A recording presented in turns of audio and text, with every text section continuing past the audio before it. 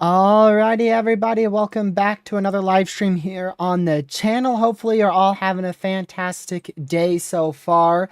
Let's see, we have in the chat so far, we have Connor, Ben, Hoop, Caden, Catman, as well as Caleb, Logan, Anna, Ponderosa, and everybody else who is in the chat who I may have forgotten to welcome, or if you're just tuning in, may not be chatting, welcome to the stream as well.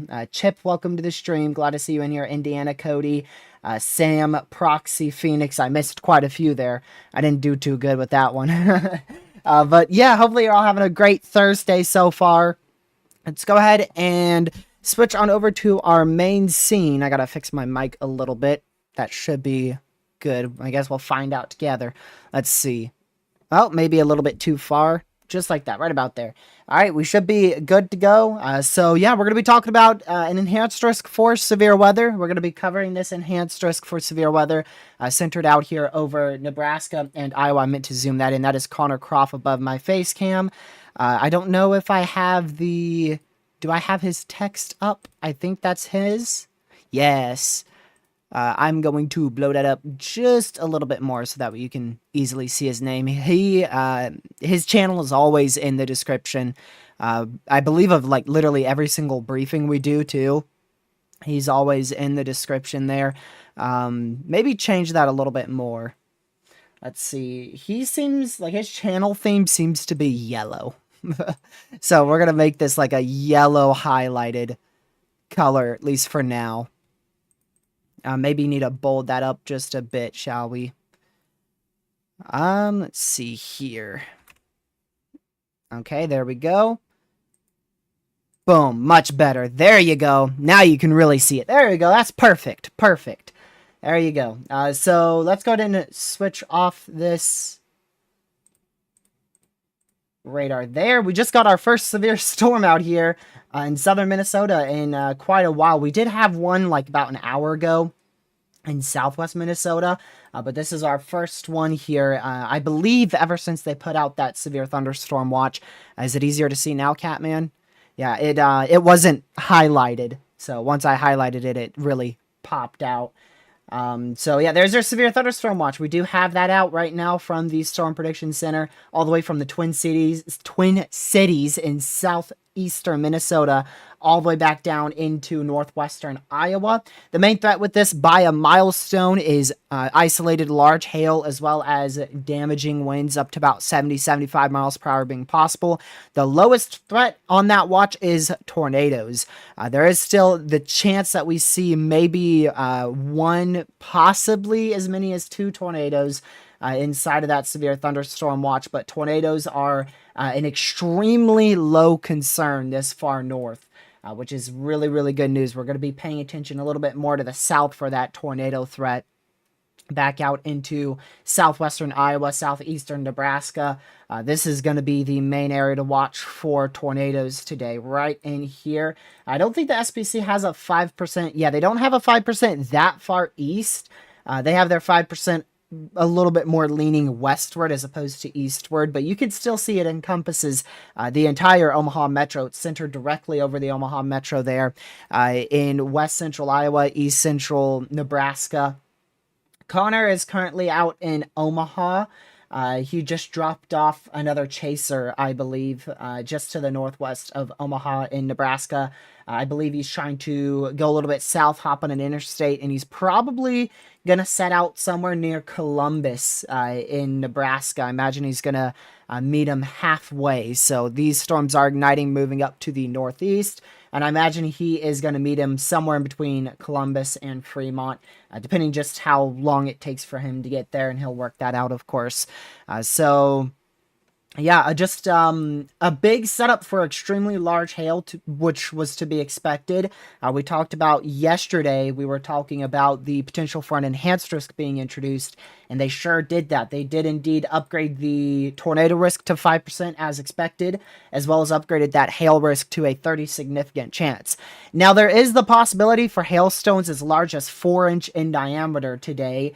The best opportunity for that should be directly over the Omaha Metro. So if you are in Omaha, Nebraska, we are looking at some extremely, extremely large hail out there in your area. So if you're anywhere in this hatched area, you don't have to be in Omaha to see up to 4-inch hail today.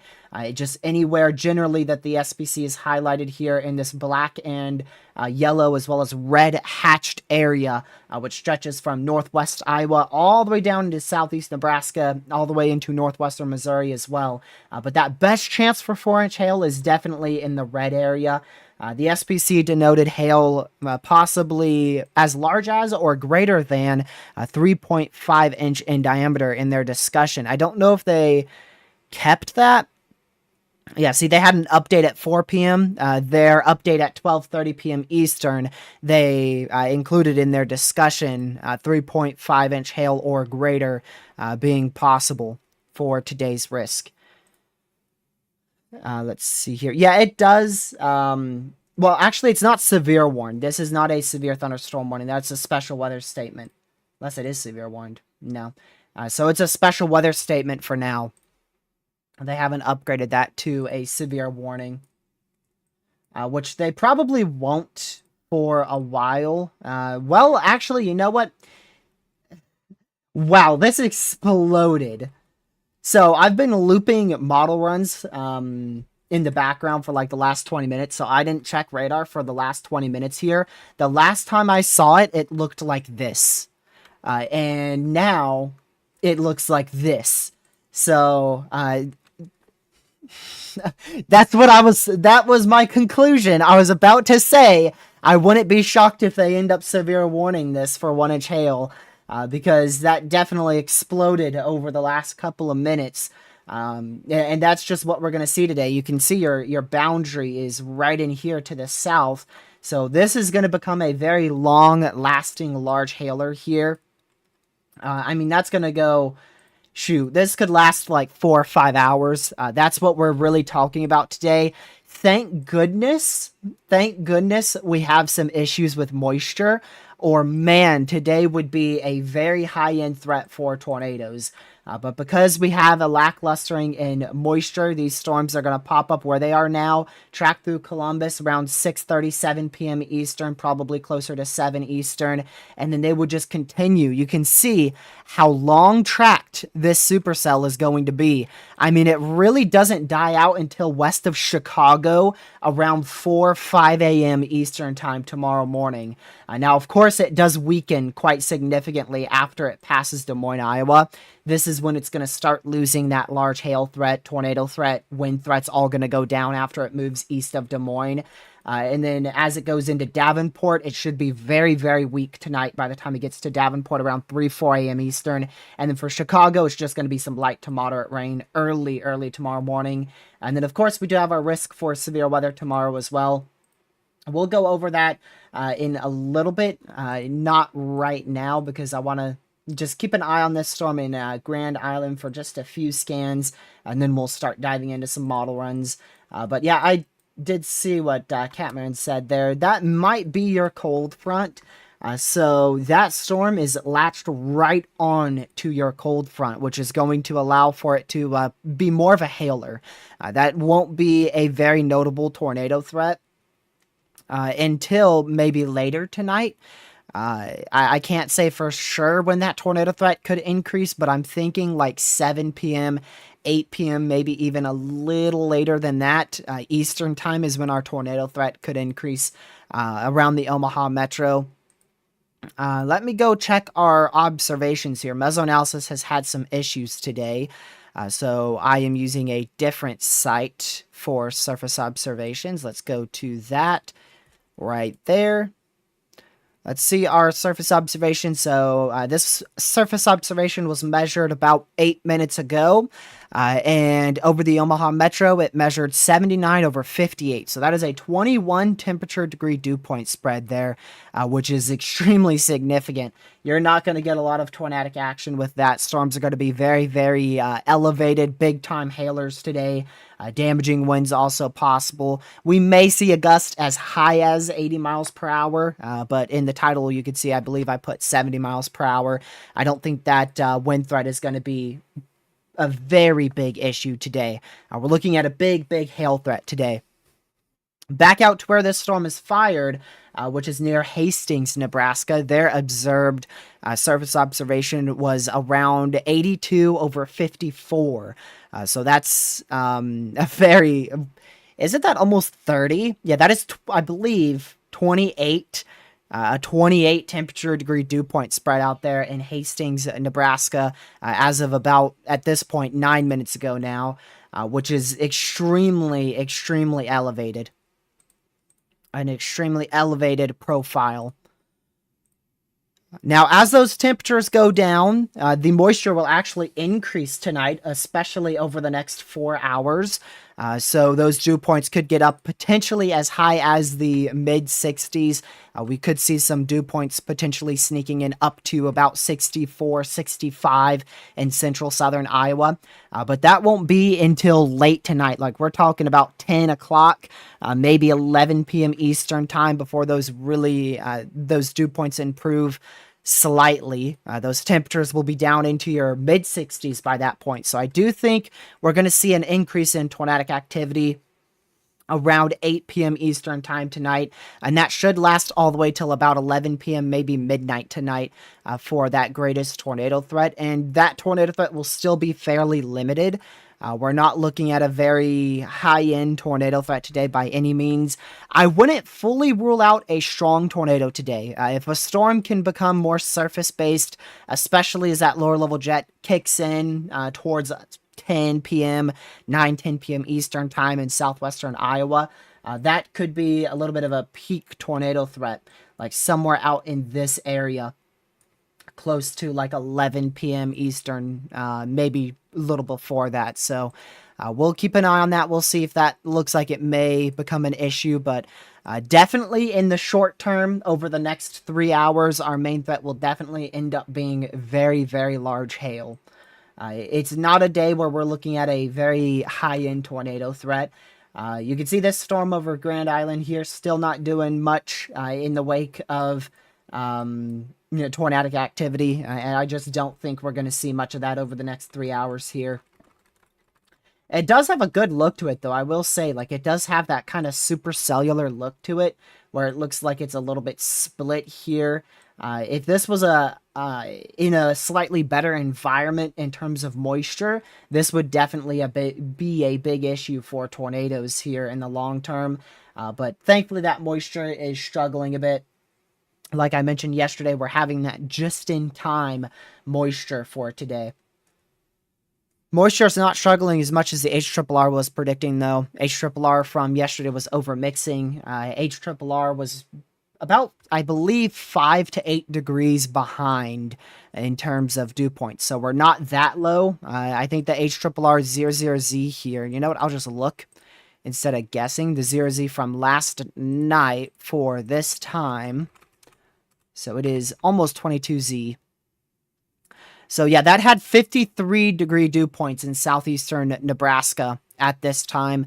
Current observations show about 59 in southeast Nebraska, 5960, right around there. Which is not a surprise. HRRR does that all the time. It's called overmixing. It's a very well-known bias. Let's see here. Did they just disextend that? I think they did. They might have. Yeah, so you can see that severe storm's been issued. You can see we actually got a report of 0.75 inch hail here. And there's your tornado watch. Am I tripping? I just said tornado watch. Hold on, that is actually a tornado watch. Whoa. Plot twist. We actually have a tornado watch. Hold on a second. Let's go see. 3-inch hail likely. Yikes. Geez, so they are very confident in that hail threat. A little bit of a plot twist there, and tornado watch was just issued. It's actually not very low prob. It's low probability, but not very low. So tornado watches can be issued at as low as 30-10%, which means a 30% chance for 2 or more tornadoes, 10% chance, or even a lower percentage for those strong tornado threats of an EF2 to EF5 tornado. So the lowest tornado watch I've seen, I think, was a 30-10 or something very close to that. This is a 40% and a 20% there. So that is considered a relatively low probability tornado watch there. Let's see. Actually, that is considered a mid-tier tornado watch. If you go to the SPC site, they actually have it being a moderate threat for tornadoes here. Not a moderate risk in terms of categorical outlook. No, not that whatsoever. Moderate threat in terms of the threat for a tornado or two in the entire watch area. So in this entire watch area, we have a moderate threat, which is a 40% chance of a tornado or two happening in that watch area. And there is a 20% chance one of them being significant. So they actually do have an opportunity for a strong tornado threat today. Which is kind of a little crazy. 20% chance there. I wasn't really expecting them to even issue the tornado watch. I was expecting a 2005 severe thunderstorm watch for the tornado threat there. I was not expecting to see a tornado watch today. But nevertheless, they did go for a tornado watch. Again, just to explain these probabilities, it is actually a mid-tier tornado probability tornado watch here. So that puts it at a 40% chance of 2 or more tornadoes, and a 20% chance of one of those tornadoes is a significant EF2 plus tornado. There's a 50% chance that we see 10 or more severe wind events of 58 miles per hour or greater, and a 20% chance one of those is around 75 miles per hour. There's a 70%, which is a high threat. That is a high-end probability for severe hail. So there's a 70% chance we end up with 10 or more hailstones at or greater than 1 inch in diameter, and a 50% chance that we see at least one of those be around or slightly less than 2 inch in diameter. Overall, if you go down here and read their watch text, they actually say 3-inch hail possible here. So we are most likely going to end up with a couple of hailstones from 1 or 2 supercells. that produce up to about 3-inch in diameter hail today. Like I said, I wouldn't fully rule out up to 4-inch hail. That is definitely possible, especially since we have a storm like this that is fired. I would not be shocked if in about an hour this sucker is producing, round destructive hail near 2.5-inch in diameter as we get towards 7 o'clock tonight. That would not shock me whatsoever. Just because it's discrete, it's right at the boundary, it's in a very favorable environment for very large hail.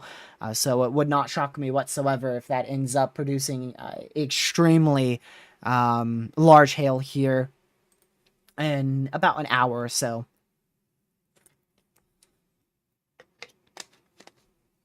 So that's Connor Croft above my face cam there. I don't want to leave them all on. Man, I can't English. I don't want to leave them on all streams, so I'm going to switch on over to here. I don't like to leave chasers up all stream long, just because I just don't like it, personally. I would, but I just don't feel like it's something good to do, so we're going to put it on here. The severe overlay that I created a long time ago. If you do want to go subscribe to Connor Croft, there is a link to one of his old live streams. Third link in the description. It's just below the Discord server. So you could go and click that link. It's the third link in the description if you want to go watch Connor Croft's feed. I would highly recommend it. He catches tornadoes more often than you'd think. He's one of the chasers who catch just a crazy amount of tornadoes every year. So if you haven't already, make sure you go subscribe to him, go check out his channel. And always grateful that Connor's let us use his feed over the last couple of years. I think it was early 2024 when he let us first use his feed there. I think it was early 2024. I don't know, time flies, man.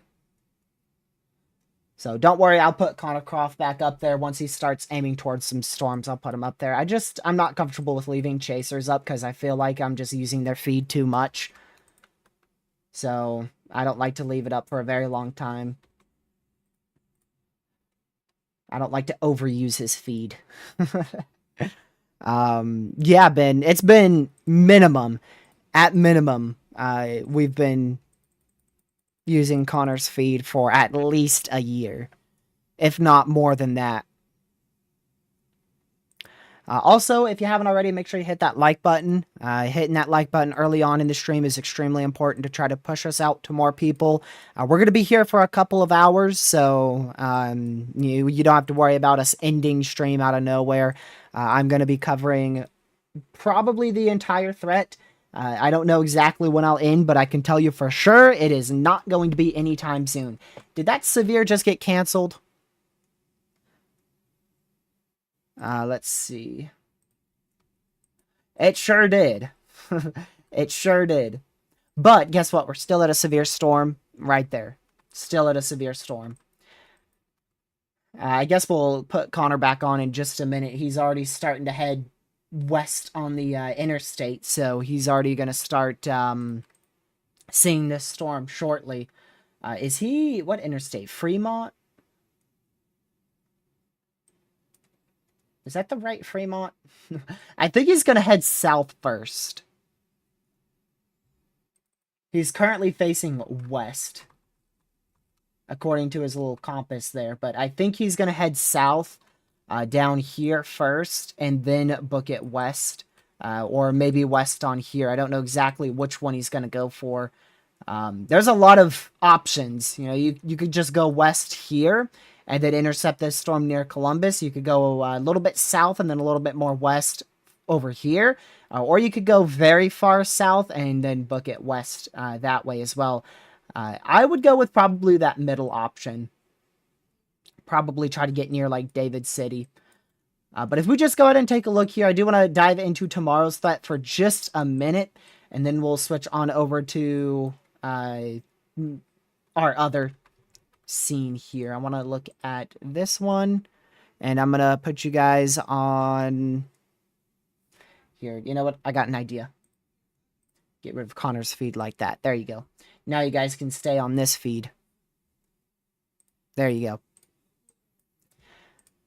So there's your slight risk for severe weather tomorrow. We've got a slight risk level 2 out of 5 all the way from central Michigan, east central Wisconsin, all the way back down to Texas and Oklahoma. And there is no enhanced risk just yet. I'm not too sure about an enhanced risk for severe weather. My confidence is fairly low on where the best threat for all hazards will set up. And honestly, I think this is just going to stay at a slight risk for the time being. I don't really see a need to introduce an enhanced risk for any hazard at the moment. Once we get to day 1, which would be tomorrow, obviously, maybe we'll start to see some more uptrends on when these storms will fire and exactly what will be the most significant. But right now, I don't really see a need for an enhanced risk out of this threat. But they did go ahead and upgrade to a 5% tornado risk back out in Oklahoma and Texas, as we were talking about in yesterday's stream.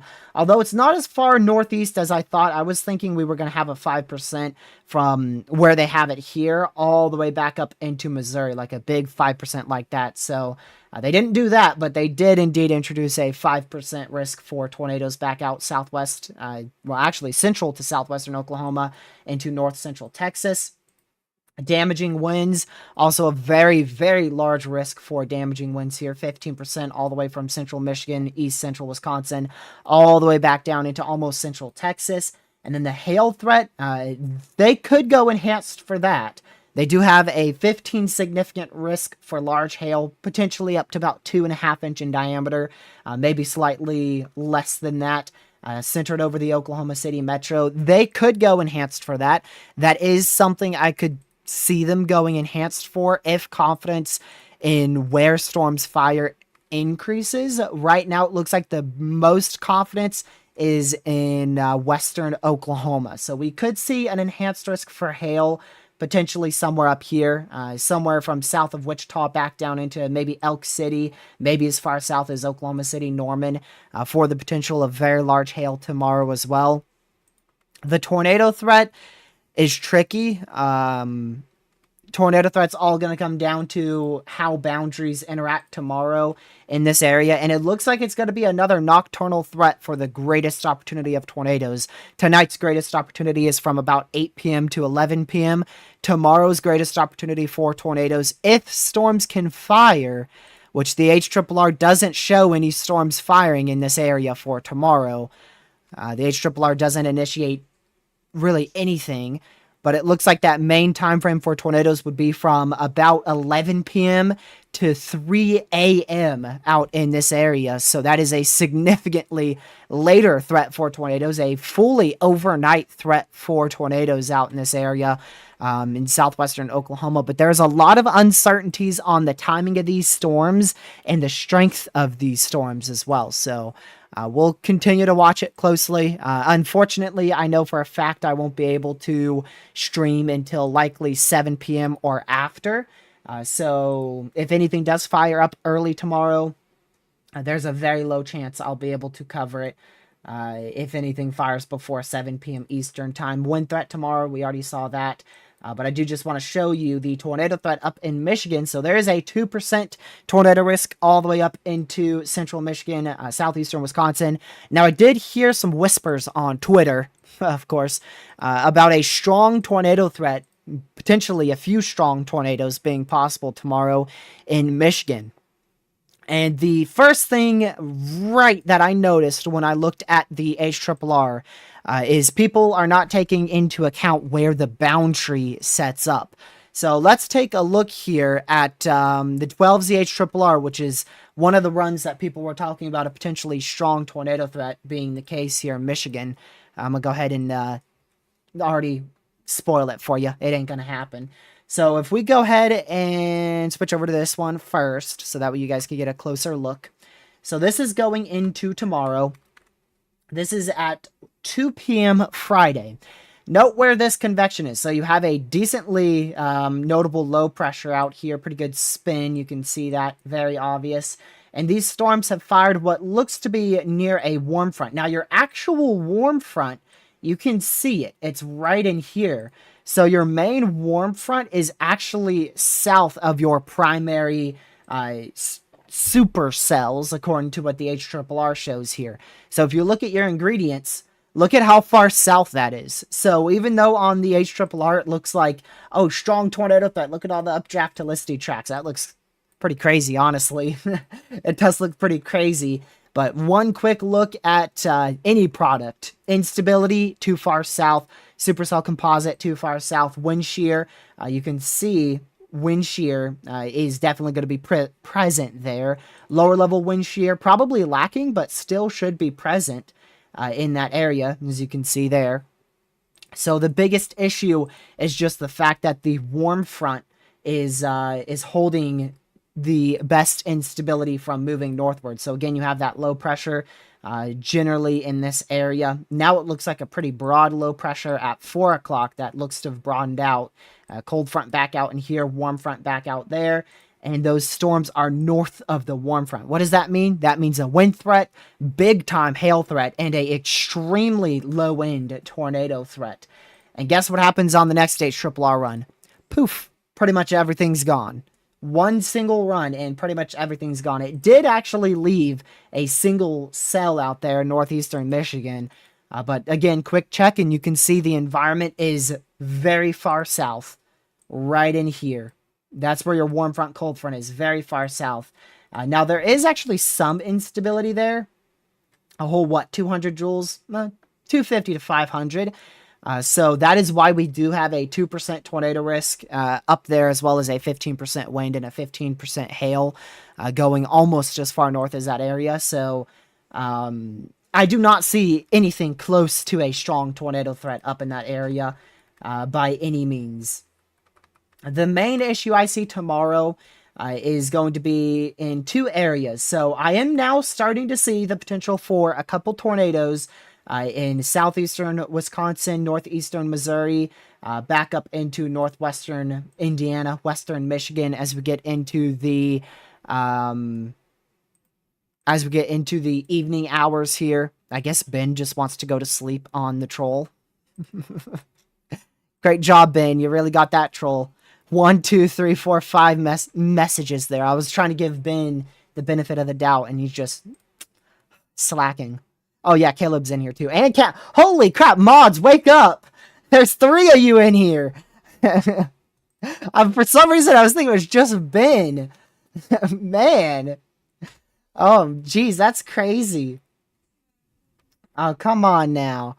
But anyways, there you go. So you can see here, that environment is actually very potent for all hazards. The issue is, well,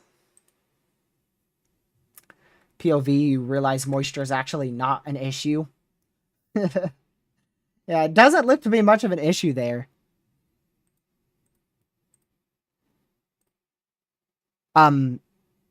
Caleb, you didn't beat me. You unbanned him. That's what you did. You didn't beat me. I banned him, and you unbanned him. You didn't beat me, bud. This dude. Man. See, at least Ben didn't even do his job, but at least he can do his job right when he does it. It's fun to get on my mods. Sorry, y'all. My mods don't mess up a lot, so when they do mess up, I gotta get on them. But yeah, I do think tomorrow's threat for tornadoes is starting to increase. It looks like a better opportunity out there in Illinois, generally in that region. I don't think it's enough to introduce a 5% tornado risk, but we could see a couple tornadoes in that area. We'll see what the SPC thinks tomorrow morning. And then the region where they are most confident in for tornadoes is back out here in Oklahoma. So there is your 5% tornado risk. Like, it's like right in here. Right in here is that 5% tornado risk, generally in there. Very impressed by it, to be honest with you. I do think we could see a couple tornadoes somewhere in this entire region. Somewhere in this whole area. I do think we could see a couple tornadoes. That does also go into Texas, by the way. That circle I just did, it goes into Texas, more of Oklahoma. You just can't see it. But exactly where that greatest tornado threat is, I'm a little bit uncertain on. Even though the National Weather Service has a 5% back out in this area, you could see there's still a scenario where not much fires whatsoever. So we'll see. I'm not very confident in a notable threat for tornadoes tomorrow. Main issue I see is very large hail. Same goes for today. So yeah, by the way, let me just touch on that really quick, back down to Oklahoma. So you could see these stronger storms here. This is like at 5 a.m. early Saturday morning, which is still technically tomorrow on the SPC's outlook. It's technically still the day 2 outlook. So I do think we could see a 30 sig hail risk introduced somewhere in this general vicinity in here. Like I said, it may go as far south as Norman. But it looks like that's where not only the HRRR is confident in, but also the NAM3K. If we go back here, you can see the NAM3K also has some hailers forming there, south central Kansas, western Oklahoma, for tomorrow night. But pretty much the whole threat tomorrow looks to be very late evening into the night hours. So either way, make sure you're hyper weather aware for tomorrow, especially if you live out in Oklahoma, because that's where our greatest tornado threat looks to be setting up at this moment. Now let's talk about Saturday. Yeah. What? You mean there's a risk for severe weather on Saturday? Yeah, there's really not a lot here. It looks like just a big old mess of some isolated large hail, some isolated damaging winds, and maybe a spin-up tornado or two will be possible on Saturday. It really doesn't look like a notable threat for any hazard. If any hazard does become a notable threat, it would probably be hail. But it's just a big mess. And Sunday, honestly, not much to speak of on Sunday either. I've seen people really try to hype up Sunday's risk. I just don't see it. Not the best open warm sector, very shallow open warm sector. Pretty much right along the cold front is that best environment, and that results in a very linear mess. I do still think we could see a tornado or two back out in southern Missouri, eastern Oklahoma, into Arkansas. But that potentially notable tornado threat I was talking about in yesterday's stream for Sunday, it looks to have really just disappeared from our model runs at this point. And it's not a trough issue. It's really just the fact that we don't get a lot of instability up into Arkansas and into Missouri. I'm going to have to just put a slow mode on. Here, we'll put it on. There you go. Since we have a little 2-year-old in here who has nothing better to do with his life than just spam a chat. So I do also see that triple point. I see that triple point you're talking about there, Caden, but the issue with that is probably just an overconvection mess and not a good amount of instability. So I do think that we could see a couple tornadoes along this area. In this entire area, I think we could see a couple tornadoes, but it doesn't look very significant. Even while the GFS did uptrend a bit, but it's just going to be from what I can see right now, it just looks like a messy threat for all hazards. But I would still watch it closely. As we get a little bit closer, we could see an uptrend in instability, and if that happens, our tornado threat could be quite a bit higher than what is currently shown here on some of our model runs. So, right now, none of these threats look extremely notable to me in terms of a tornado threat. I really don't see a very notable tornado threat out of any of these.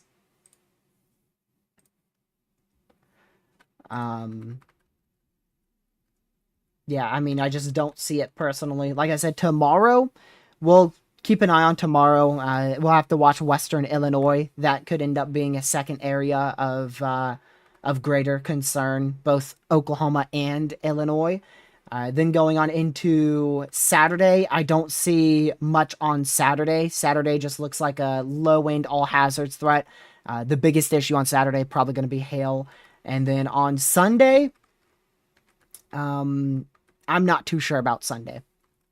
Right now, it looks like the next 3 days. Today, which is Thursday, tomorrow, Friday, Saturday, they all look like hail threats. They all look like big hail threats.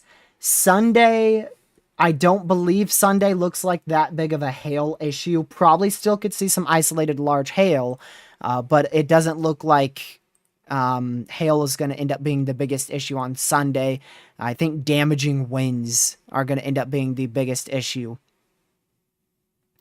Let's see here. Favorable environment supporting at least the threat. You hear that? At least the threat for isolated severe thunderstorms along the cold front. So, isolated severe storms on Sunday. I think it's just too much of an instability issue. I've been talking about that from pretty much the day we started looking at this threat. From day one, it's looked like an instability issue. So, yeah, we'll keep an eye on it. Right now, the next 3 days, today, tomorrow, and Saturday, all look like primarily big-time hailers. Sunday is up in the air, for sure. Sunday is big-time up in the air. A new severe storm. Man, if we just had a little bit better moisture. My goodness. If we just had a little bit better moisture here, we could have been talking about a completely different primary hazard for today. Because that is one really good looking supercell right there. However, quick look at velocity and you can tell it is not rotating. It is not rotating. Hello, William. Glad to see you in here. Weather watchers as well. So, yeah, more storms also firing. Another one back up here in Columbus. Another one in front of our currently severe storm near, that's west of David City. So now 3 distinct, discrete to semi-discrete cells that are trying to fire. Southern one is already mature. We'll see how much greater and how much stronger that storm can get in terms of a hail threat there. Wind threat is still around 50 miles per hour. So like I was saying before, I don't expect a big wind threat today. 70 mile per hour winds is the main possibility, being the high end, but there is a small chance we could see a gust as high as 80 today. There is a chance. Although that chance is very low. Let's see, back up here into southeastern Minnesota. Still a severe storm there for 17 more minutes. I am going to switch back to this scene real quick so I can see where Connor is. So Connor is, he's west of Fremont in southeastern Nebraska here. So he is taking that northern option. Like I said, there was 3 options. There's the I-80 corridor. You got 92, and then you also have Highway 30. And he is taking, I believe, Highway 30 to the west. So he's going towards Columbus. I don't know exactly where he's going to go from there, but that's where he's heading for now. He's just going west.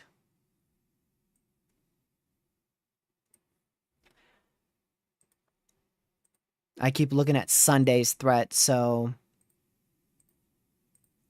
yeah, we are getting the new GFS in as well. The trough doesn't look bad at all. It's just instability is hurting a lot. Our trough has really uptrended in terms of the timing and how well amplified it is. It looks significantly better than what it looked like 36 hours ago or so for Sunday. But just instability is a big issue. So we'll need to keep an eye on Sunday very closely, because if Cape uptrends, which it's very, very easy to see an uptrend in instability, literally as we get closer, we could easily see a good uptrend in that. We could end up with a very notable tornado threat on Sunday. Probably over Missouri and Arkansas.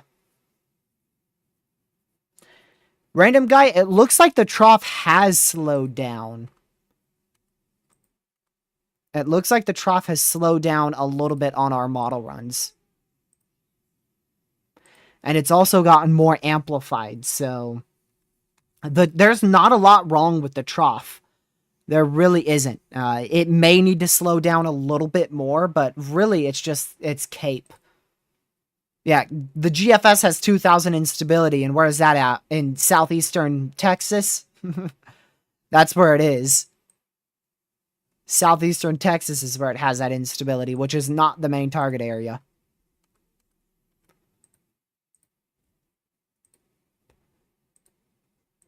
Here, I'll show you. This is the newest GFS. The main area for tornadoes on this frame would be out in this region.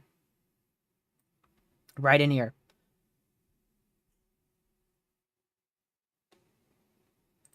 If you go further to the south, there's significantly less wind shear. There's pretty much very low wind shear out there. So it looks like to the south you have a wind shear issue because your trough is more north. And then to the north where you have that pretty good trough, you can see how well it looks now. It looks very amplified, quite significant looking. I was going to say shortwave. It's more of just a big trough there. You can see all the defluence there as well. Plenty of defluence. Really a really good trough. A-tier trough right there. Like I said, the timing is maybe a little bit fast, but that's still really good. I mean, if we go to like the model run from yesterday, this is our model run from yesterday, and you can see how our trough has uptrended a lot on the GFS today. Which was really to be expected. We were expecting an uptrend on the GFS because the GFS has been quite a bit of an outlier in this case. But that instability is going to be the thing I watch closely. You can see the NAM definitely has a better tornado threat. Jeez. Right in this area here. Right in this area. It has a better tornado threat. Because your instability ends up being a little bit higher than what the GFS has. And that overlaps with pretty good wind shear as well. And it should be a good lower level jet too. Yep. So, just gonna watch Sunday. We'll see how it goes. We'll just keep an eye on it. Yeah, still some at the moment, just some small hail, isolated gusty winds with these storms. We're talking about winds as high as 60 miles per hour and hail potentially up to 1 inch to 1.5 inch in diameter in the short term. The later we go, the bigger those hailstones are going to get, the greater the wind threat we'll be able to see out here. And then eventually that tornado threat will start to, will really start to spark up.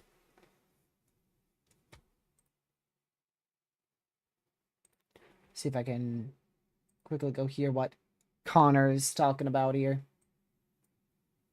You guys won't be able to hear him.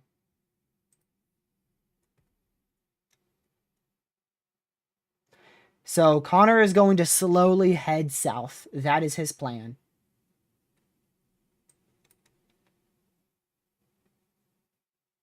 He's going to slowly go south.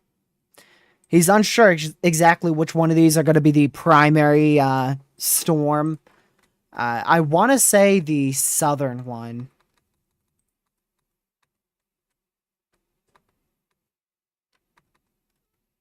Yeah, I want to say the southern one's going to be the primary storm to watch.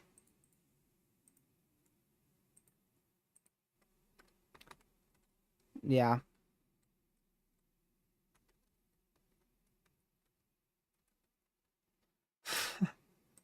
The new HRRR is crazy. Look at this. Look at that. Gracious. Do you see? That is a crazy supercell. Oh, man. Imagine if that happens, man. That thing is huge. Like, that is a ginormous supercell. Look at that. Two of them. There's another one that fires over Lincoln near 9-10 p.m. tonight, Eastern time. That's just crazy. See, that's what like a normal supercell looks like that. On the HRRR, more of a normal cell like that. Whereas the HRRR for today is just printing out two huge hail cores.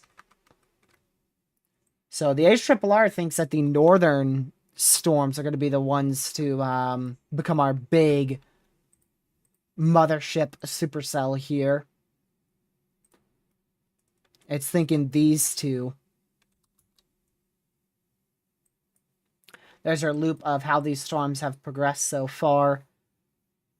That northern one is starting to get a hail core on it. You can see some blue DBZ. So purple, that's starting to mean some very small hail. But once you get to blue on this color table, that's where you're starting to look at some isolated larger hail, typically near the diameter of a quarter.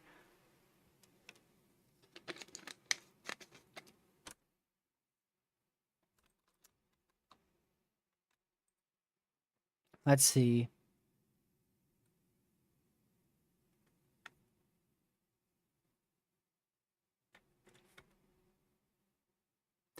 So typically we end up having more tornadoes in an El Nino year.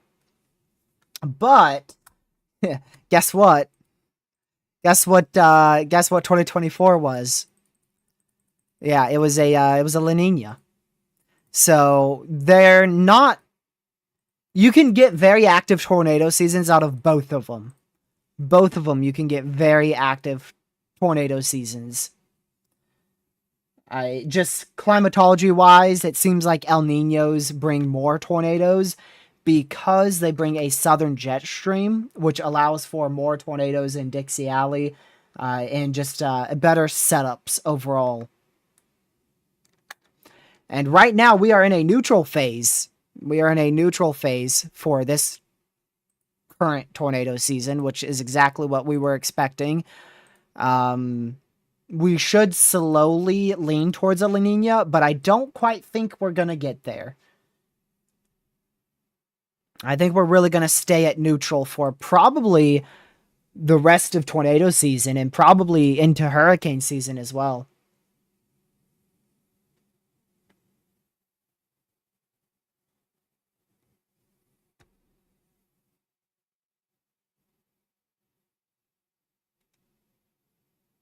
Let's see here. Give me a moment.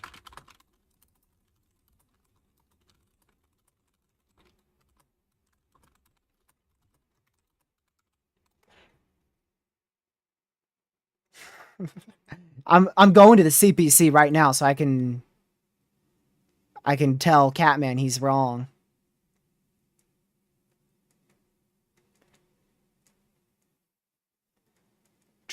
Let's see.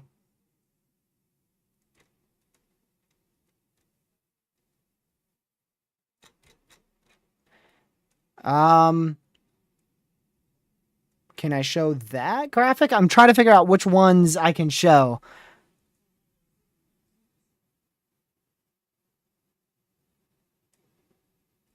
Yeah, see, but though this is for more of a localized area. But you can look it up. El Niños bring more tornadoes.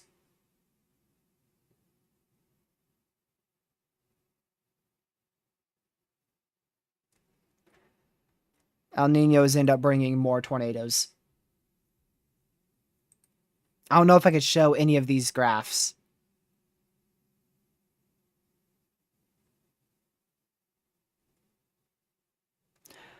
Okay, well, here you go.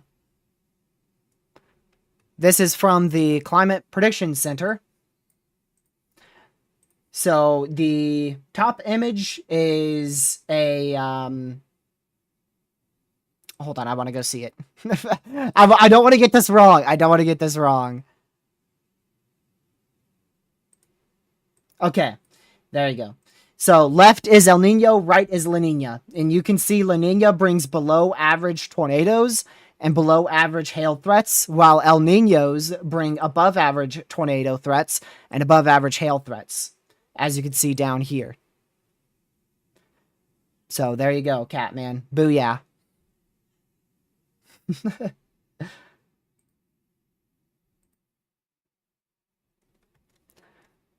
All right, I'm going to go back over to this here.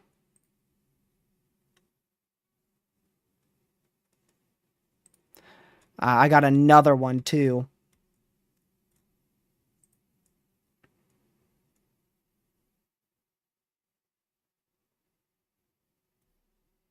Let's see here. I think that northern one just went severe. It did. So we now have a severe storm east of Columbus in east central Nebraska. 1-inch hail, 60-mile-per-hour winds.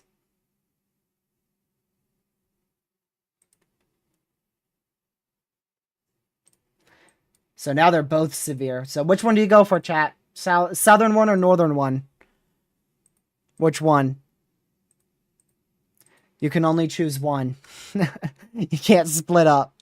Do you go for northern storm or southern storm? We'll see which one ends up being the bigger threat.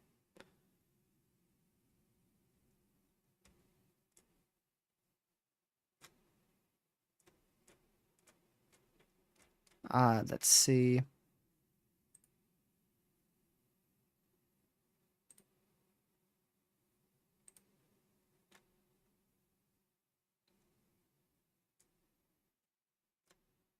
Yeah, so we're going to keep on watching these storms here.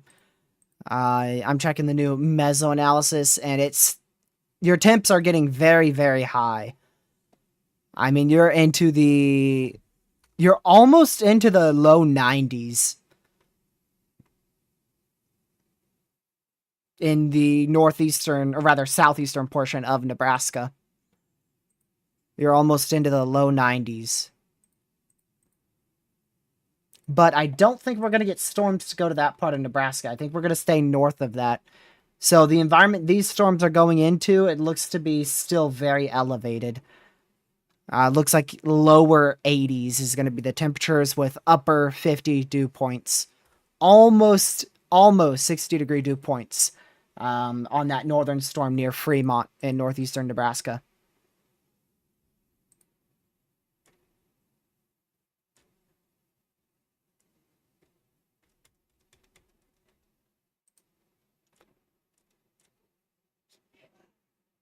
Oh, that's what I was going to check. I was going to check the new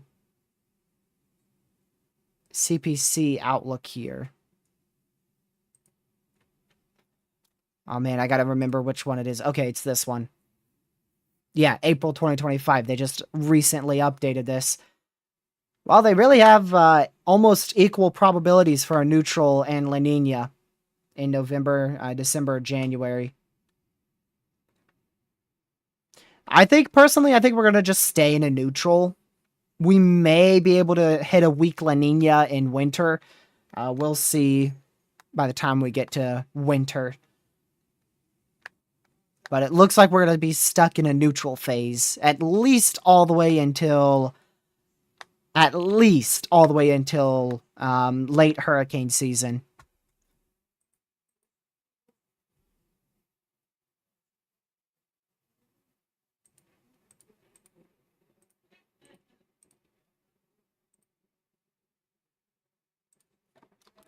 not that.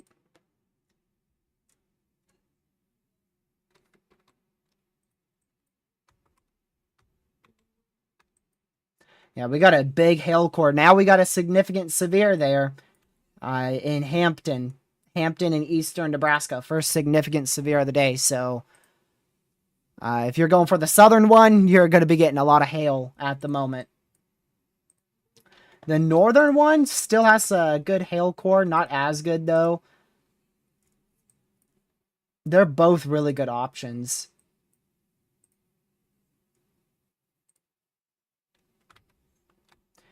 But this one's right near a boundary, which makes me think this one's probably going to have the best chance for a tornado. But then the dew points are... The temperatures, the temperatures are a little bit lower to the north. So you've got slightly lower temperatures up here, which means possibly more surface-based storms. But then the southern one here, it has a boundary with it. And it's already a well-established supercell. I think I would go for the southern one, to be honest. But both of them are good choices. That's a very difficult choice. Maybe just stay in the middle of them. Stay in the middle of them until one of them possibly starts rotating.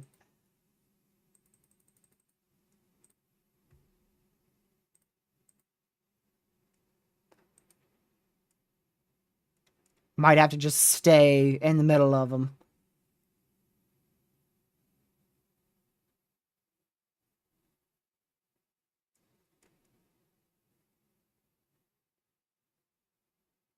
Let's see here.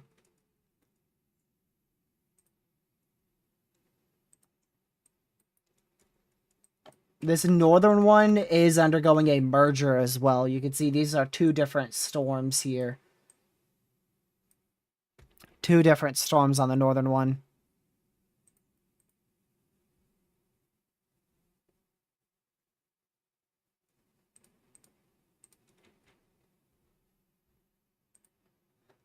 All right, let's switch on over to this scene.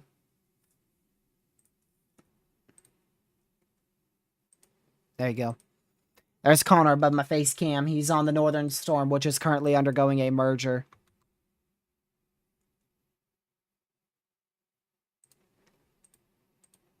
So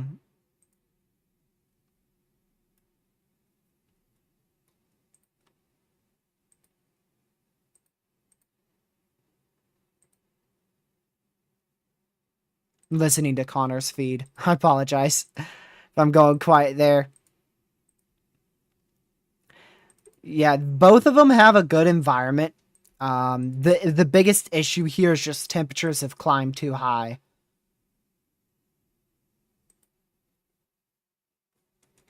So mainly, both of these still just a big hail threat. That southern one is significant now, significant severe there.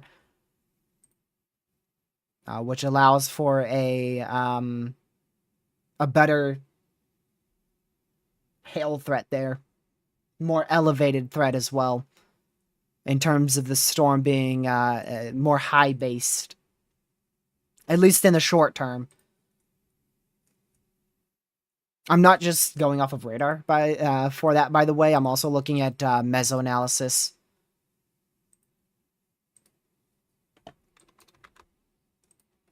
Yeah, still continue with that. The northern one is starting to get some velocities now. Not rotation velocities, but just velocities as a whole. Whereas the southern one, you can see, looks sloppy on velocity.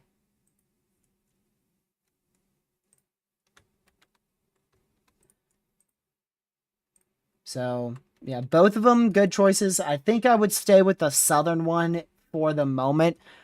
The northern one, though, like I said, it has lower temperatures with it, which means that it could be more surface-based.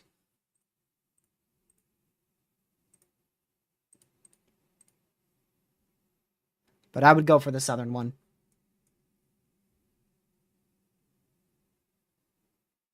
I wonder how many accounts this dude's gonna make. Hold on, I'm going to report him. I'm going to report him for impersonation real quick. Give me a second. There you go.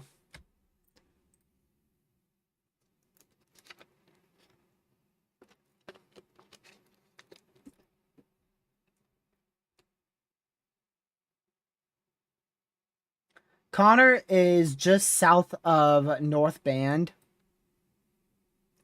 I think he is here. So it's just to the southwest of North Bend. I said Band. North Bend. Just to the southwest of North Bend.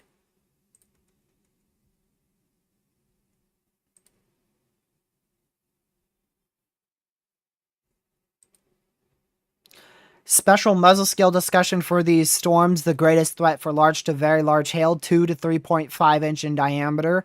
Severe wind gusts will also be possible this evening. The tornado threat will increase near sunset.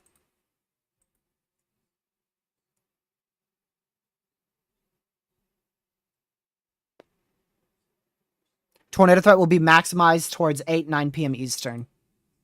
Also, I do have to say I read that graph wrong before, so Catman, you are right. La Ninas are actually the most active for tornado season, at least in terms of this research here. But they both can have very active years. Just there's a better chance for more activity in a La Nina. So I was wrong. I guess I'll take the L on this one. I'll let Catman win this. I'll let him be the winner of this argument.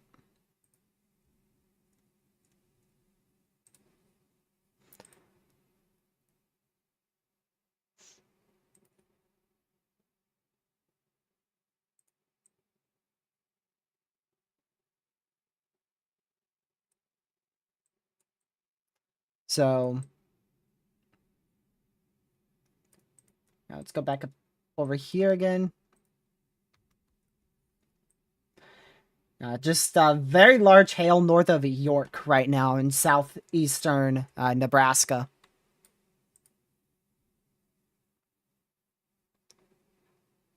Caleb, it is nowhere near that. It's like, it's Catman like 25, TRG like 2. This dude is right so many times. I can't even tell you. That's why I just ignore him in my chat now. I just ignore Catman. He's right too much. He's too good. He's always fussing. Bad Catman. Favorite mod? I don't have a favorite mod. All my mods are my favorite mods. Maybe except Catman. Oh, gracious. Oh, it's windshield wipers. I was about to say, what the heck is Connor doing?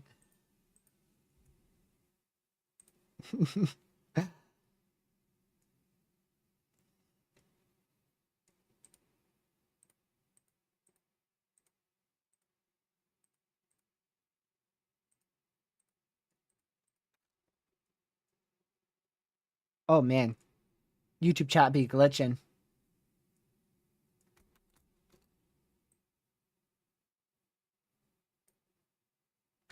Have to screenshot that message real quick. And I'm going to send it in here.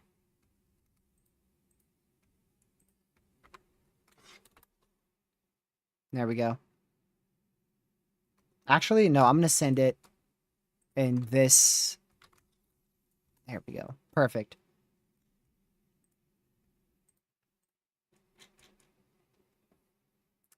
It's definitely TRG trolling his own chat. Yep, you know me. This northern one has good velocities now. It really does. I don't think it's rotating, but it's just got good red and green. for a tornado threat, that is definitely something I'd be watching that pretty closely.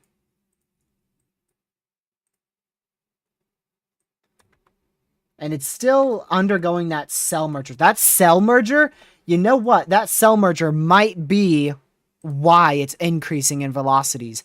That cell merger may be what's helping it become more surface based, and thus it may try to rotate.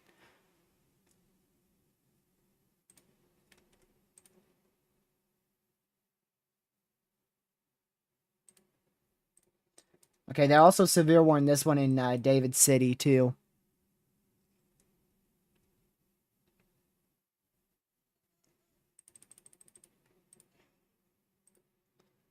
Oh man, what was that model run called? I can't remember it. There's is it this?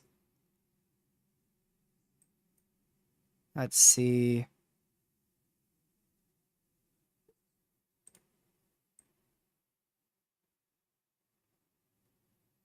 Well, this model run's already wrong, so I can't use that. What does the RRFSA have for today?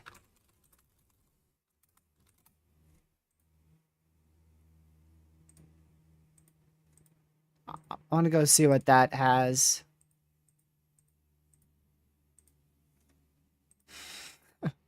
I need to go see if it's a Supercell printer.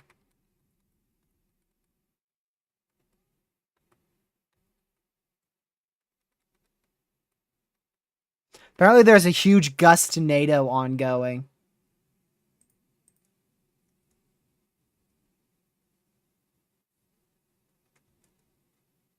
Apparently, there's a big gust tornado ongoing on this northern storm. Oh yeah, look at that! It looks like a tornado. Look at that! It kind of looks like a tornado, but it's a gust tornado. You can see there's no rotation in the up in the cloud base, and there's no funnel cloud. So definitely a gust NATO, and it's not a land spout because a land spout still would have funnels. Or at least a little rotation towards the lower level.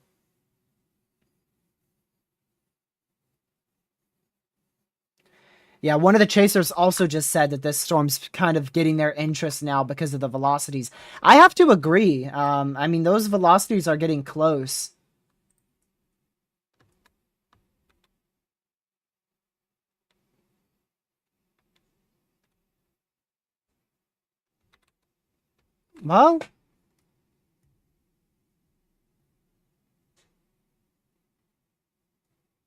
Well, it is rotating. Remember when I said it wasn't rotating? Can I go back on that real quick, Connor? Here you go. Oh no, it's definitely rotating. Hold on, let's go full screen on that.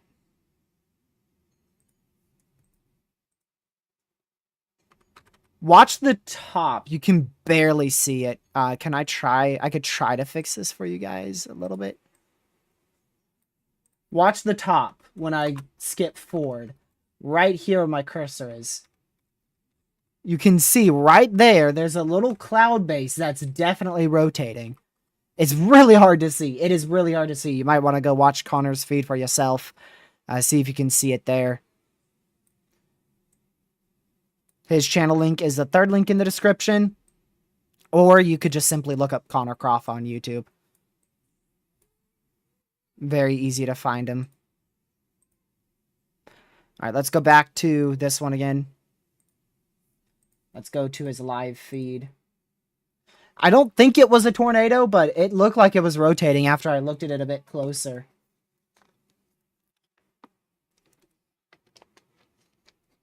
Well, good news is it was in a field, so gust NATO or tornado, it didn't hit anybody.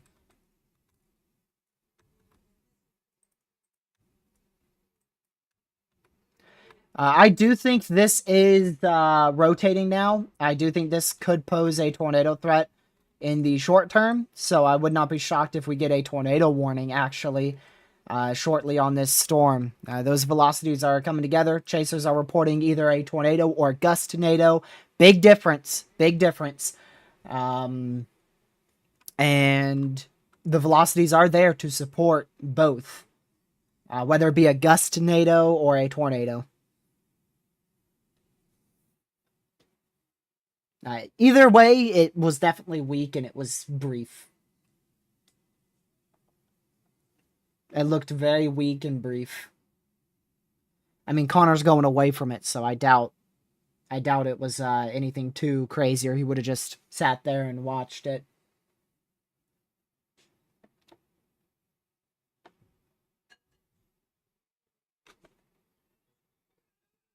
Yeah. I'm going with gust tornado. That's what I'm going for, but still want to keep an eye on that because it could still produce areas of rotation and potentially a tornado in the short term here. And there was definitely rotation with it.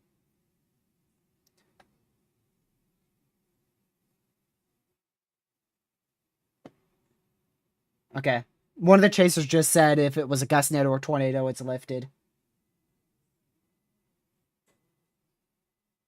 So either way, it lifted, and it was in the field too. So it didn't hit anybody. But those are tricky. Those are very tricky to see if they're tornadoes or gust tornadoes. There's, you don't really have a lot of time to just stop and look at the clouds and see if it's rotating a lot. Now, once you're, when you're on the road and you're just driving by it, it is definitely more difficult to tell. So you really just have to see if you can see any rotation.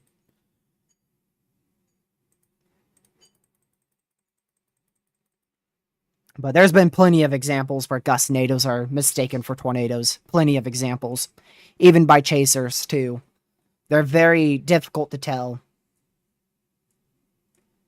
Pretty difficult to tell the difference between a weak tornado and a gust tornado.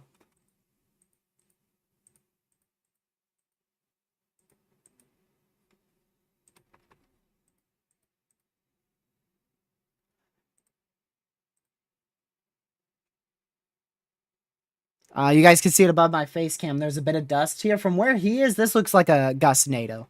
This does not look like a tornado. But a chaser said there's a funnel with it. So, seems like everybody's 50-50 on this one.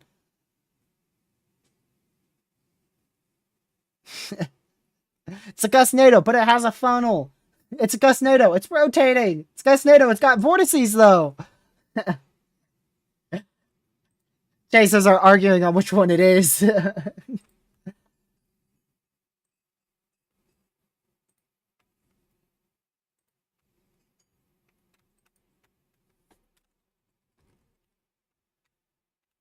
I mean, look at that.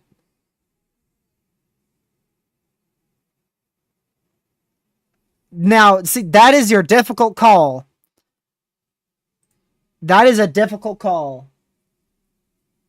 Is that a tornado or a gust tornado? I think it's a gust tornado.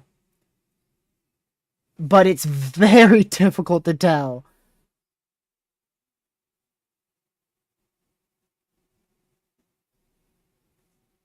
Connor said gust tornadoes too. I agree with that. But I can see motion for sure. Up here, I can see rotation, some motion. Right up there.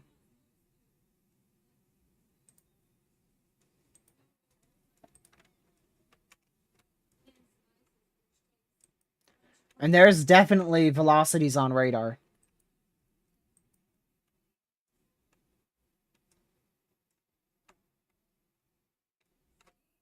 Man, tricky call. Personally, I think it's... Oh, well. Warning for southeastern Colfax County in northeastern Nebraska, southwestern Dodge County in east-central Nebraska, northeastern Butler County in east-central Nebraska, northwestern Saunders County in east-central Nebraska, Butler, Colfax, Dodge, and Saunders County in Nebraska. Well, whatever it is tornado warned.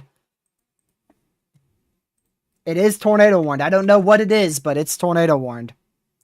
Gust NATO, tornado, whatever NATO it is, it's got a tornado warning now. So make sure you are indoors, away from doors and windows, and in your safe spot.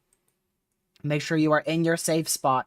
If you are here in Rogers, North Bend, Morse Bluff, we have a tornado warning now that is in place for this area in east central Nebraska. So please seek shelter immediately. You are inside of a tornado warning, which means a tornado is imminent or possibly even on the ground.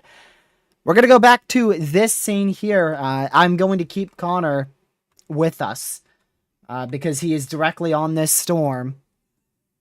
So he's gonna be just barely to the south of Rogers, barely south of Rogers. Actually, he may have moved a little bit to the east of Rogers now. He may be like right in here.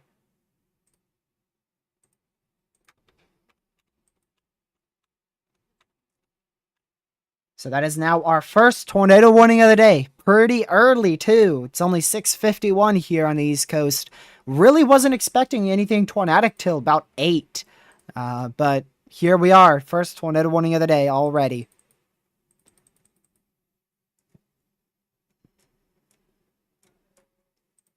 So make sure you are once again in your safe spot there. Rango, if we had higher dew points and a little bit lower temperatures. Our temperatures are a little bit too high. Chaser said tornado ongoing. Let me just...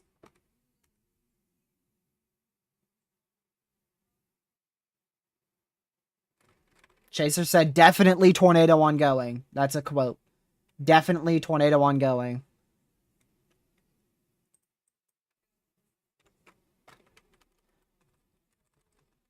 Wow. Yeah, very classic Supercell up here, too. You can see here. Very, very classic Supercell. Personally, I'm still not sold on it being a tornado, but that's just my opinion. Chasers are calling it a tornado now. Connor still seems like he's kind of 50-50 on it. So if you're just tuning in, we are tracking what is tornadic supercell out here in Rogers in east central Nebraska. We have 3 semi-discrete supercells that have fired out here in eastern Nebraska from up till near West Point, Nebraska, all the way down to almost Fairmont, Nebraska. Main hazard with these is very large hail, up to about 2-inch in diameter. The hail threat will continue to increase throughout the rest of the day and into the night hours. Our peak activity is expected to be from probably 8 p.m. all the way till 11. 8 Eastern to 11 Eastern is expected to be our peak activity. But there is currently a tornado warning that has been issued out here in Rogers in east central Nebraska. So make sure you are in your safe spot. Again, we have Connor Croft Chaser above our face cam. It's just a lot of dust. There's chasers who are saying it's tornado. There's some debris as well. That has been seen on not only Connor's feed, but also on other feeds as well. But I'm just not very confident in it being a tornado.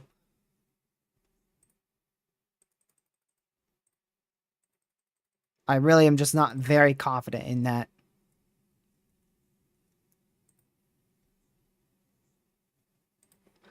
But either way, you need to be in your safe spot because this is a tornado warned storm.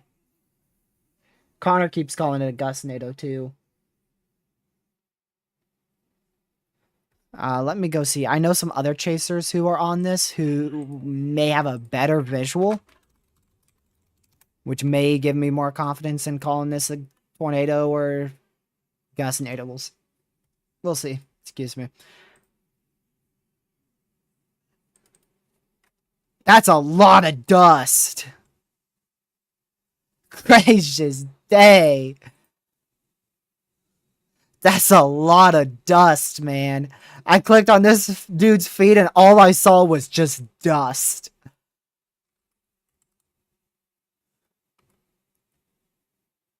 Oh man, you can't tell what is happening in there.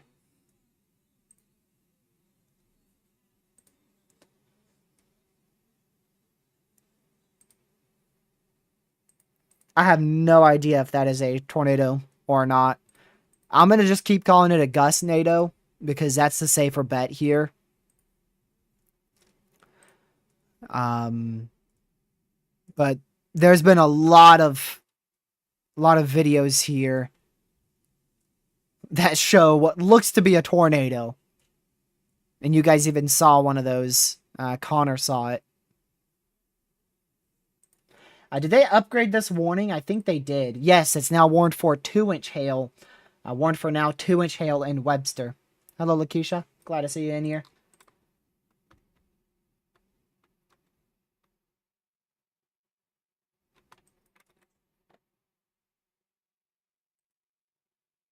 Let's see. Yeah, this is, if this is what you're talking about, this is the outflow boundary right here. This is the outflow boundary. Your cold front is on these storms. That's what's pushing him to the east.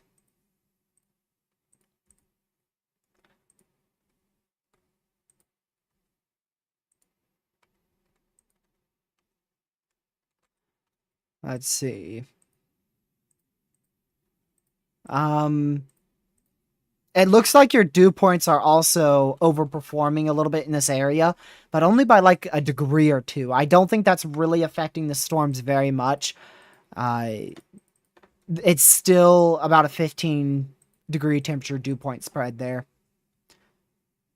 So we're looking at 60-degree dew points with 80-degree temperature. See, that's still 20. That's still 20. Let me refresh this. Yeah, this southeast Nebraska, 81 temps, 82 dew points.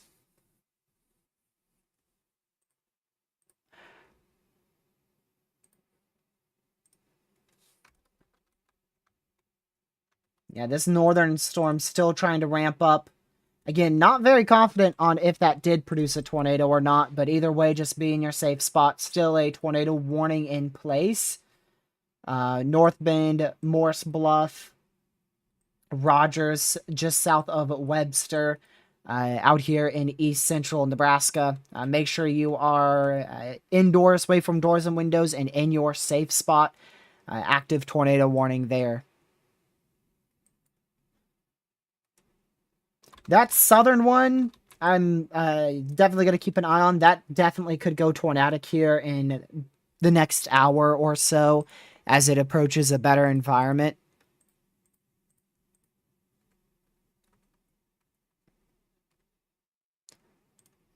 These storms also for the Omaha Metro, these storms are going to be approaching you in about an hour as well. So if you are in the Omaha, Nebraska area, make sure you are hyper weather aware. Go over your tornado preparedness plan right now. Make sure you know where your safe spot is. Make sure your family, friends know where your safe spot is and that these storms are about an hour from the western metro of Omaha. So like Fremont, part of Fremont is actually under a tornado warning right now. But this storm's going to keep moving north. So it's going to be a little while before Fremont actually gets a good thunderstorm. Fremont's going to be affected by this storm in David City that's moving northeast directly towards them. And then the Omaha Metro, we're watching a big supercell that is currently probably about an hour and a half from the western metro. That's way out here. That's near, let's see, that's near just northwest of Lincoln in eastern Nebraska. But these are going to approach the Omaha Metro close to about 8 p.m., 9 p.m. Eastern.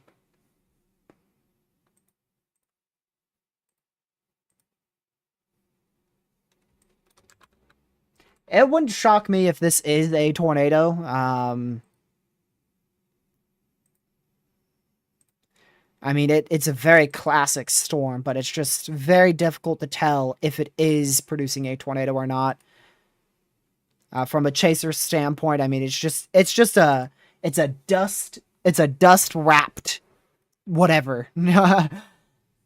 Tornado, gustnado, no tornadoes at all. Whatever it is, it's very dust wrapped. Which brings me to another thing. Do not travel through this storm at all. It's got very large hail, and the dust with it is insane. Actually, you are about to see this. This is turning into a full-blown dust storm with this cell here. Look above my face cam, Connor Croft's feed, and you can see visibility is about to go to near zero. Okay, it's a cop. Yeah, that's what I just said, Connor. Pretty interesting right there. Oh. No, oh, is he losing connection because of the dust?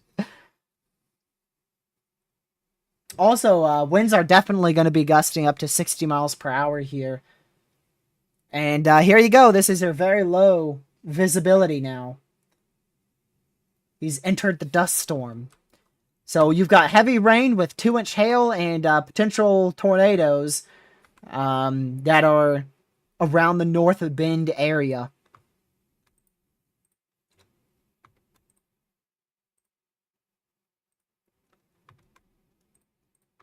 Jeez, this storm is just it's a mess in terms of hazards, but in terms of like a meteorological standpoint, this is actually a very classic supercell. Actually, a very classic supercell from an analysis standpoint here. But in terms of hazards, like I said, you've got crazy dust. Look at Connor's feet. He is being destroyed by small hail, heavy rain, and full-blown dust right now. You've got a bunch of dust, heavy rain, large hail up to 2 inch in diameter. We've seen multiple gustnados out of it, potentially tornadoes as well. It is it's horrible in terms of hazards.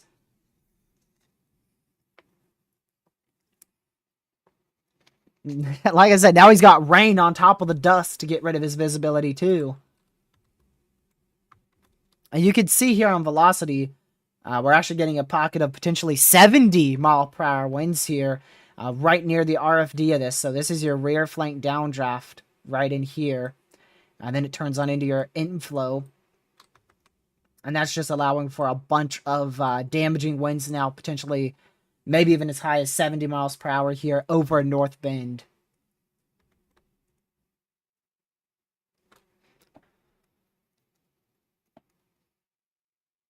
Yeah, chasers are saying how there could literally be rotation on top of them and they just wouldn't be able to tell because of the dust.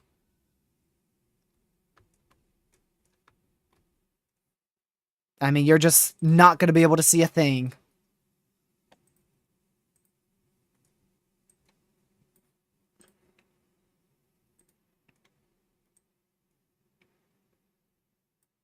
Man. It's starting to look crazy on radar. Oh! Brief tornado may have occurred. Lots of dust with weak circulation.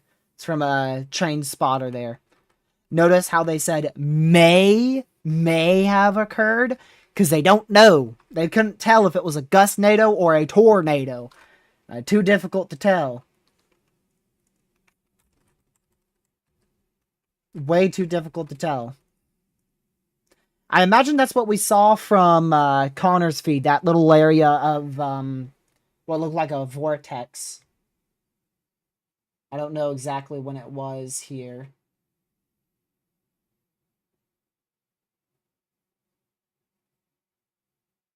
Let's see.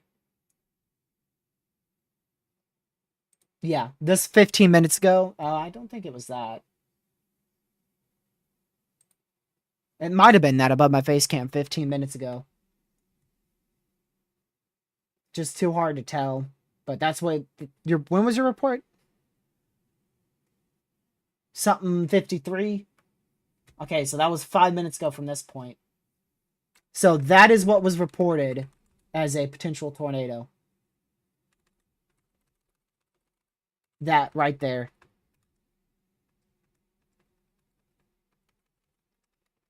Above my face cam. All right, let's go back to current Connor Croft. Man, this storm is classic. Very classic storm right here.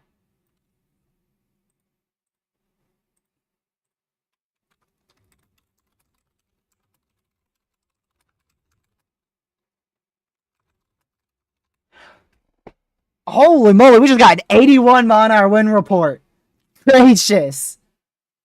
81 mile per hour wind report. So now, on top of the tornado, on top of the 2-inch hail, on top of the dust, we now have 80 mile an hour winds with this storm. Gracious day.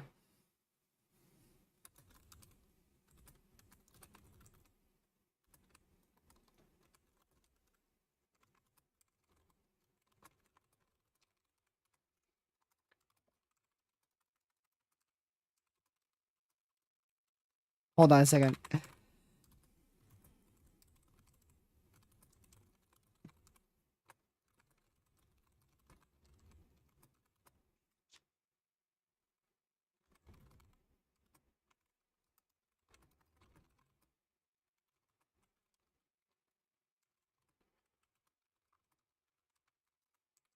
Okay.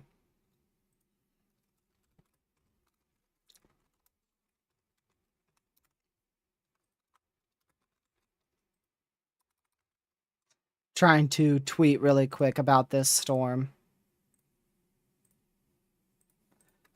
That's just crazy.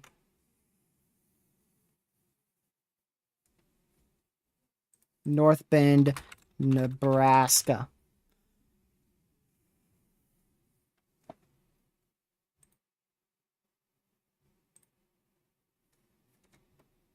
Jeez.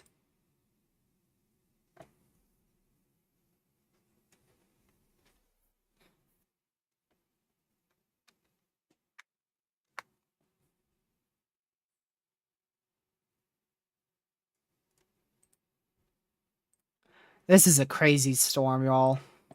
It's got like every single hazard with it.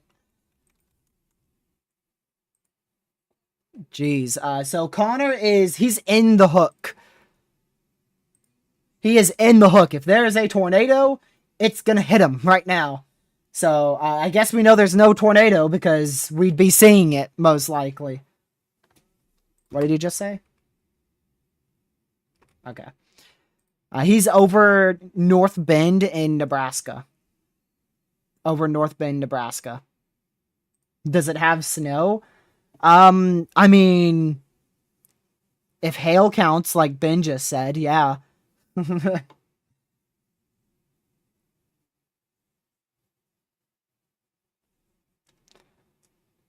I mean, snow isn't really a big hazard unless it's like a squall line or an absurd amount.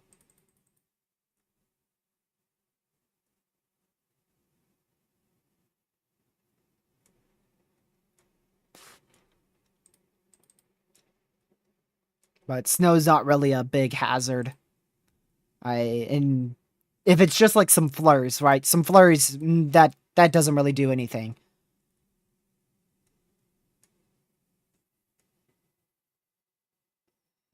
Let's see here.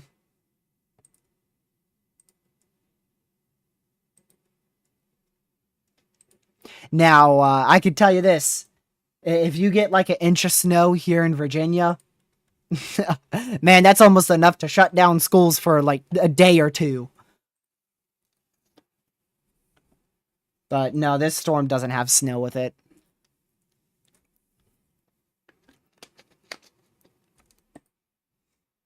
Which I don't think Nebraska would fuss about. I don't think eastern Nebraska really likes snow that much.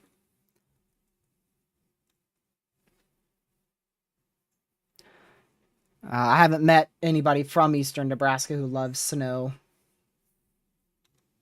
Well, nope. Nope. Someone in our chat from eastern Nebraska does love snow. I don't know if they're here today, but I know who. So I have met one person.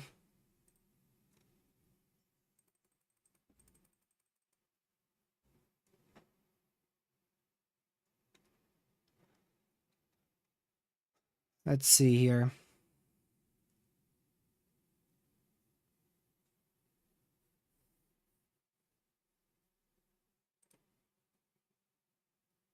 I haven't had 3 inches of snow since 2017. Where are you at? You haven't seen 3 inches of snow since 2017. Even out here in Martinsville, I've seen. We got a lot of snow in 2024. We got a lot of snow in 2024. South Carolina. Yeah. Yeah, South Carolina was left out of snow in 2023, and I believe, especially central South Carolina was left out of snow in 2024.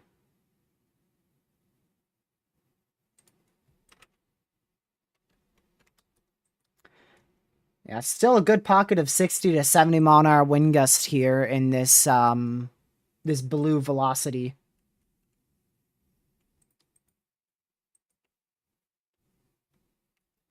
So just make sure you're in your safe spot if you're in this tornado warning.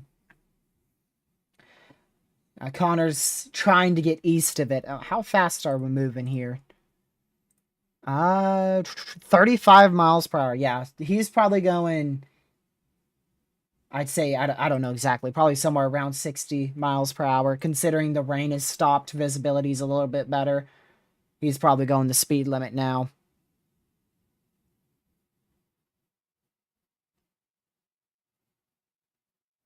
Oh no. One camera's got raindrop on it. You barely see out of it. In terms of it being focused. It's not very focused right now. There you go. Now it's better. It just had one raindrop on it. He's rolled down his window, so I don't... I think that's cleared it up somehow. It looks a lot clearer than it did a minute ago. Is he like somehow clearing his camera by rolling down the window on it or something?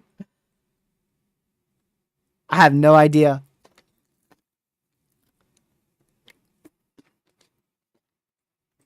Oh, I just realized something. It looks like this might be doing a cell split. Oh, Ben just said that too. Yeah, it looks like it's doing a cell split.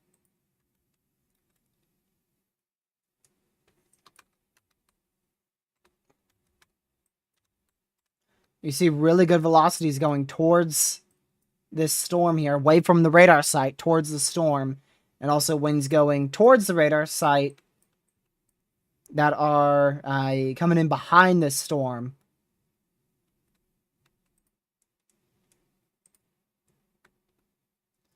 Look at that. 3 supercells still. Middle one is definitely on the weaker side, but the southern one still could definitely pose a tornado threat in the long term. You can still see that boundary stuck on it. And the northern one still is going to pose that tornado threat, as it's just simply a classic supercell still. It's still just a classic supercell. Big mothership supercell here. Producing up to 80 mile per hour winds, up to 2-inch hail in that hail core, and potentially a tornado in or around that hook echo area. Remember, a tornado warning means a tornado is imminent or possibly even on the ground. I don't think it's on the ground right now because Connor just drove literally directly through the hook echo. So if there was a tornado, there's a very high chance Connor Croft would have just seen it.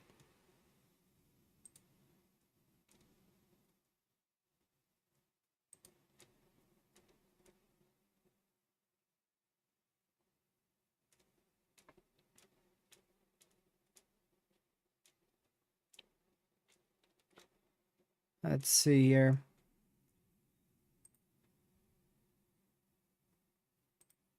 Okay. Yeah, that hail core is still very large hail core there. Welcome, Legacy. Glad to see you in here. And now the dust has gotten a lot worse. Let's go full screened on Connor's feed. We are at very low in visibility here. I almost said instability. Visibility.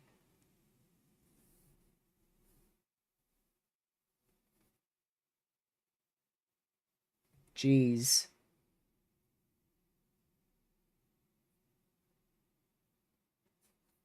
That's just a little bit of dust.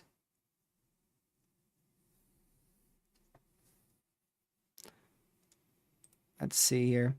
I'm going to zoom this in just a little bit more. There we go. Perfect. Why is a school bus in this? Good question. It's 6:15 over there. What's a school bus doing out?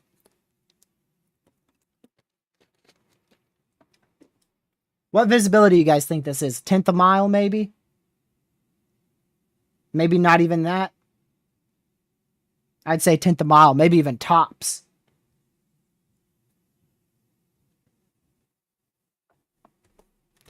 They do have dust storm warnings, but I don't think this meets the criteria. Dust storm warnings have a specific amount of mile-per-hour winds with them.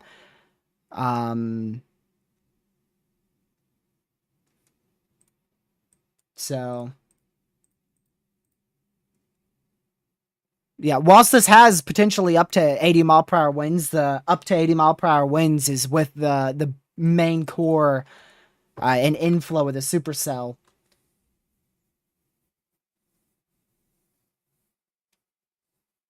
Is that a bunch of I can't tell if it's like debris crossing the road or not. Or is it like hail? I can't tell. Bunch of particles. Whatever it is, it's a lot of particles. I can't tell if it's little hailstones or like small pieces of debris. Poor Connor. He just wants to get away from the dust, man. He just wants to get some visibility back. Is that visibility? I think that's visibility. Look at it. I think I could see some clouds now.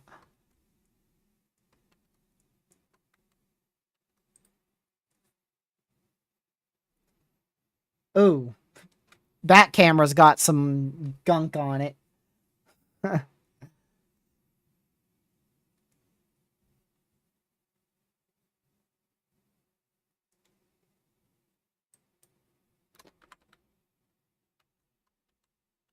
Yeah, wouldn't be shocked to see a new tornado warning come through for this. Let's switch back over to our main scene here. Wouldn't be shocked to see a new tornado warning here, as that inflow still is definitely present with plenty of inward winds here. So these... Oh! Tornado I'll explain warning in a for second. southwestern Washington County in east-central Nebraska, southeastern Dodge County in east-central Nebraska, northwestern Douglas County in east-central Nebraska, north-central Saunders County in east-central Nebraska, Dodge, Douglas, Saunders, and Washington County in Nebraska. It's Connor Croft's audio right there. So you've got a lot of inflow here. This is inflow. And this is let's see. These are inbound winds here. So it's a little confusing. This is inflow because it's storms going into it's winds going into the storm. So you can see it's going into the storm. So that's inflow. This that you see here, that is inbound winds. What that means is winds are going towards the radar. And your radar site is literally right there. Your radar is right here. That green dot is your radar site. So a little confusing there. Just a little confusing. This is the inflow of the storm, which is actually highlighted by the red because our radar site is right here. So it's winds going towards the storm and away from the radar site. And then the green and blue you see here, that's winds going towards the radar site. And I guess kind of away from the storm. It's really still in the storm, but they're angled away from the storm. So that's why you call them, these are inbound winds and then outbound winds. However, those outbound winds are actually inflow. It does look like a full-blown dust storm on Connor Croft's feed right now. Look at that. Looks like a full-blown dust storm on that last camera angle he had. This is not outflow dominant. I'm not sure exactly what you guys think is an outflow dominant cell, but this is not it.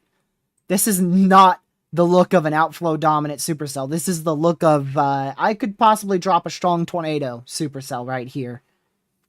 That's what this looks like. I don't think the inflow is strong enough, but those, these winds here, these are definitely strong enough.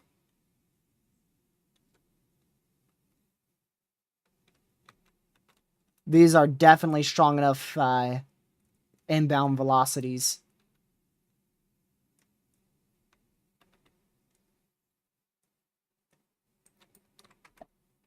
Man. Oh, you mean this scan? This singular scan of it looking like an outflow dominant storm? That's what you thought was it going outflow dominant?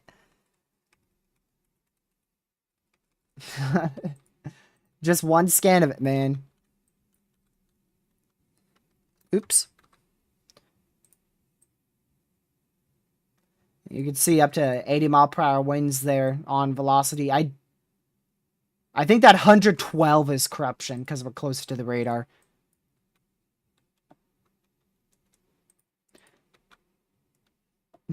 Jeez. So just another example here. Why these are the two products I'm really switching between. So reflectivity, this is showing you the rain droplets, how large of objects are in the sky, specifically rain and hail. This purple is extremely heavy rain. Sorry, I'm listening to Connor. This purple is extremely heavy rain to small hail. This blue is large hail, potentially in this case up to about 1.5 inch in diameter. And then that white, those white pixels you see there, that is actually hail up to about 2 inch in diameter with this particular storm. Now, sometimes DBZ can mean exactly, it doesn't mean exact hail sizes. It can vary from storm to storm on exact hail sizes.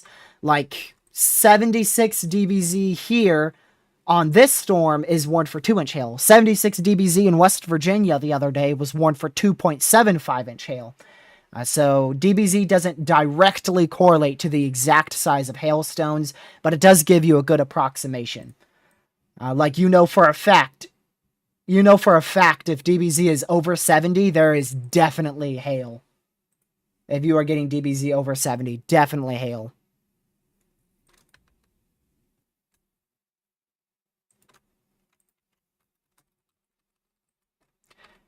You can see even up with the tilt here, there is still a good amount of inflow.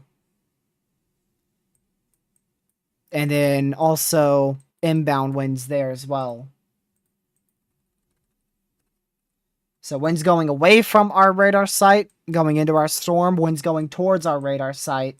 And that's creating some spin up here with this thunderstorm.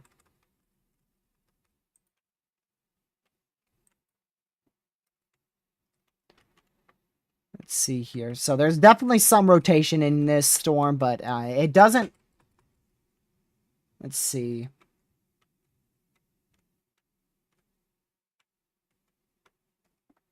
We'll see exactly what happens here. 2.5 inch hail report from this little tiny storm here in David City.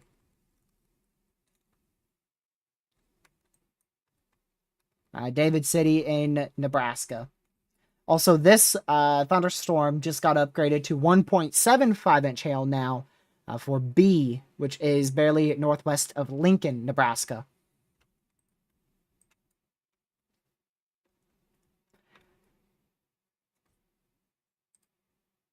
Let me go back over here. I do see some outflow characteristics with this storm now. I do see what you guys are saying. But that outflow characteristics can be fixed in a scan. Oh. Stupid phone. Apparently my phone thinks its name's Outflow today. See if that's triggering the AI on it.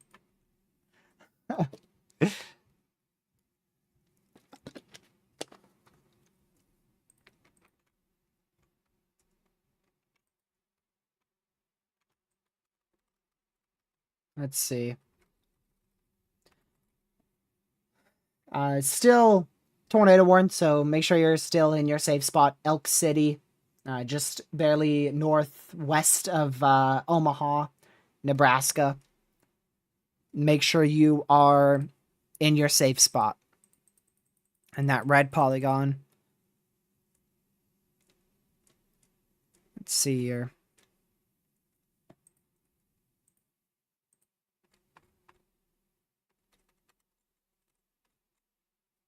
This storm should strengthen. Watch out for that. Omaha Metro, this storm that I'm looking at right now on radar, it is not done. Even though it weakened quite a lot in the last 30 minutes to the point where it actually looked like it was about to die out. It is entering a better environment now.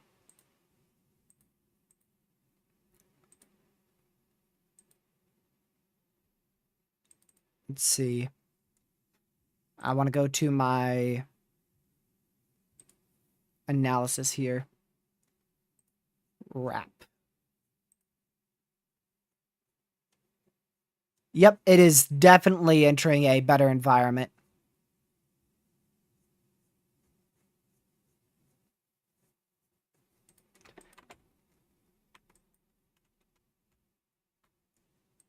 Just because a storm is elevated doesn't mean it will have no tornado threat. This storm attempted to produce a tornado with nearly 25 temperature to degree dew point spreads there. Temperature dew point degree. Let me see. Sorry, I got fully distracted. I apologize. I was trying to look at the number. I think it was about 82 over 58, which that is 24?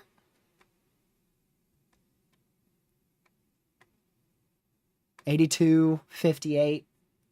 I think that's 24. So yeah, it had about a 24 temperature degree dew point spread. And it almost produced a tornado. Possibly did produce a tornado, but a little bit uncertain on that. There was a lot of uncertainty on exactly what it was, either a gustnado or a tornado. Very difficult to tell. 2.75-inch hail reported by emergency management just to the west of Fremont, Nebraska, just moments ago. It hasn't even popped up on my software, but I got the report. So it now has destructive hail of 2.75-inch in diameter. That is observed by emergency management.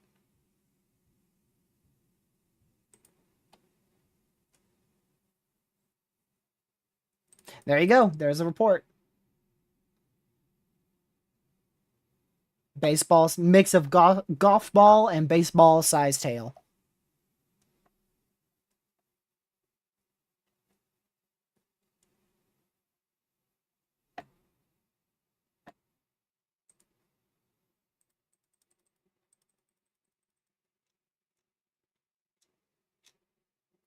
Believe it or not, I'm still looking back to see other angles of that tornado.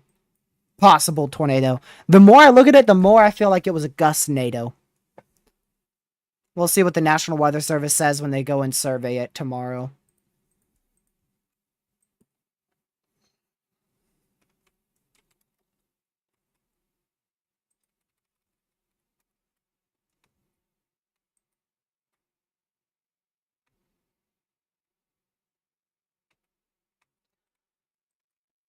It does look like that hail core weakened a lot on the last scan. Um, we'll see.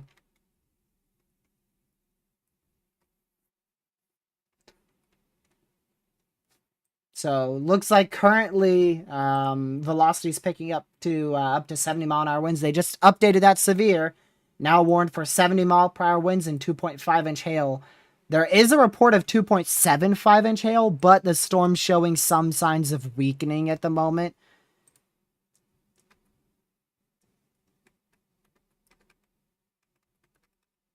So that's why they didn't go with a destructive severe.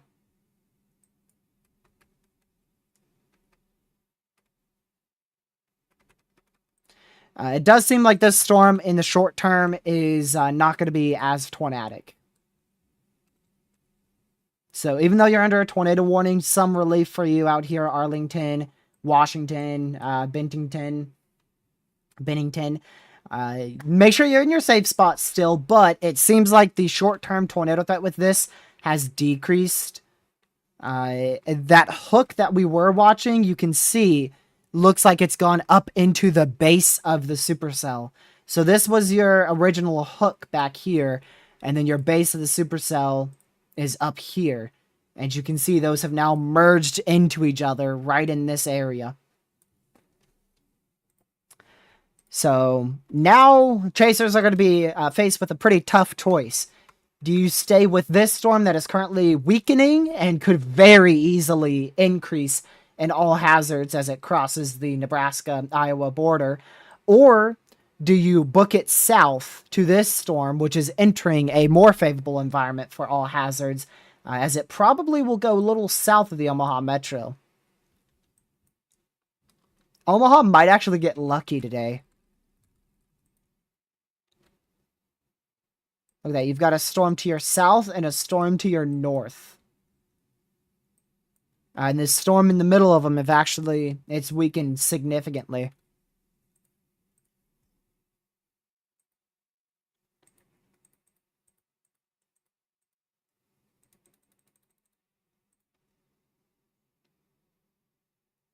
Gracious day.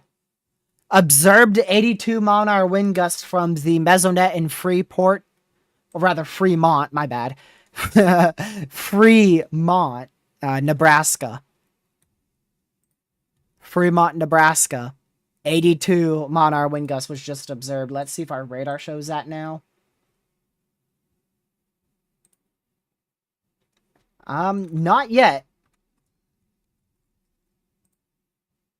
Not yet.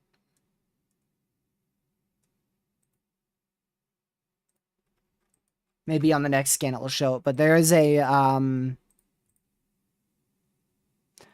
report. I think I said Mesonet. It's actually a report from a train spotter of an 82 mile an hour wind gust.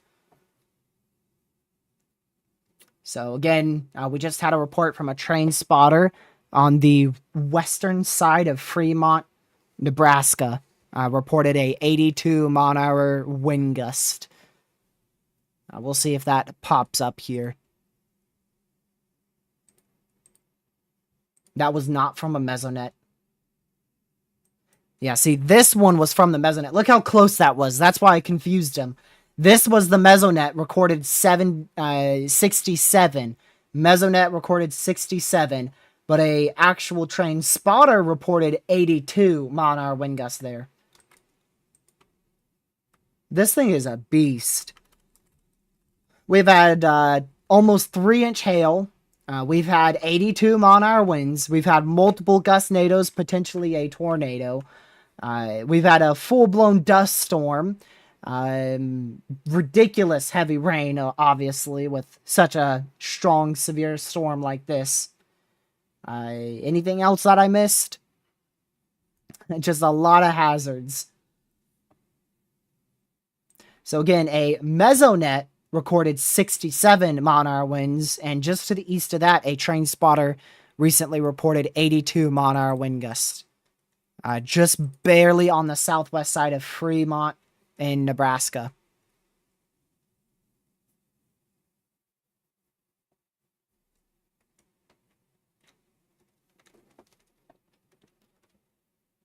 Let's see here.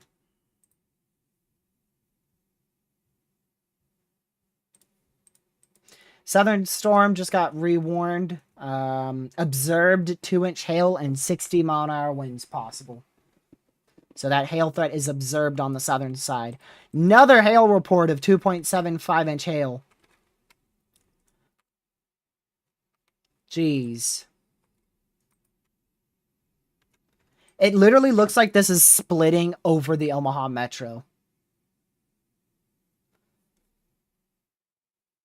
It definitely is.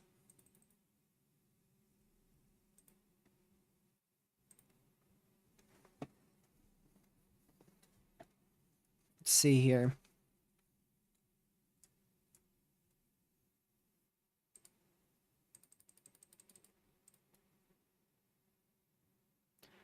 Another report, 2-inch hail report now from Fremont, Nebraska.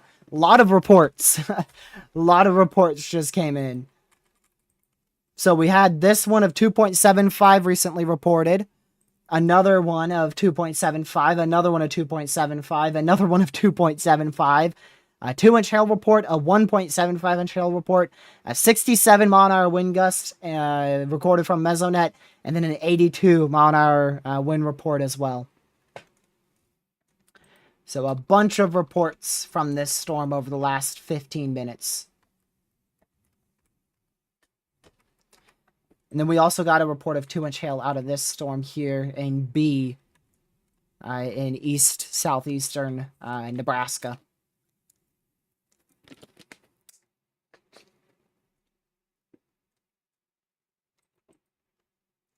Connor's thinking about going south.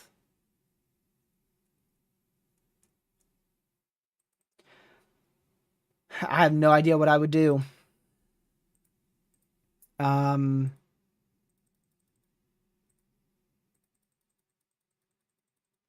mean, you just got to commit to one. Which one you going to commit to? Northern one or southern one? Let's see.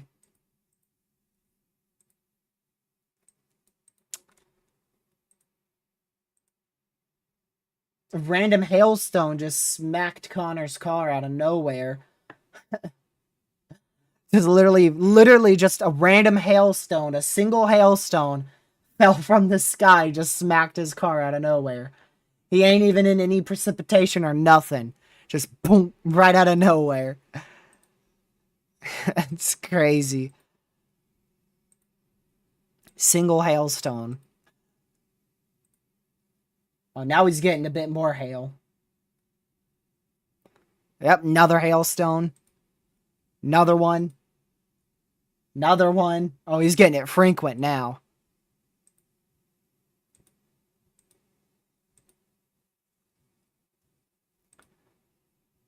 That southern one has a favored environment in the short term.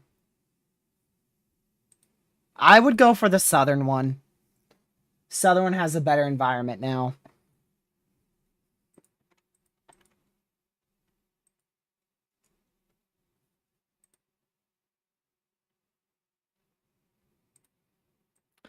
Also, our lower level jet is going to become more favored on that southern one too. Especially in about 2 hours or so.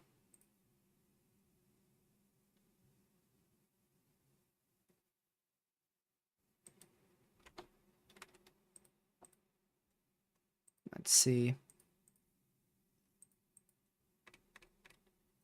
Yeah.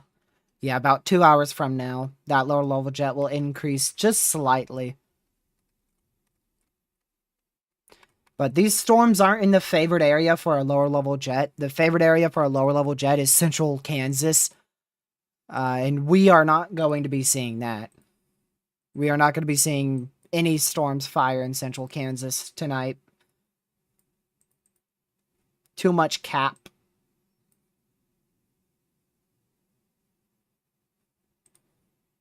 And there you go. We now have a PDS severe thunderstorm warning for 2.75-inch hail and 80-mile-per-hour winds. There you go. We now have a PDS severe thunderstorm warning, so you are in a potentially life-threatening situation. If you are in Blair, Kennard, Washington, Bentington, Nebraska, Briggs, Nebraska into Missouri Valley, Iowa, Mondale, Iowa, Logan, Iowa. That's right along the I-29 and what is that? The I-80, 880 corridor. I-880 corridor there. Yep, the wind threat, in my opinion, is definitely overperforming. I didn't think we'd have 2 to 3 events of 80-mile-per-hour winds. I thought maybe we could get one event potentially pushing 80 miles per hour, but this storm's produced quite widespread 80-mile-an-hour winds all the way from North Bend all the way back out into Fremont.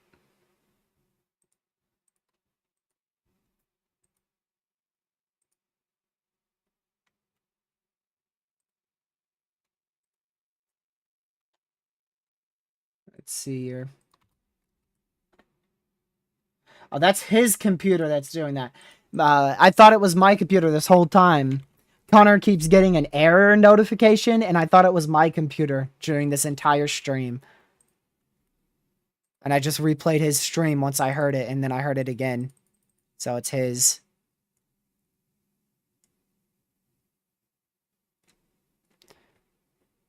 Let's see here.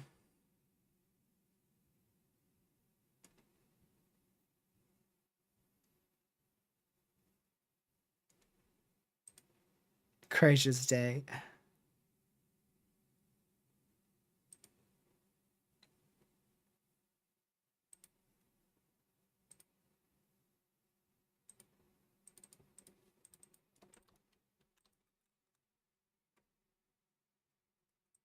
Look at that, another outflow boundary. This one is, this has been shot out from our northern storm. Very obvious outflow boundary that has just been released from our northern storm. No longer a tornado warning in place anywhere with these storms, but this is a PDS severe thunderstorm warning, which means it is a potentially a life-threatening situation with 2.75-inch hail and 80-mile-per-hour winds both being observed out of this storm. Let's see if they say both observed.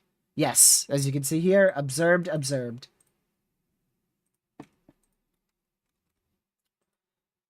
Southern storm now observed for 2-inch hail. I think that's the same, actually. Pretty sure it was observed for 2-inch hail before. But they did just disextend that. You can see they just updated it.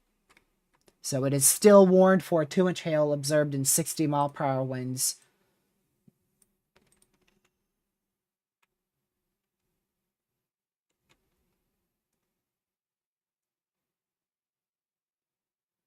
This thing took a sharp right turn. It was heading dead northeast and then just a sharp right turn. Look at that. Very sharp right turn.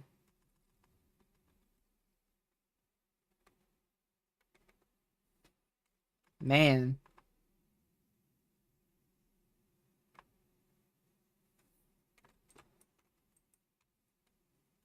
So right now, both of these are just big-time hailers and wind threats. This northern one here, the destructive severe, that is a big wind bag and big-time hail threat there. So make sure you're in your safe spot if you are in that PDS severe thunderstorm warning, which is in the orange box. If you're in this yellow highlighted box, that is a considerable severe, warned for 2-inch hail that has been observed. So make sure you are at least away from doors and windows. At least away from doors and windows if you are north of West Lincoln in east central Nebraska.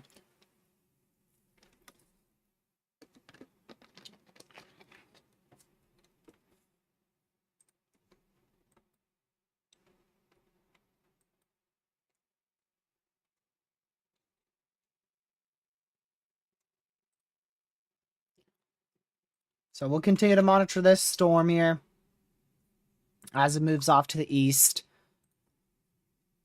We'll see if our tornado threat does indeed ramp up or not over the next couple hours. We'll keep an eye on it and see what happens.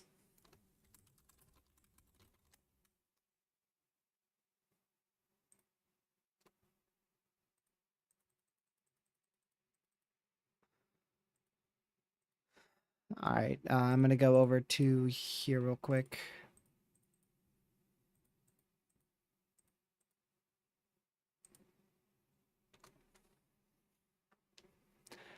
Southern one is just in a better environment.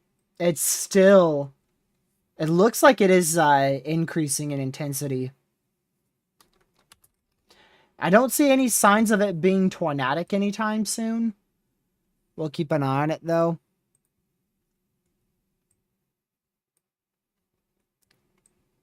And then this northern one here, this just looks like a blob of hail and wind.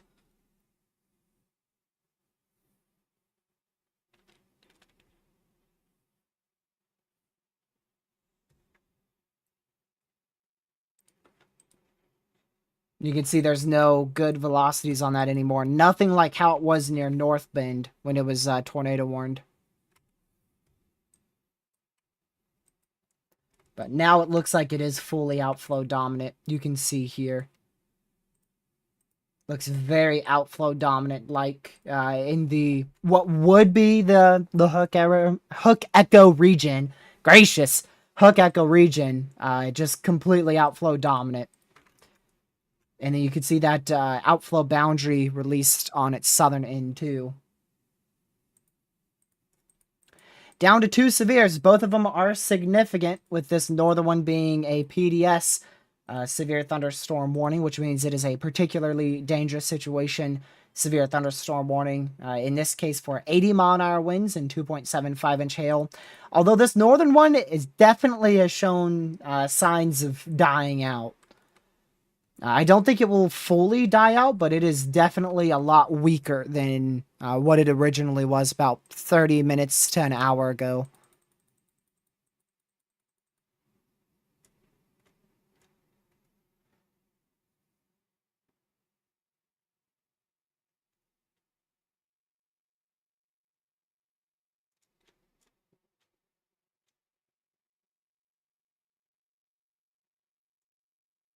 Let's see here.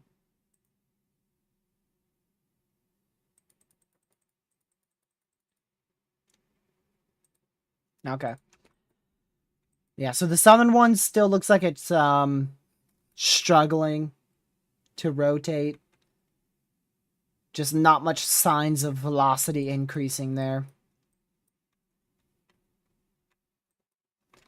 Yeah, what did Connor just say right there?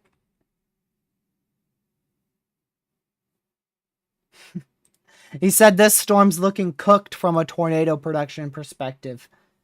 So he doesn't think this this PDS severe is going to be able to do anything tornadic in the short term. So he's thinking he's going to go south. We'll see if he actually does go south or not.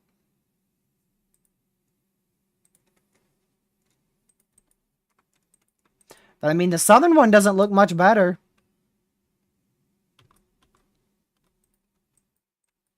Nope, update to that severe. Still the same threat. Observed 2.75-inch hail and observed 80-mile-per-hour winds for the PDS severe.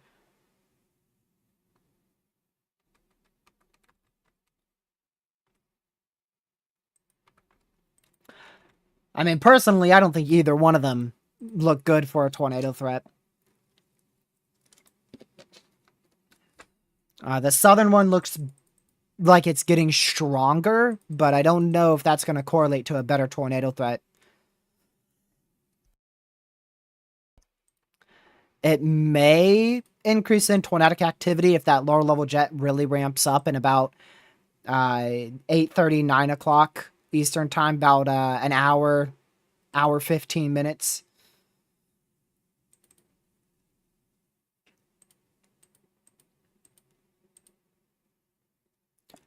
Let's see here. Yeah, so the southern storm has, let's see, a little bit better lower level wind shear. A little bit better instability. And just the slightest bit better moisture. But it's still an elevated storm. You still have temperature degree dew point spreads there. of about 18 to 20.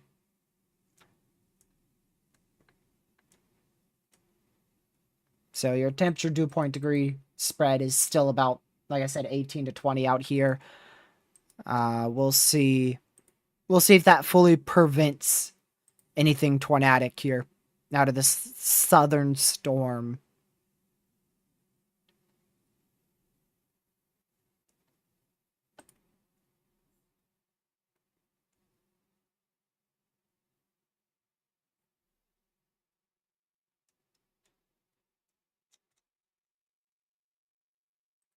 All right, let's see here.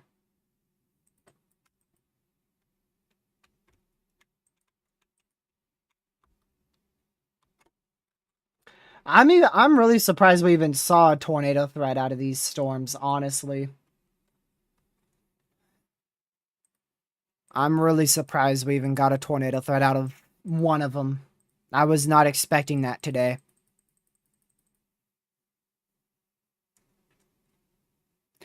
Now is when I was expecting our tornado threat to begin to increase towards 8 p.m.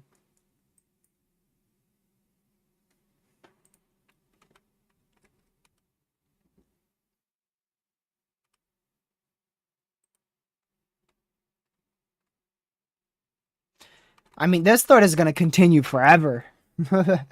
This threat really isn't going to die down, it looks like, till midnight, maybe 1 a.m. Eastern time. Even then, it's still going to have an overnight threat. But I mean, we could be seeing this giant hail threat of near 3-inch in diameter all the way up till like almost midnight tonight. They're not going to become linear, Ben. They shouldn't turn linear. They may become more outflow dominant, but they should still keep a more supercellular, discrete structure to them, like how they are now. But we shouldn't see like a full-fledged like line, like a full MCS form tonight. They should keep that semi-discrete to clustered mode all the way till they die out, like I said, near midnight 1 a.m. And then towards midnight 1 a.m., we could get some more storms firing in northwestern Iowa.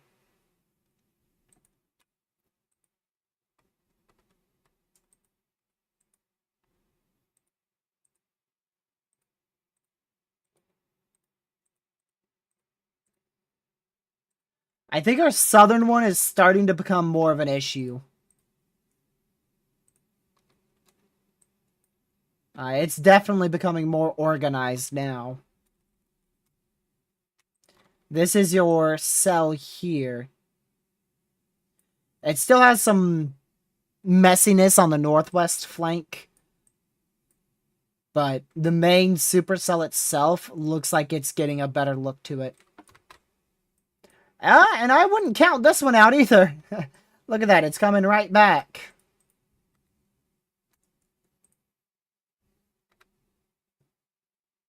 Doesn't look great in terms of a tornado threat, but still probably have that near 80-mile-per-hour wind threat in here. Moving off to, what, the east here? Yeah, like the east-southeast.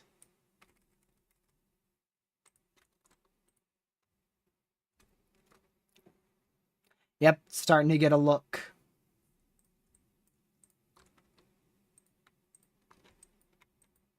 I don't think I need this radar site anymore. Minnesota just didn't do much today at all. They had some small hailstones and isolated 60-mile-an-hour wind gusts, but really hasn't done much in Minnesota or northwest Iowa all day today.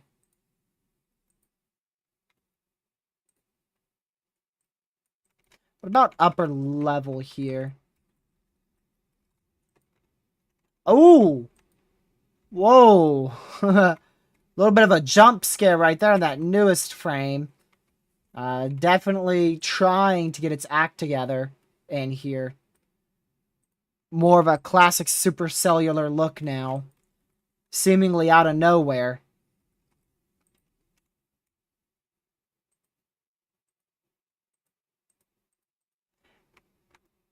Yeah, just out of nowhere. Just out of nowhere, that thing decides to jump scares. It's got a good hook to it now. Back up into the base of your supercell. And then you've got a flanking line of convection back in here. Very classic embedded supercell. A bit messy, though. A bit messy.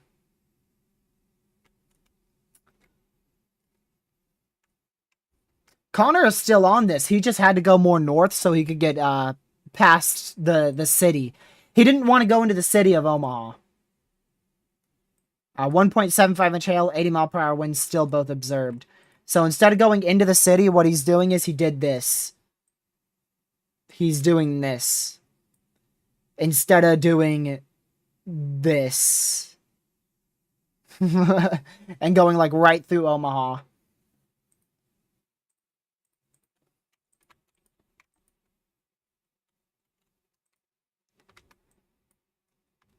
Next scan could either be worth a tornado warning or this thing's just going to fall apart. Next scan. We'll see which way this hook echo goes.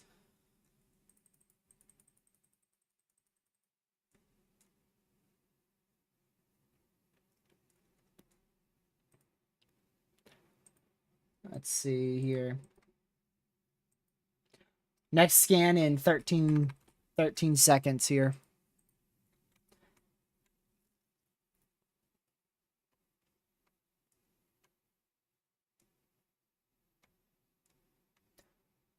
Funnel reported possible tornado. According to Chasers, funnel possible tornado on this storm.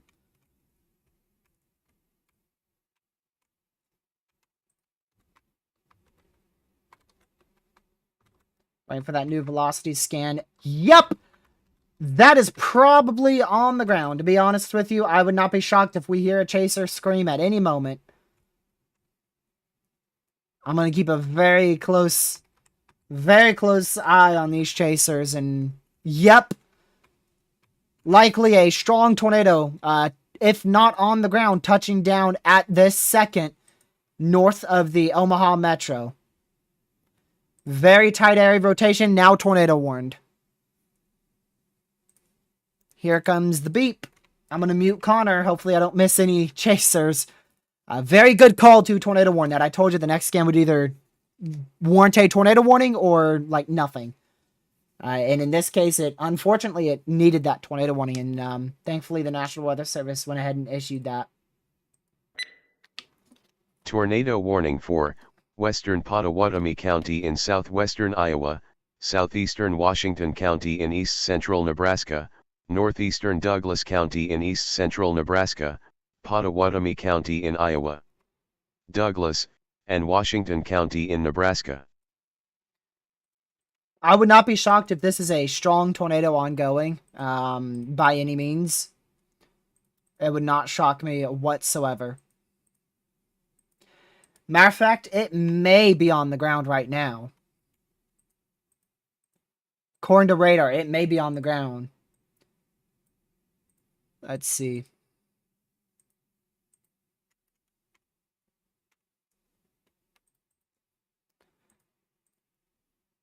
Yep. Tornado ongoing.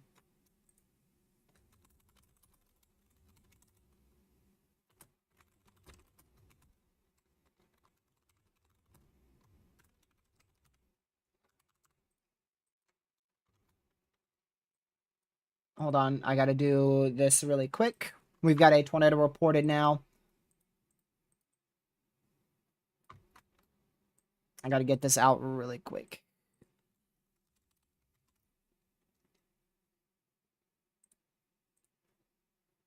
There we go. So tornado is ongoing now with this storm, according to Chasers.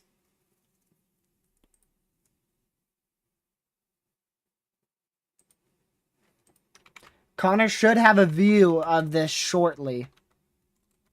I pray that is contamination. We'll see next scan. It's very difficult to tell what is and what isn't contamination on this storm. What is it going over? There's some homes out here, but there's a lot of trees and fields. Yep. A strong tornado ongoing right there.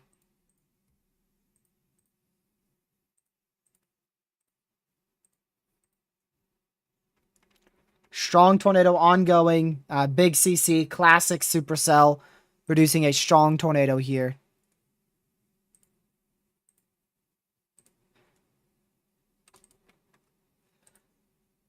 Sam, crazy how you just said that, because that's exactly who I just clicked on. Wow. Somehow this is extremely photogenic. Somehow this is extremely photogenic. Gracious day. Absolutely crazy tornado ongoing here.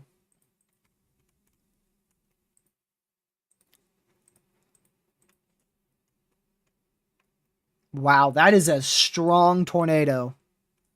Look at that vortex, man. Oh my goodness.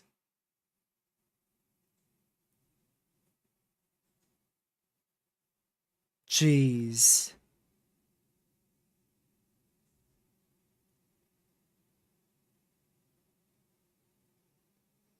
Gracious day. Absolutely ridiculous tornado ongoing right now. Strong photogenic tornado with... It's photogenic, but man, it's got some hail around it. Big time baseball sized hail around this current tornado that is ongoing via chasers. Just to the north of Iverington, Nebraska, north of the Omaha Metro. Oh my goodness.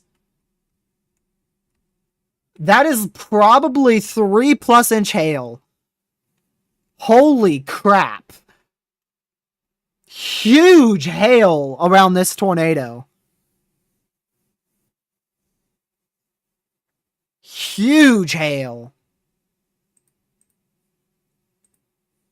Gracious. So strong tornado ongoing here. Just absolute classic Supercell ongoing north of the Omaha Metro. Strong tornado ongoing. It is still on the ground. It is still on the ground. We'll see what the velocity looks like, but it is still ongoing. Hitting a lot of trees, but I don't see any homes being hit.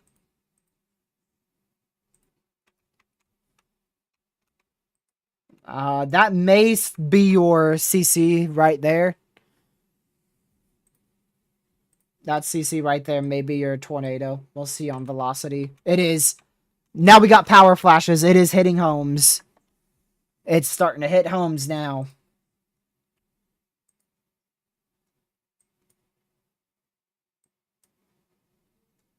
Gracious day.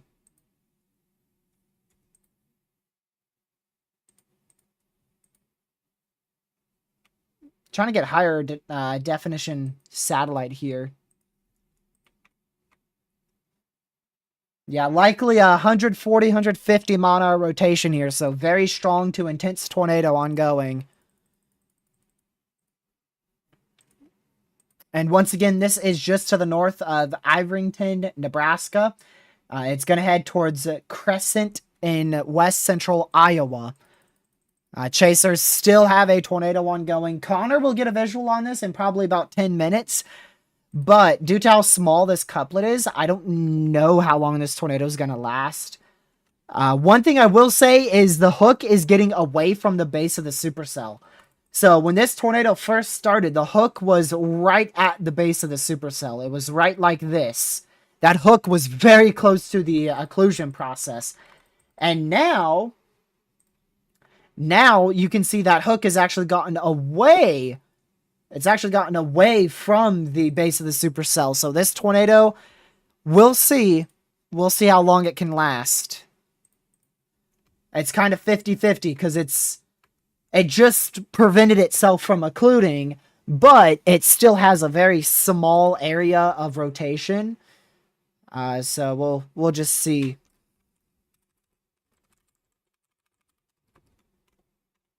It's a half and half. We'll see if it survives. Update on that destructive severe. It is still warned for 2.75-inch hail and 80-mile-per-hour winds, both observed, as well as an observed tornado.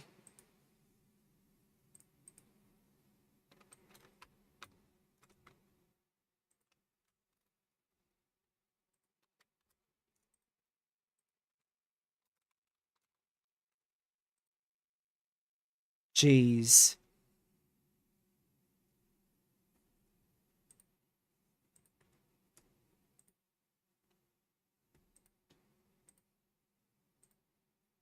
Connor's got a visual by my face cam. Connor's got a visual of the tornado. You can see a funnel here. Not as easy to see, but there is a dust cloud at the bottom of that. Oh, well, there you go. Now you can see it. Hold on. Let's go full screen on Connor. Full screen on Connor. There's your current tornado. Ongoing. Still ongoing. Just to the north of Iverington in east central Nebraska, crossing the Nebraska-Iowa border. It's going to start going towards Crescent in west central Iowa.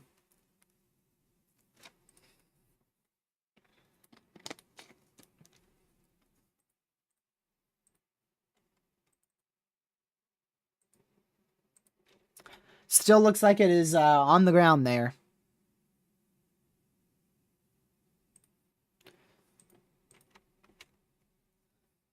Let's see.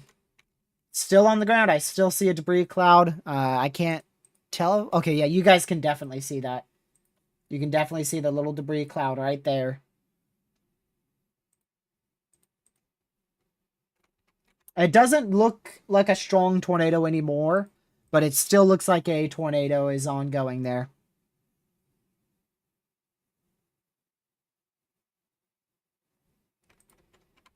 But there you go. It looks like it is starting to weaken and probably will lift here shortly. If it hasn't. If it hasn't already, I can't even tell if it's still there.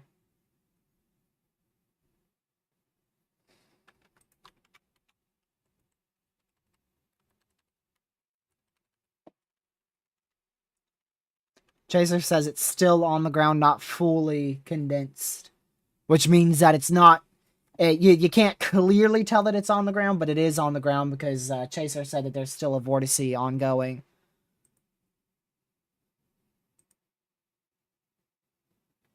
I can barely see it.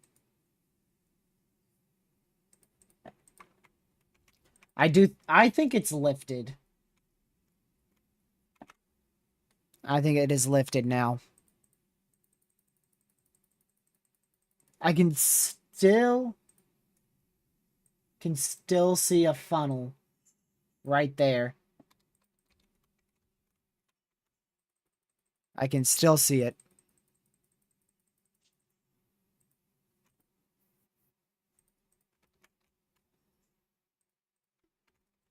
See our new scan.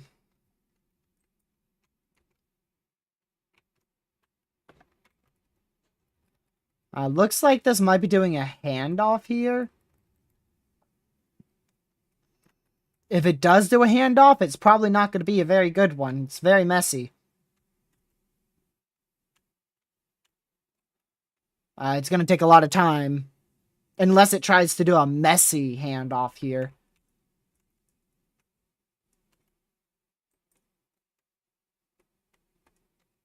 We'll see. All right, we'll go back here. So that's your old mezzo right there with your tornado that is lifted now.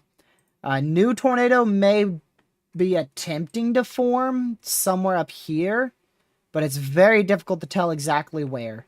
Also now an observed destructive PDS severe for 2.75-inch hail for Greenwood in southeastern Nebraska. So there you go.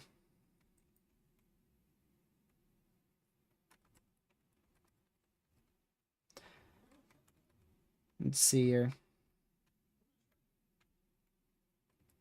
I don't see any clear signs of a meso handoff. I don't see any clear signs of it.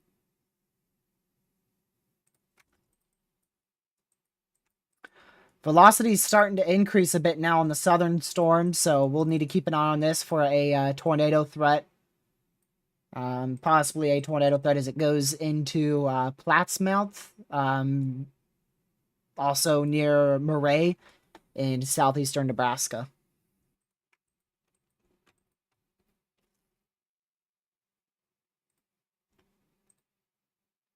So like I said, that tornado's now lifted. It's still an observed tornado warning, but it has lifted now. They will probably put that back to radar indicated here shortly, whenever they want to do their next update on this polygon.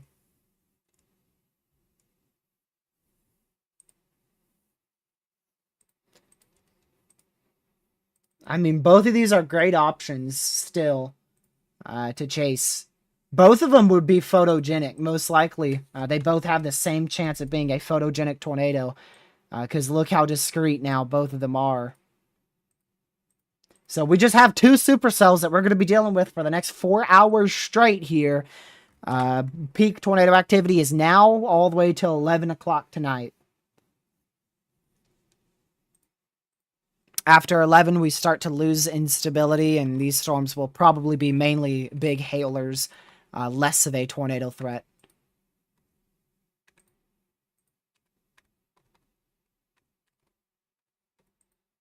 This northern one has kind of been struggling a bit in terms of a messiness. It's been just cycling multiple different times, so I think the southern one here has the best chance of being a very long-tracked supercell. Doesn't mean a long-tracked tornado. It means a long-tracked supercell. I don't think we really have an environment for a long-tracked tornado today.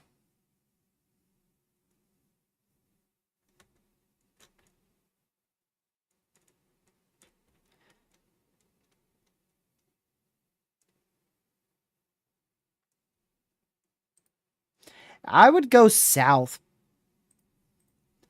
Then again, I would have went south a long time ago, so I would have missed this photogenic tornado up here. If I did actually go south, which, I mean, I would still be going south, honestly. Look, you've got two boundaries on this sucker. You've got two boundaries on this southern one. Yep, Connor's going south now, too.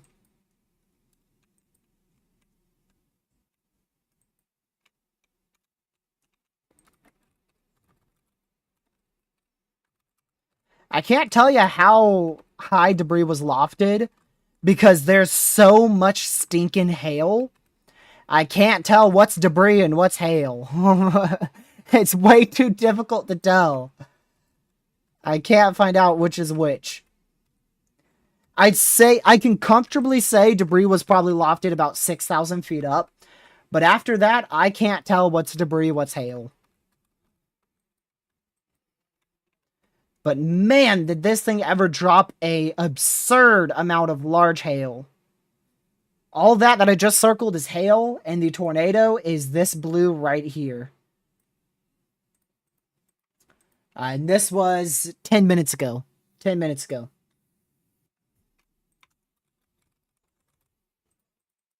So it looks like your occluding tornado, that hook echo is now fully occluded into the base of the supercell. I mean, it literally took 5 minutes for that to go from a classic supercell to a fully occluded hook echo. This may try again, but it's difficult to say. You can see it has that same outflow dominant look now, as it did as it went through the Bentington area. We go back here, you can see it had that same outflow dominant look as it went through Elk City, Washington, and then about give or take 15 minutes after that, it dropped a tornado. We'll see if it can do the exact same thing here as it heads towards Underwood in west central Iowa.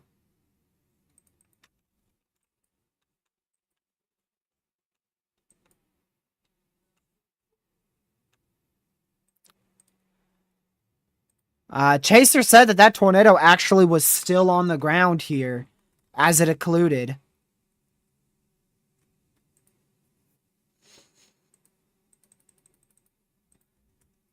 As chasers were leaving, they said a tornado was still ongoing.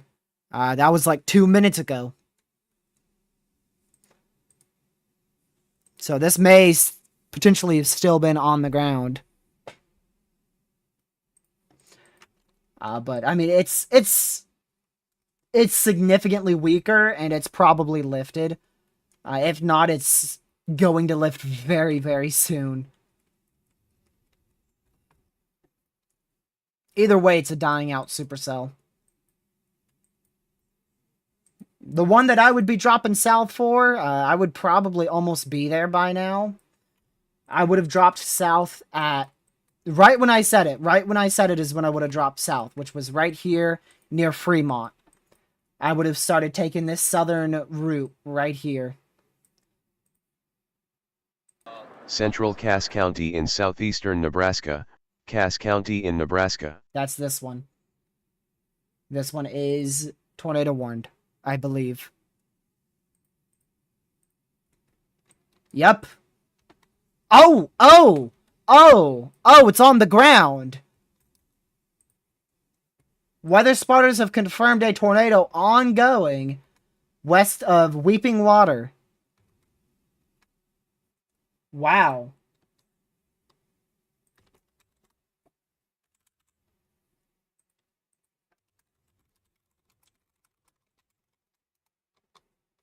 Wow.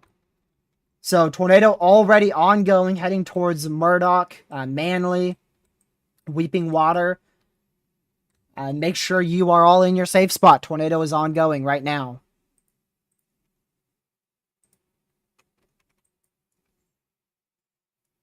Oops, my bad. I didn't mean to have Connor's feed zoomed out. Let me see here. Okay. All you guys could see was chat. That's good.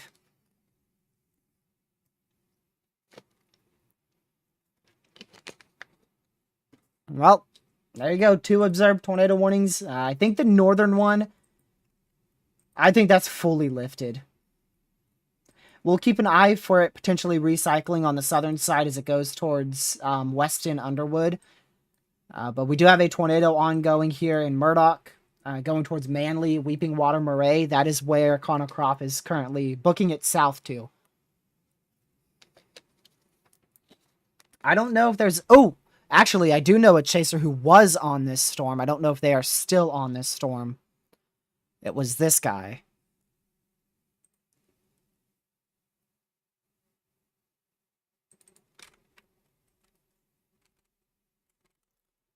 Let's see.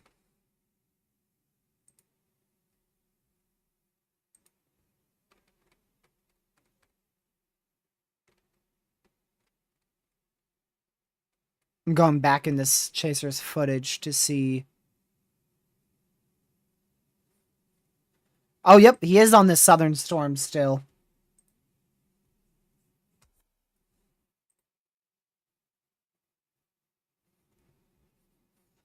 Let me just double check you guys can't hear this audio. You cannot. Dang. This would be a very, very low precipitation tornado. If this is on the ground, like chasers say, it would be an extremely photogenic tornado.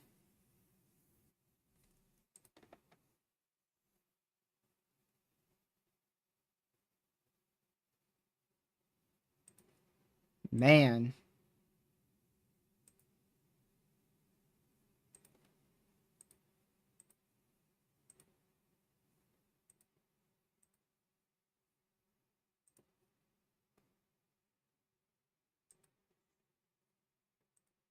I don't see any tornado on this right now.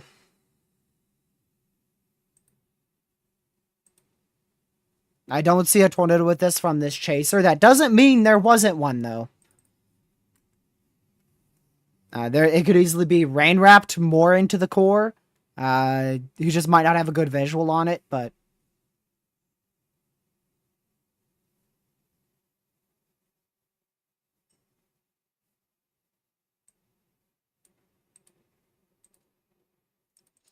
all right. Chaser just said the tornado lifted here.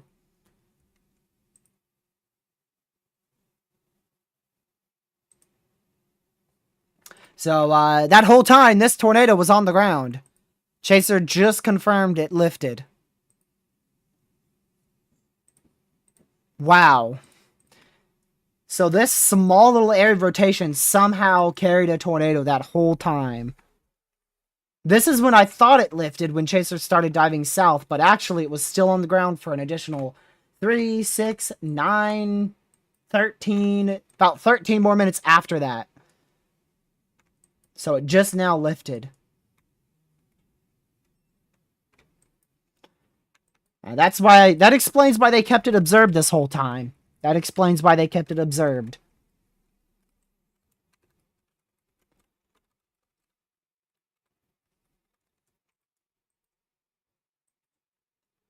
That's crazy.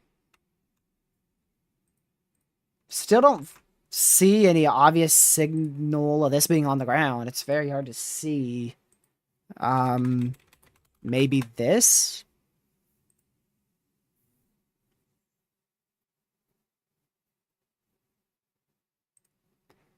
Let's see here.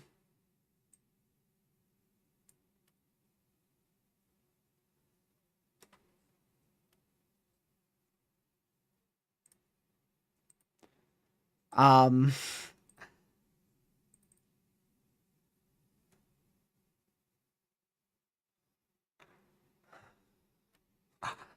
Reed temperature 0 meter to freaking tornado. A 909 millibar? I'm assuming that pressure is in millibar. Yo, what? How did they not, like, scream?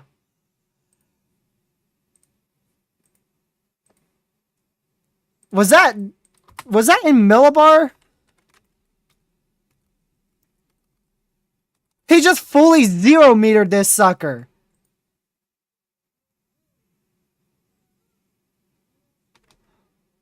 What? I'm so confused.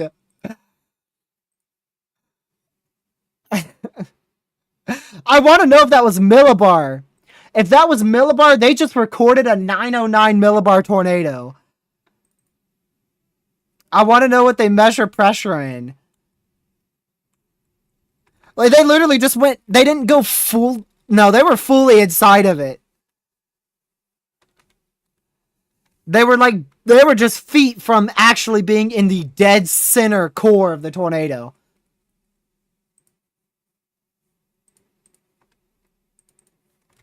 Oh my goodness.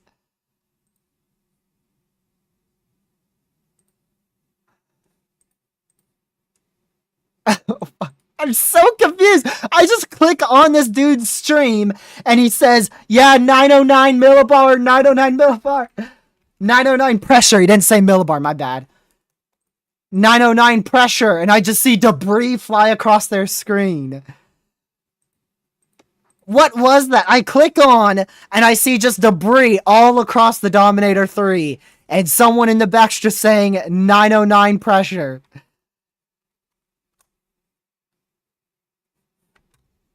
Like, what do you mean they just 0 metered a tornado? Like, wow. Like I said, I really want to know if that was millibar, though, because if that's millibar, that is insane data that Reed just got.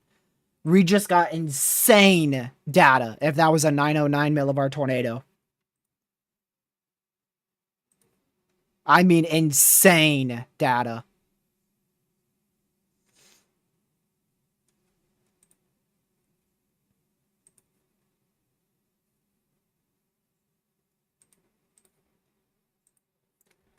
Wow.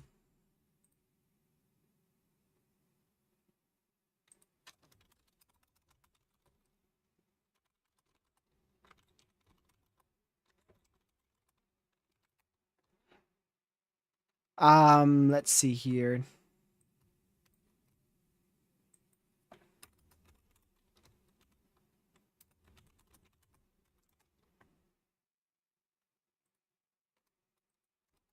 I mean, you can measure it in PSI, but a 909 PSI is a wildly high millibar that I don't think we've seen. So that doesn't make sense. You wouldn't measure it in PSI.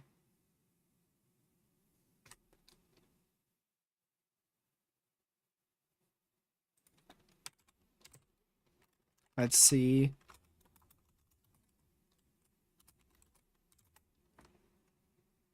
I mean, the only thing that makes sense is millibar. That's what we measure things in weather. Typically, meteorology is we measure pressure by millibar.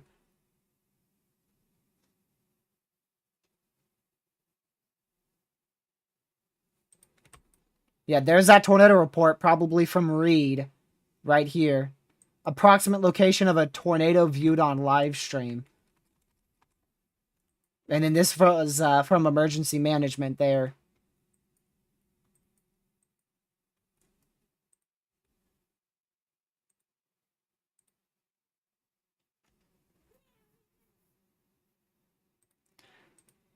Man, both of these look really good.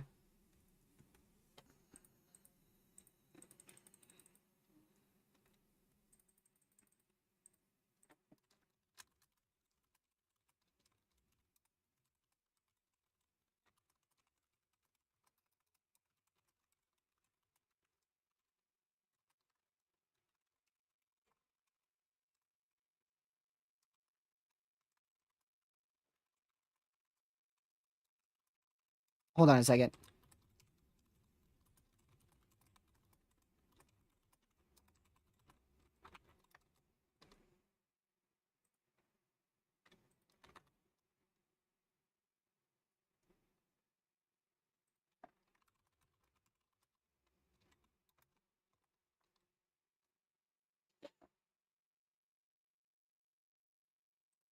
Okay.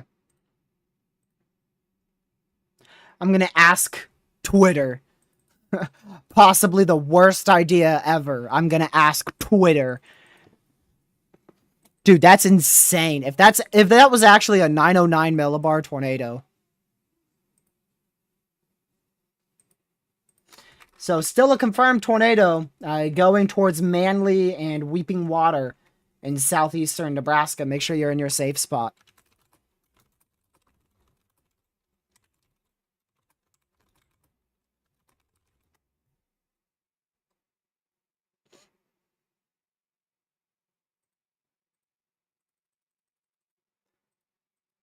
It's definitely possible to get a 909 millibar tornado. I believe we've recorded as low as 880 millibar tornado before.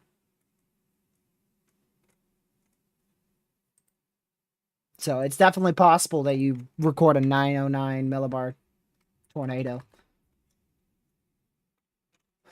Oh man. Man, look at the northern one. They're both very, very photogenic storms. That northern one recycled fast. Not great inflow just yet, but holy cow. We'll see.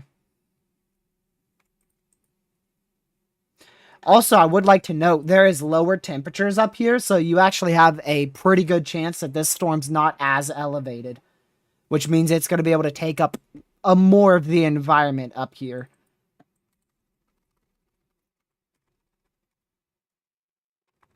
You can see another tornado report there, so your tornado was definitely not lifted by this point here. There was a chaser who reported it still ongoing there.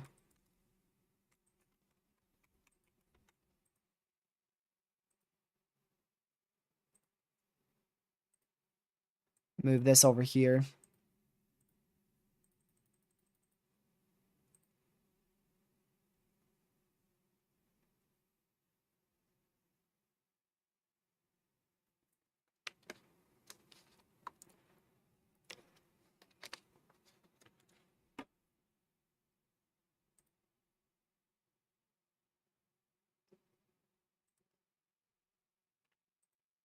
Wow. Still observed tornado for the Weed Whackers storm. He doesn't really have a great visual on it from what I could tell on stream, even though I don't really know exactly where it is, though. Just where he's pointing his camera right now doesn't have a great visual of it.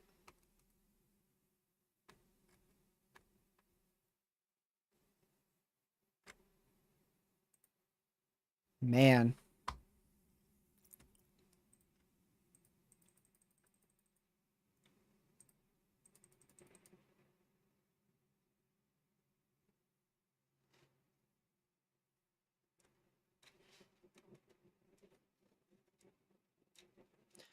Also, look at this.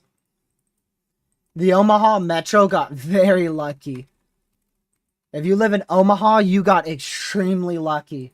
Destructive storm to your north and a destructive storm to your south, both of which have dropped tornadoes. The Omaha Metro got very, very lucky today.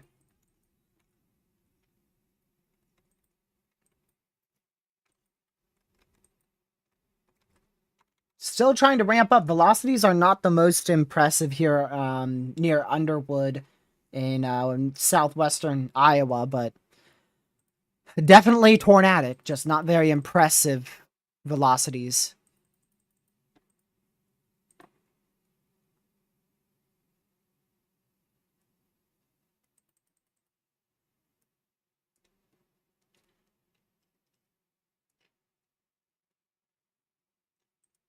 Seven minutes ago, Chasers still observed a tornado ongoing near Murdoch.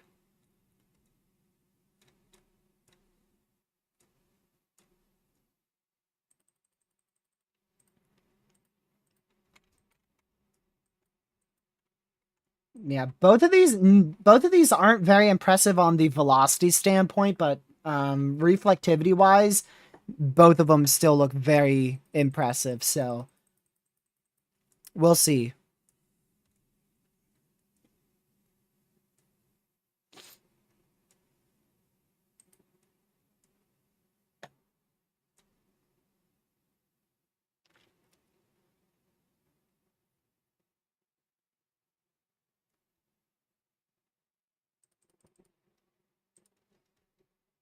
Man.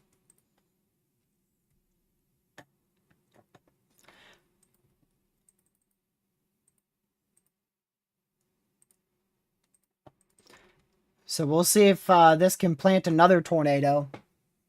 Reed doesn't have it on the ground, but it was on the ground 8 minutes ago for sure. It may have lifted since then. I haven't seen any videos of it being on the ground in the last 8 minutes.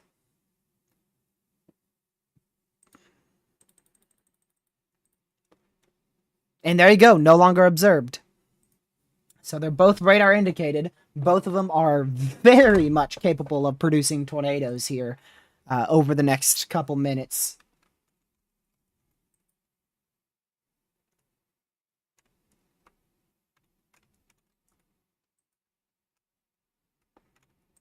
Man.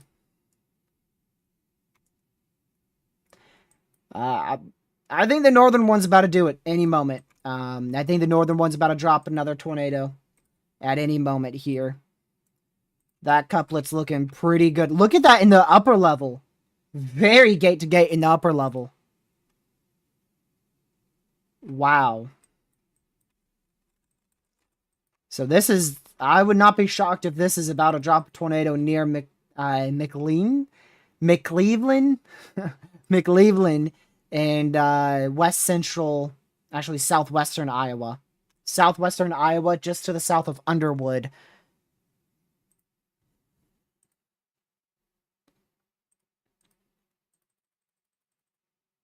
They just casually 0-metered a tornado today. I don't know how Reed does that. I don't think I'll ever understand how Reed is able to do that. Like I have now lost count of how many times this dude has 0-metered a tornado. I can't even see a tornado. How does Reed get into them? Like, jeez.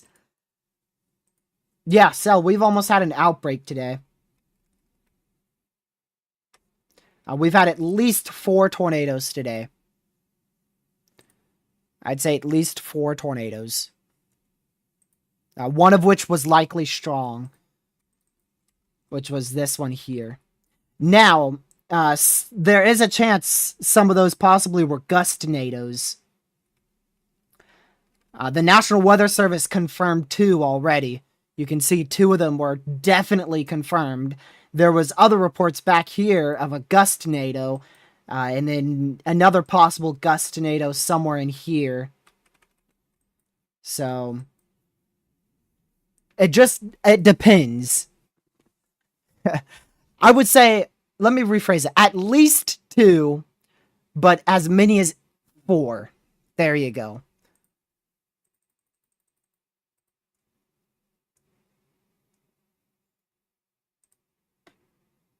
At least 2, but as many as 4. It's hard to say. Oh my goodness, if I could show you Reed Timmer's feed right now. Gracious day. A classic. Oh my goodness. No, go back on that. I'm going to screenshot that and I'm going to send that to Lucky. A classic LP mesocyclone. Holy moly. I can't show it.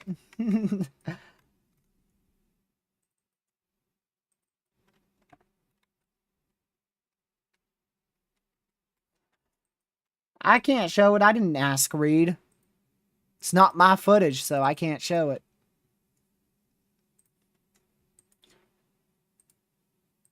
Yep, they kept the 5% tornado risk, too. Still 30 sig hail.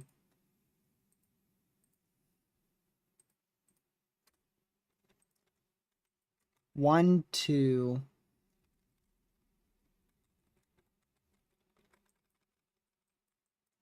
3...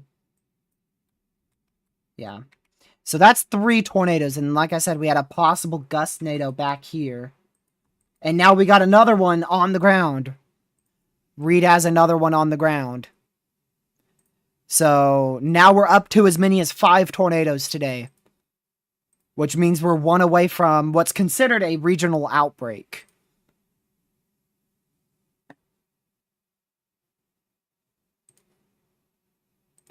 I don't want to get on the bad side of Reed Timmer, Ben. I would much rather just not show his feed.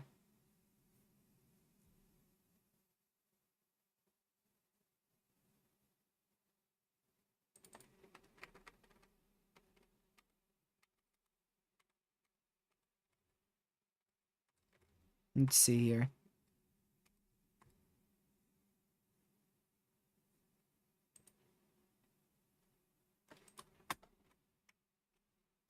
Is that... I'm trying to figure out where this thing is. Welcome, Pete. Is that a... I almost want to say... You know... Is that a... What does Reed always scream?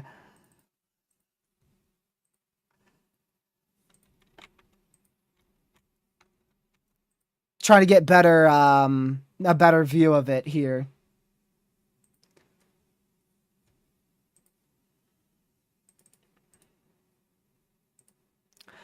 I almost want to say that, Sam.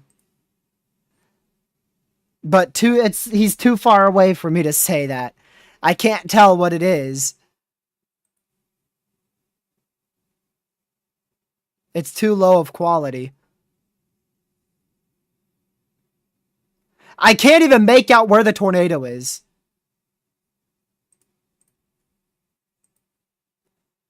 I can't tell if it is what Sam said or if it's like a smaller tornado.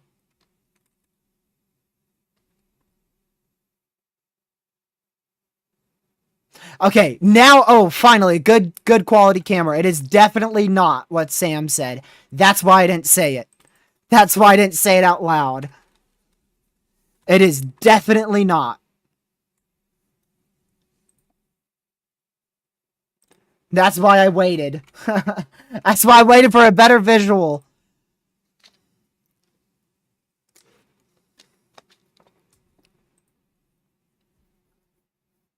But that was definitely a tornado, and it's still on the ground.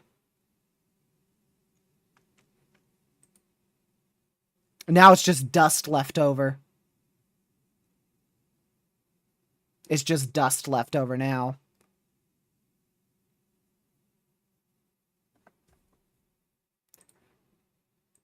Now it's just some dust. Yeah, bad Sam. See, that's why I didn't say it, Sam. You gotta be careful. That's why I said, is that what Reed always says? Now an observed warning.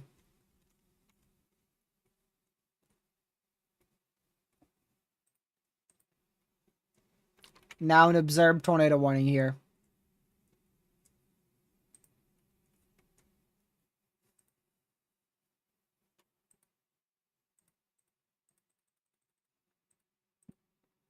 It still looks like it's just some dust. It doesn't look like it's on the ground at the moment.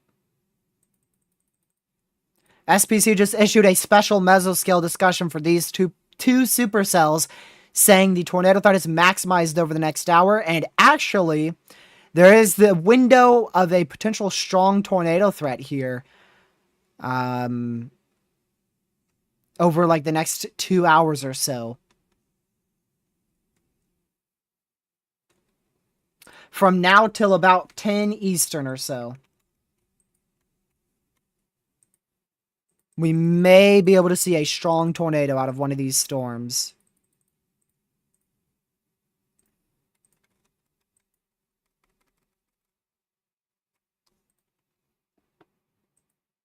Yeah, I think that's what it was. Inverted cell. I think it was a wide bowl funnel.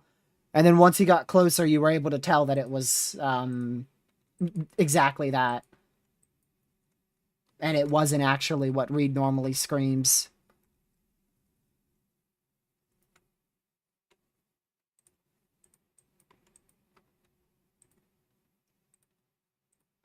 So that's, depending on how many of these have been gustnados, that's either number 4 or number 5.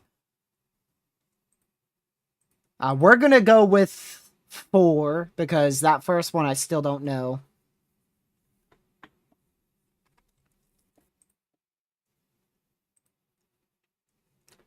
I would rather say 4 tornadoes than 5 because the very first one we got, the very, very first one, that's the one that was most skeptical for a gustnado. What a day, though, man.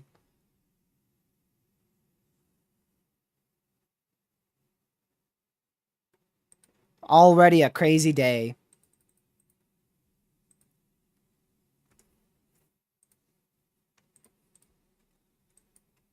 Northern one doesn't look nearly as good anymore. There's a small chance it could have produced a brief tornado near Weston. Connor was on the storm, and I don't believe he saw it touch down. So I don't think that produced a tornado.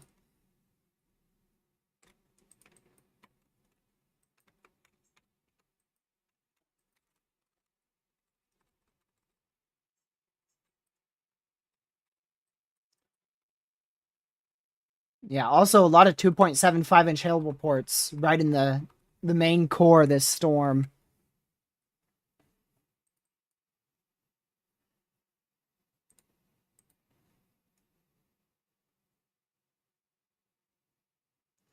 That southern storm is still trying to put down another tornado. Even though this one just lifted west of Manly, it is already trying to put down another tornado.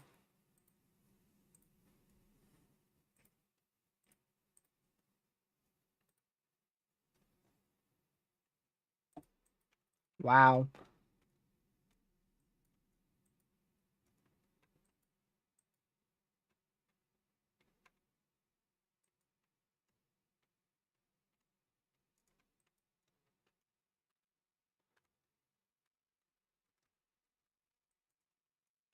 Let me go check lower level wind shear. If we have a good amount of lower level wind shear, that's what will give us. Yeah.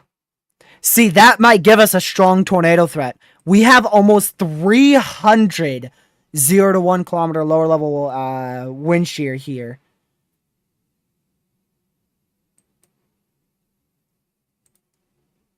Wow.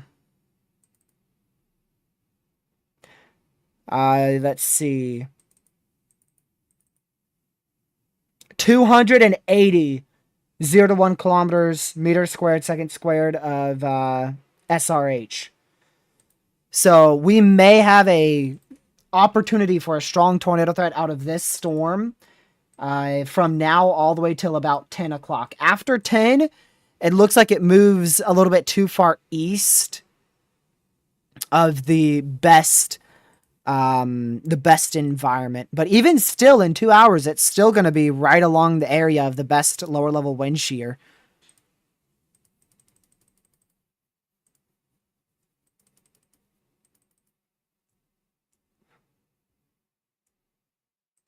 Wow. Caden, it's already through the cap. The capping really doesn't matter too much when you have a fully mature supercell that has already produced 2 tornadoes. That northern one produced at least 1 tornado.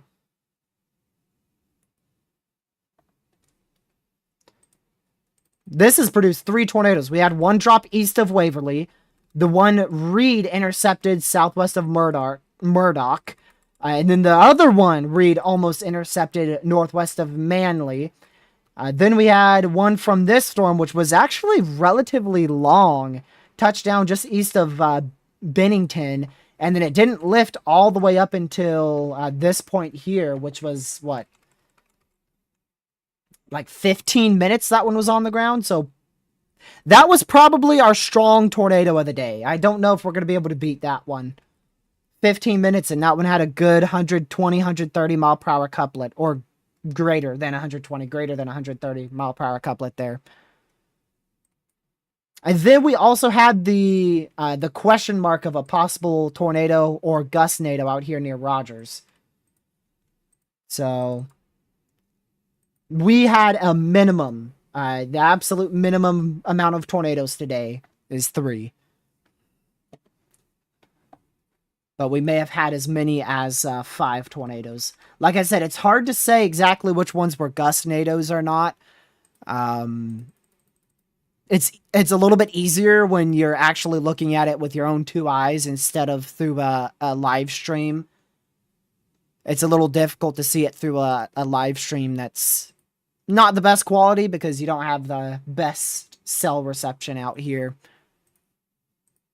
But to be honest, Connor, we've only lost Connor, what, once? That's it? That's, like, awesome. Softball-sized hail now reported with this storm. Softball-sized hail. That is 4-inch hail now observed from this storm in west central Iowa. We'll see if that comes through. Is it a report on radar? It's not there on radar. It's this one up here. It's an official report by the public. Trust me, bro. You know, it will pop up. It has to, because it's a report officially recognized by the National Weather Service's database.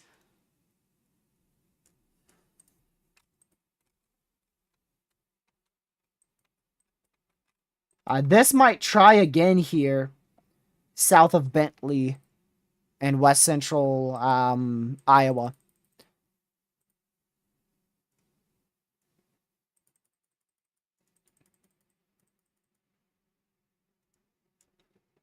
There it is.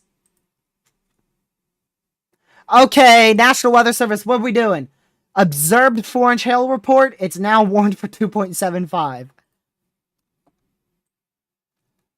But there you go.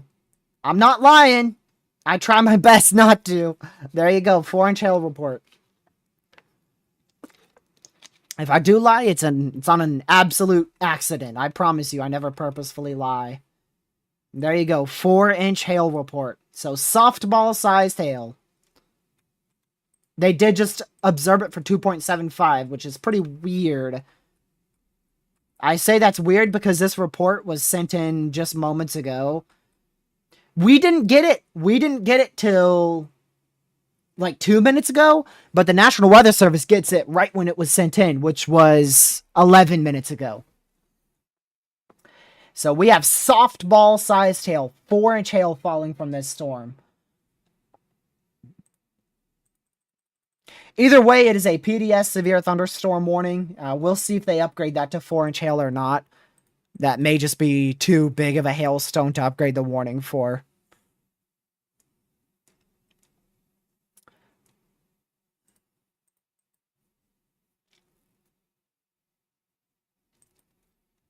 Jeez.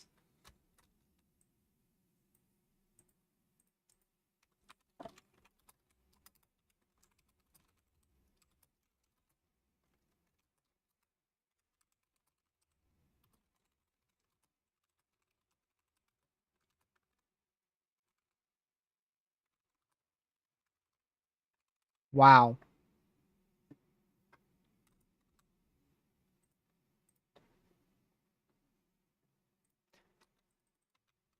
Aw, man, come on, Twitter. Why'd you have to put a comma there?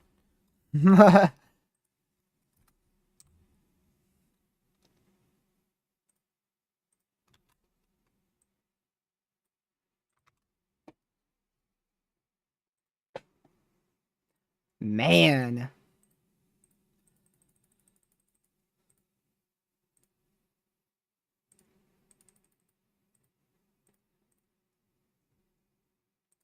Yeah, this is going to try to put down another tornado here, west of Oakland. West of Oakland in southwestern Iowa here. Very discreet and attempting to be a classic supercell here. And that is what Connor Croft is on above my face cam. He is right here. It's hard to say exactly where he is. I think he's right in here.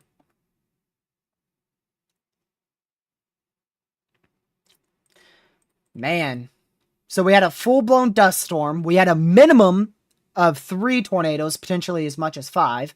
We had 82 mile-an-hour winds, the 4-inch hail, obviously, and Reed Timmer 0 meter to tornado with apparently a pressure of 909, although I don't know if that was measured in millibar or if something was not calibrated correctly or something. We've had a crazy day. We've had a crazy day. I'm not sure if this southern one is going to try again.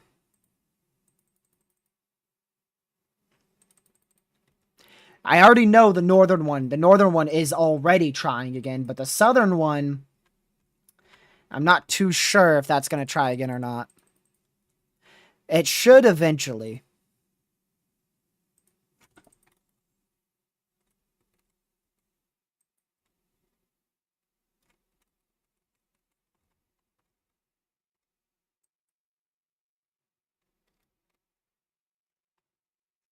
Man.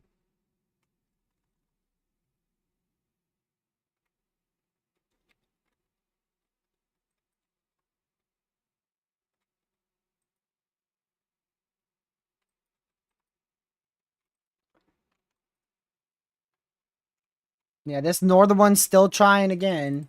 That's what Connor Croft's on. We'll see if it drops.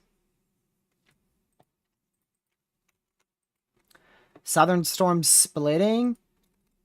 It's hard to say if it's splitting, but like the northwest side of it is definitely like kind of detaching. It's not a full cell split where like this storm's going dead north and this storm's going dead east.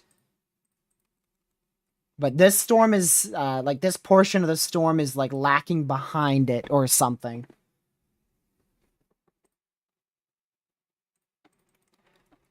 Because you can tell it used to be a fully classic supercell. And then you can tell this storm back here, it's like they're kind of two separate storms. It kind of split, but like I said, it's not a full, like, normal split where one storm's going north, one storm's going dead east.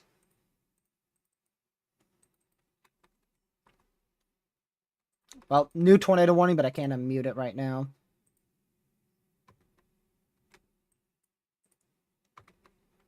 Yeah, that's an extension still into Oakland.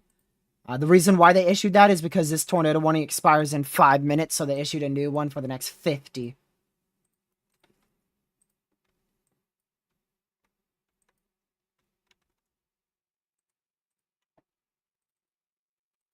You know what? That might be exactly what it is. It might be the fact that it's attached to a boundary. The boundary may be pulling it more east, and the storm's also moving east. And so it's leaving a part of the cell behind. That actually might be exactly what it is. It might be the fact that the boundary is sped up and it's going fast and it's kind of pulling the storm faster than the storm can pull its entire base.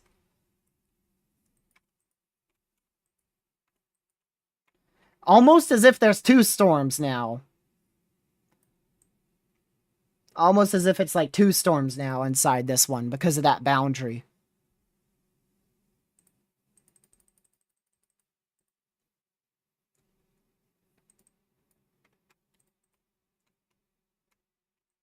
We'll see if they continue tornado warning. This expires in 3 minutes. Oh, well.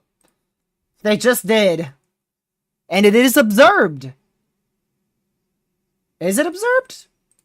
It's observed. Law enforcement has confirmed another tornado. Wow.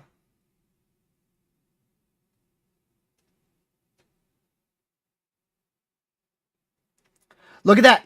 A confirmed tornado was located 3 miles east of Manly, and another with another area of radar indicated rotation near Murray. 2 areas. So tornado ongoing 3 miles east of Manly with another area. Let's see. Just nearby. They don't say exactly where. So there's a tornado ongoing right up here. According to law enforcement, there's a tornado ongoing up here. Up here. With another area of rotation watching here. So the observed tornado warning was for a tornado ongoing in this general area, with another area of rotation starting up in this area as well.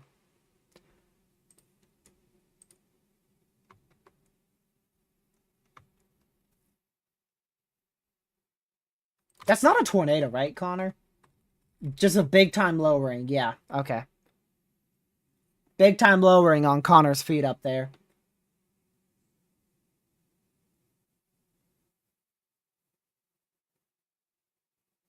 Big old lowering. It's not a tornado, no.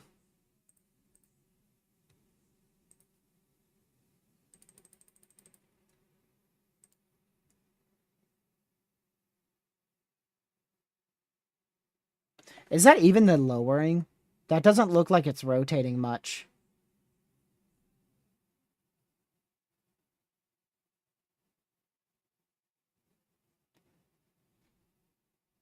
Yeah. That's not the lowering. That's where it's rotating. Right in here. Yep. That's where it's lowering and starting to rotate. I noticed that once I took a second to look at that. If we go back, see how this just looks like it's floating? See how it looks like it's floating? That's what made me skeptical of it. That's actually probably just scud. That is your wall cloud. That is where a tornado could drop.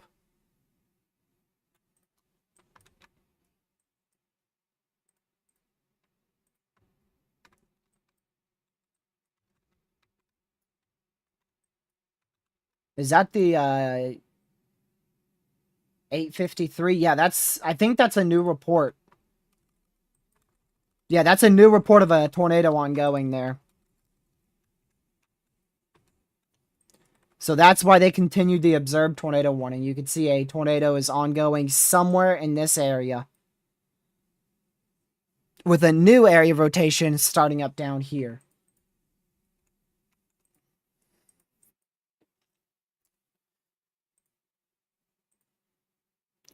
We're almost at outbreak caliber. That definitely...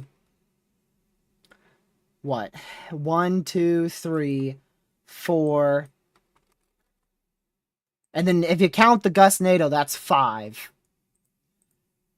That gustnado was reported as a possible tornado.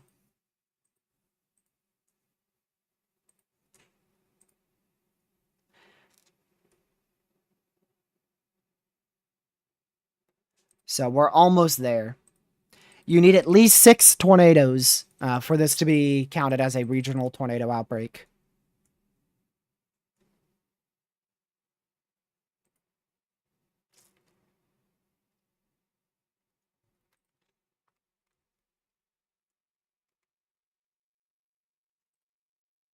There we go.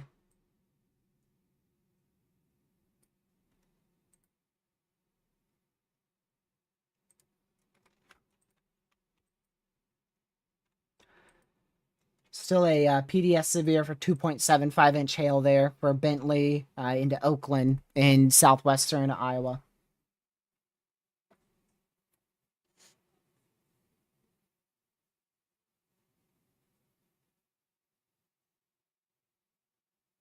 Yeah, the storm's definitely rotating. Currently tornado warned for Oakland in southwestern Iowa.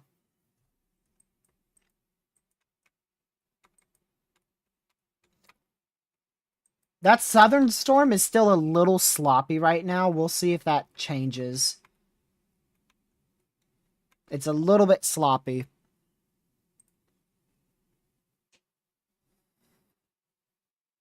Yeah, rockets, I just don't know where it would go in enhanced for tomorrow. I'm thinking we could see a 30 sig hail in Oklahoma. But I don't really see a big tornado threat tomorrow.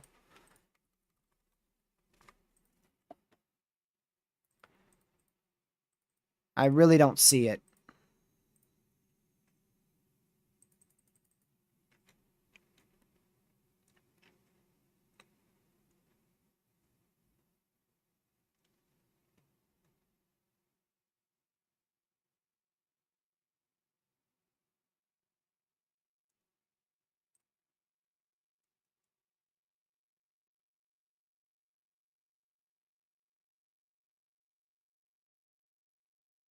Let's see here.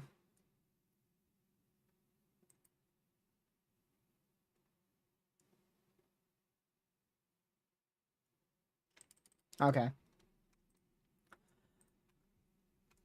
We'll keep an eye on that little hook that's still out here near Barlett.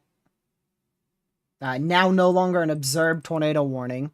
It's radar indicated again.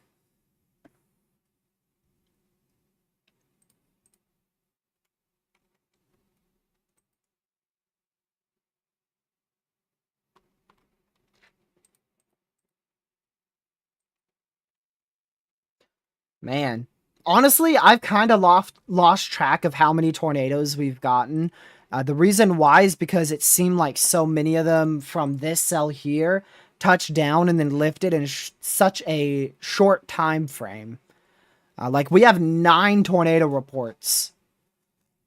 And, like, 5 of those are on the southern storm alone.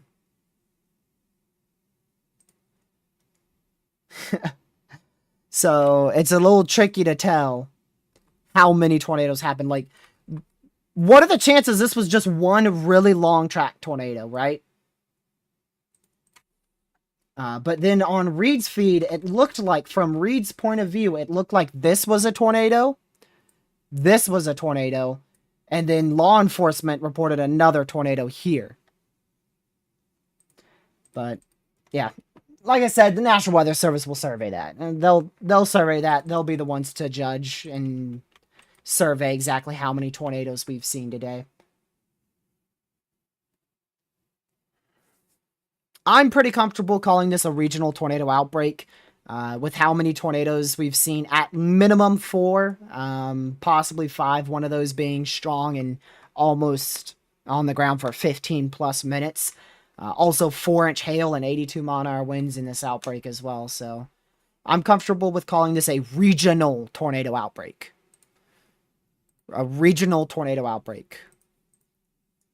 And this was pretty regional. I mean, it was literally like just right in here.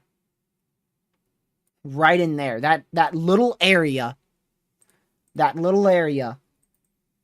Saw in that area 4 or 5 tornadoes, 82 mile-an-hour winds, 4-inch hail, and crazy dust storm. A bunch of gustnados.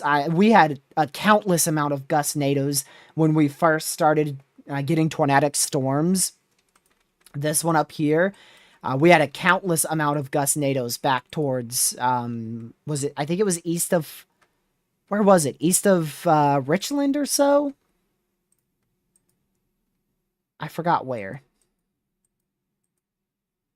Okay, actually it was, yeah, east of Richland, but actually in Rogers, where we had a countless amount of gustnados. Like I said, somebody did report that as a possible tornado too.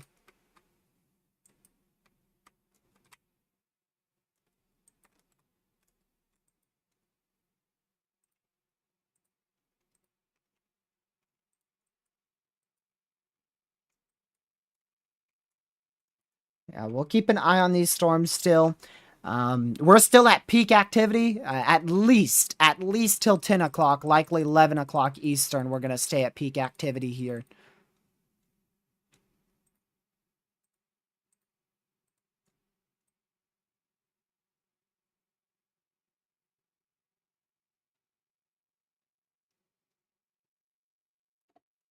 Let's see here.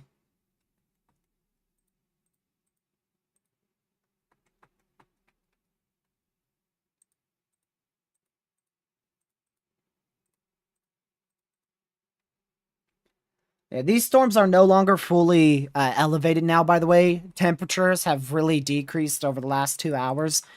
Your temperatures are down to about 72, and your dew points are up to about 62. So you are you're at a really good point now for temperatures and dew points.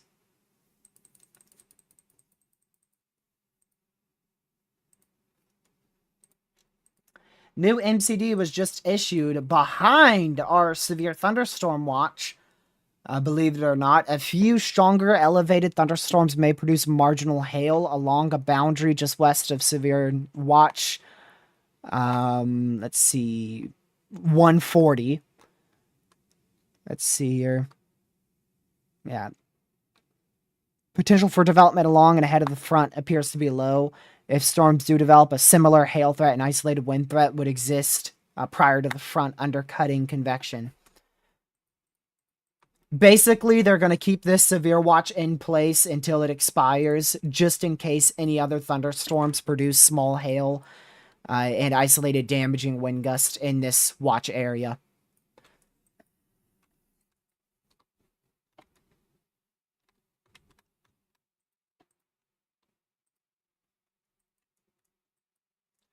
All right, I'm going to go ahead and get the Twin Cities radar site, and I'm going to put that into the Des Moines radar site. That way we can see our storm a little better once it starts moving more east.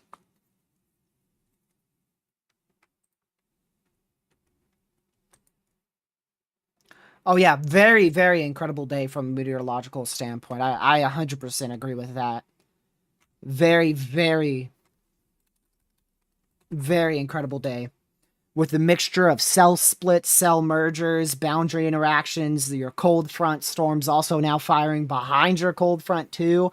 Obviously, the hazards you saw of such a crazy dust storm, the 4-inch hail, 82 mile-an-hour winds, 5 or so tornadoes, all those gustnados. I mean, there was a lot of severe weather today, and it was in such a regional area.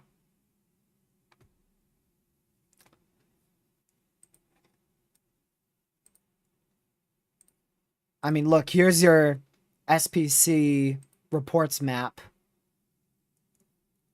Look at them all. About 70 overall reports in literally just one area. One small little area there. And you spot the supercells. Spot the supercells impossible mode. Definitely can't tell where the supercells are.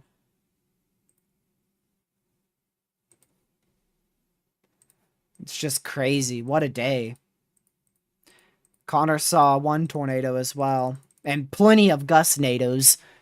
Actually, he might have seen 2 tornadoes. Like I said, that's up to the National Weather Service to determine whether that was a gustnado or tornado towards the start of these supercells' lifespan.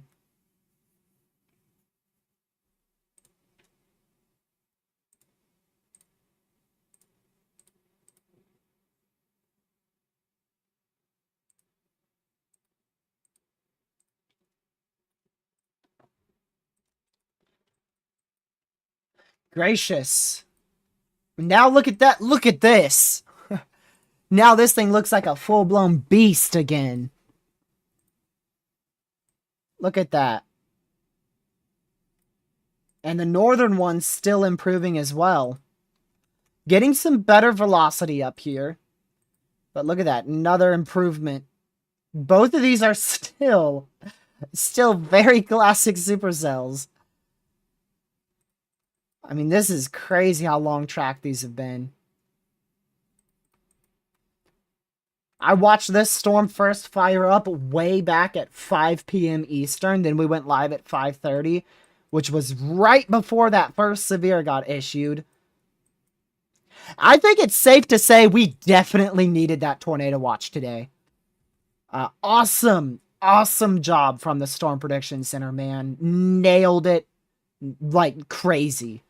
Couldn't have nailed it any better. Little Tornado Watch expansion just got issued for Greenfield, Creston. You guys now inside a Tornado Watch. And this is the new SPC outlook, by the way. This is not what their original outlook was. Their original outlook was the enhanced risk, like, right in here. Something like that. I forgot exactly what it was. You know what? I could go check for you. Let's go look together.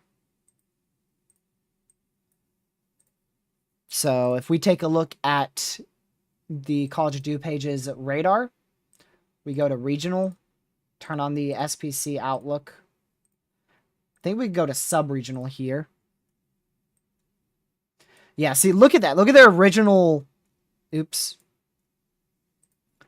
Look at that. The enhanced risk they first had. Perfect. Perfect. And this storm really started strengthening as it entered that enhanced risk. And you can see they've kept the rest of that enhanced still in place. Little southern expansion. Little southern expansion there. For this storm that's a little more south. But I mean, just a perfect enhanced risk for severe weather out of the SPC today.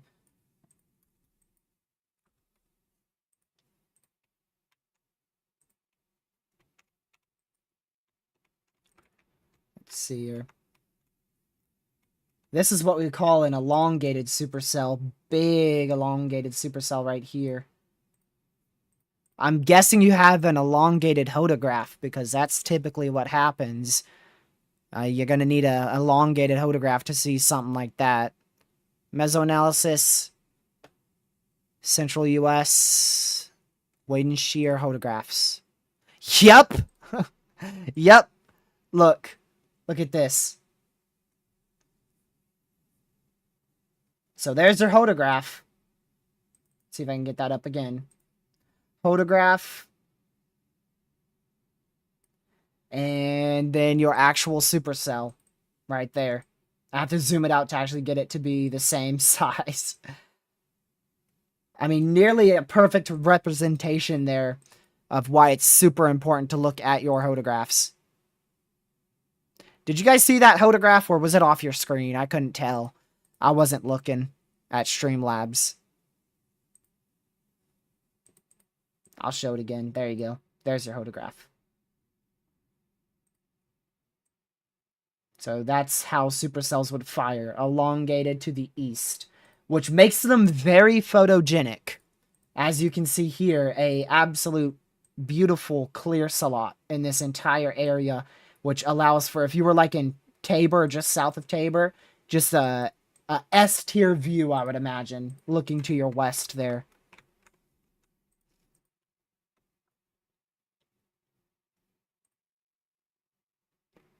What am I looking at the weed whacker for here?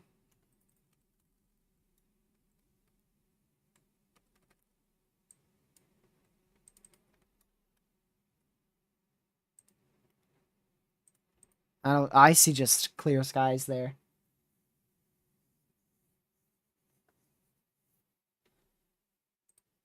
I'm sure he had like a wall cloud or something. Yeah, Reed had a crazy supercell. Yep. Big supercell. Oh, I wish I could show you guys this, because this is exactly what I was talking about with an S-tier view. Oh, I wish I could show that. 3D doesn't do it justice.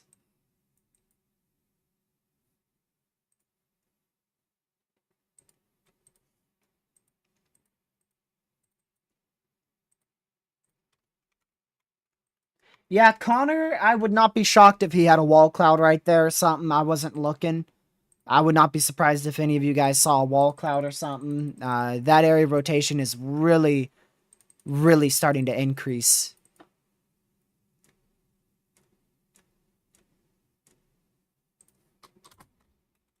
What happened? Oh.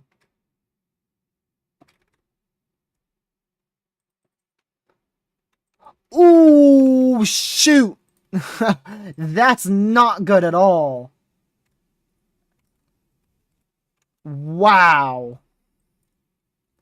This is about to probably drop a strong tornado here, just to the south of Tabor. I gotta go back to the Weed Whacker stream, because that southern one is probably about to drop a tornado at any point.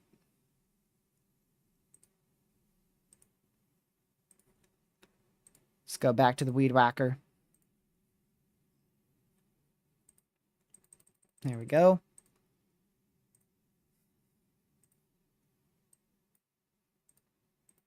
Oops. Yeah, both of these look very impressive. That southern one easily could have a tornado on the ground shortly.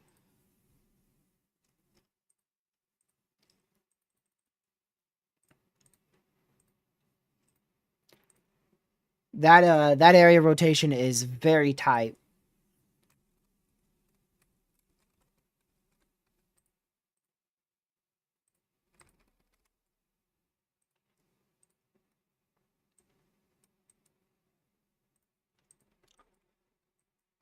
All right. Let's see. Still warned for observed 2.75-inch hail here, just east of Oakland in southwestern Iowa. Also a new severe now for Emerson. Tornado possible, tag 2-inch hail, 60-mile-an-hour winds. If they don't continue this tornado warning here, I would be astonished. It still has 25 minutes left, but likely going to end up seeing a tornado warning downstream of this. Keep an eye on Connor's feed. He could easily have a tornado on the ground shortly. Both of these could drop a tornado at any moment.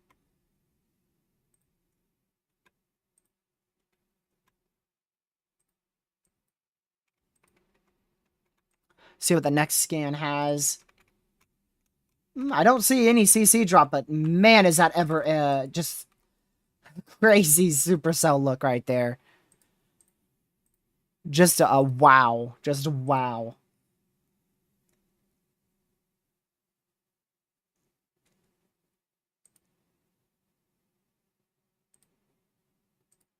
Sheesh.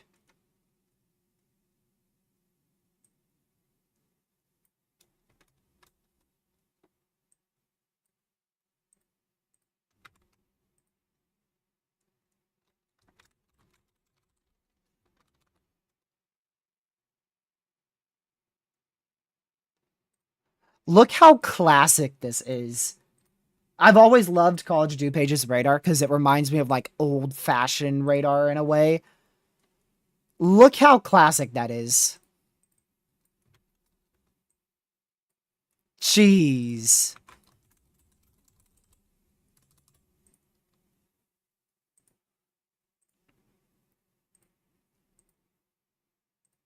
Man. I will never get tired of looking at supercells on radar like this. Jeez.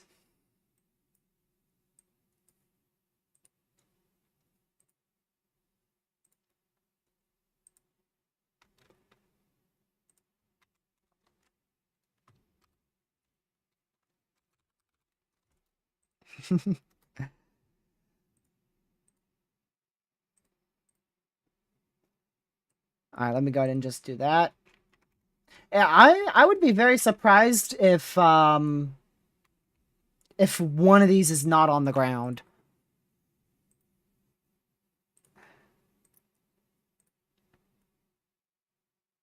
Chaser just said tornado's definitely developing.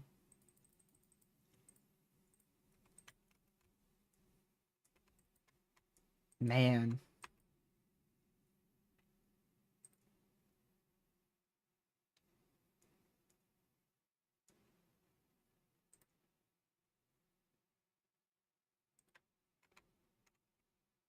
Sorry, I'm listening to Chaser feeds here, trying to see if they're saying anything else here.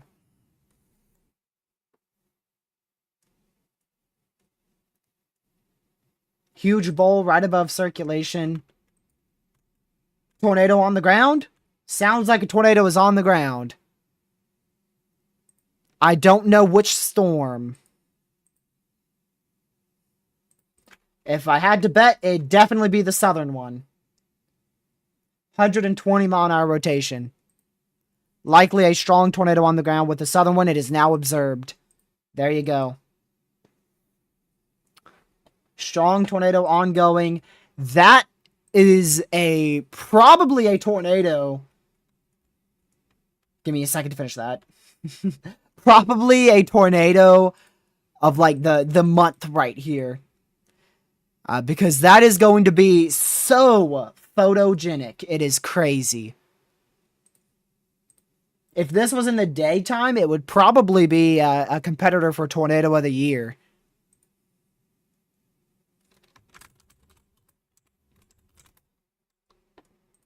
But it's at night, so it's a little bit harder to tell. Yep, that's exactly how I expected it to look. Man, not a fully condensed tornado, which is weird. But man, that is a crazy tornado ongoing here. Strong tornado ongoing.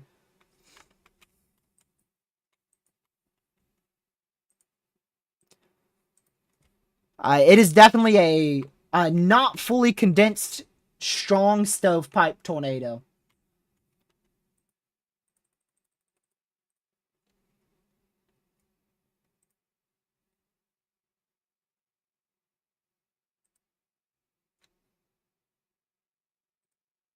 You know what I need? I think I need College DuPage's color table.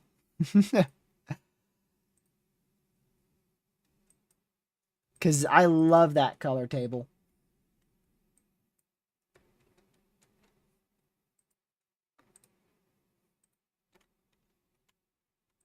Oh my goodness, yeah, very strong tornado ongoing here. I don't think that is CC. That is definitely CC. Strong tornado ongoing here. Let me go ahead and do this. ZDR. Get rid of all the warnings.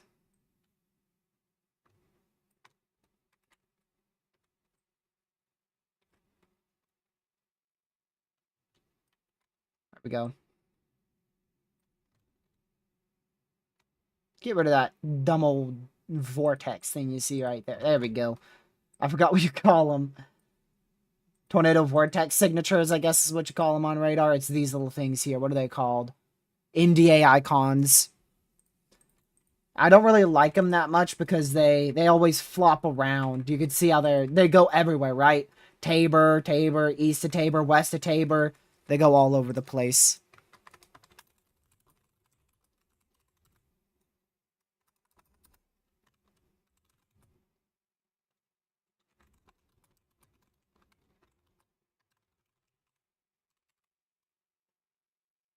Man, that is just crazy.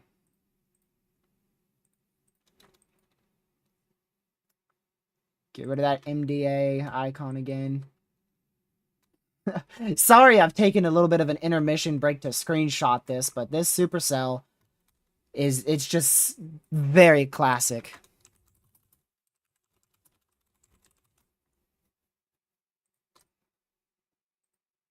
Okay, let me turn all this stuff back on.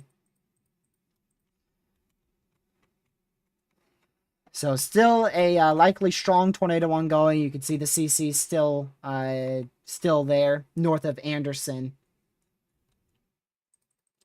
in southwest Iowa.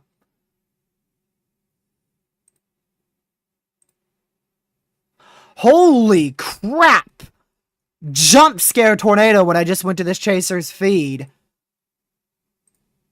I can't tell if that is just a huge tornado or if it is just lofting up like a bunch of dust.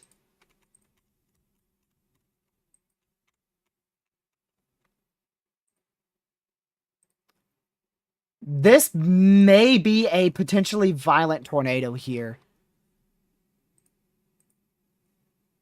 It's hard to tell exactly what's happening, but that is an extremely strong, intense tornado. Possibly pushing violent.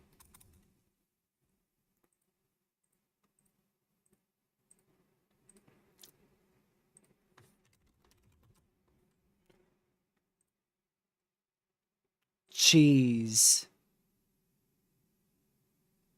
They're in a dead zone, so I can't see it.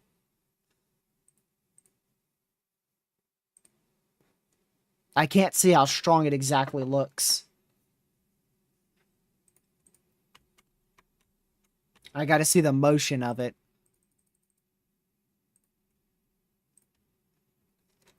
It's definitely a strong and intense tornado, for sure. I can't say for sure if it's a wedge tornado or if it's a potentially violent tornado because I can't see the motion of it.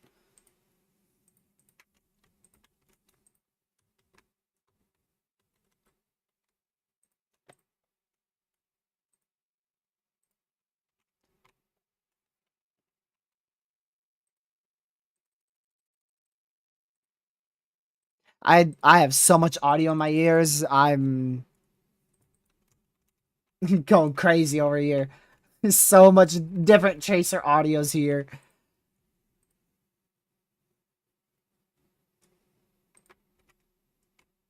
Yeah, that northern one just fell apart so fast. It fell apart so fast.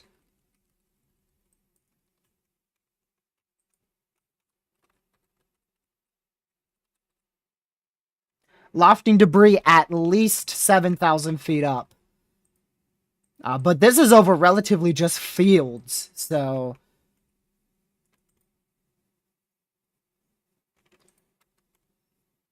Yeah, you're looking at it, definitely a strong tornado. Strong to intense tornado, for sure. Like I said, there's a chance it may have been violent at some point there.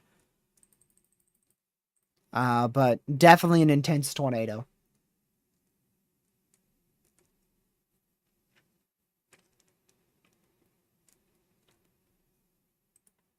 Man.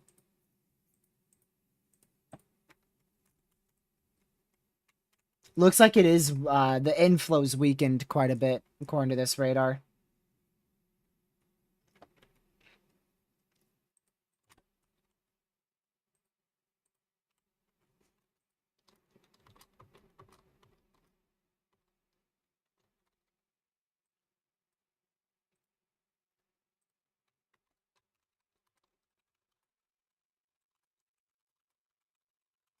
Yeah, it's a wedge for sure.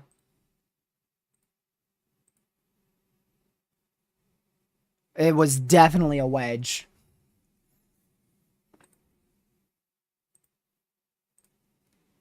Now I just see a big wall cloud, big funnel. I should say big funnel. I can't tell if it's a wedge anymore. I can't even tell if it's on the ground anymore.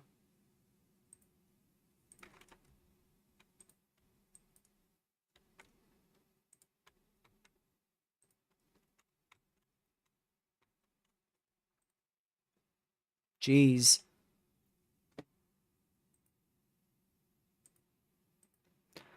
Chaser said 2 funnels trying to touch down with this storm.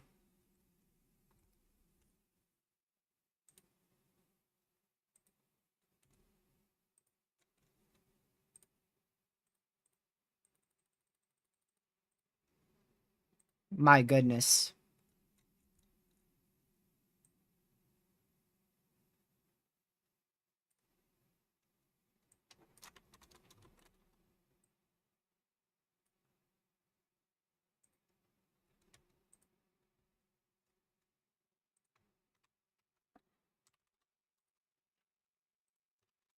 Sorry, y'all. I'm just trying to do this real quick. I know it's like when I stop talking, it's just dead silence on y'all's end, but for me, I'm looking at 6 different chaser feeds.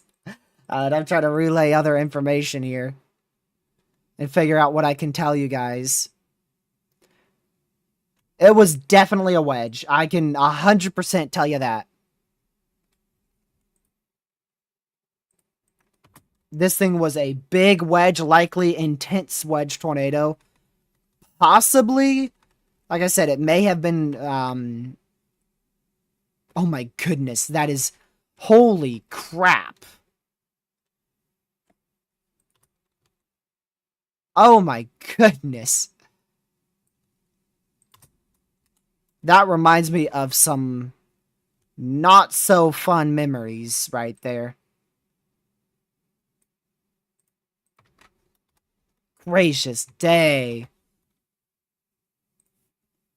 Yeah, with that, I just got a new picture of it there. That could have been, and it definitely wasn't intense, but possibly even a violent tornado there. So just make sure you're still in your safe spot. I don't think it's on the ground anymore, but please be in your safe spot. Definitely a very intense tornado.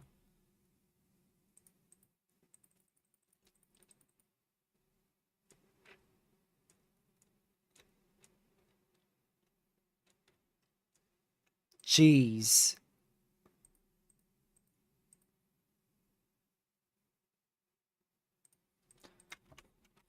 Hopefully this did not hit a single house, because, man, if it did... I mean, this thing was, like, right at this point, these 3 frames is where it was extremely intense.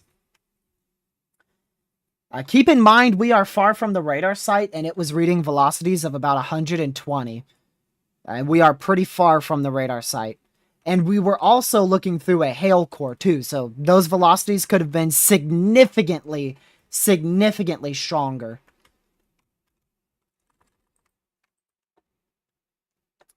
Probably about to put another strong tornado on the ground. Just an absolute classic Supercell right now. Holy crap. Wow. Gracious day. That is just pure insanity.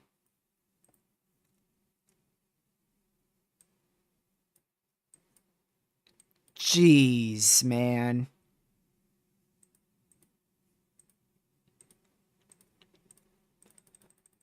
Unsure if it's on the ground, but please be in your safe spot. Can't tell if that is a very strong tornado back on the ground or if that is just a hail spike. Going through our checkbox, that matches to be potentially a tornado on the ground right there.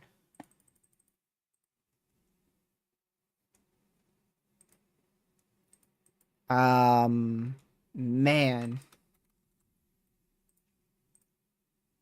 They did just drop that back down to radar indicated, though.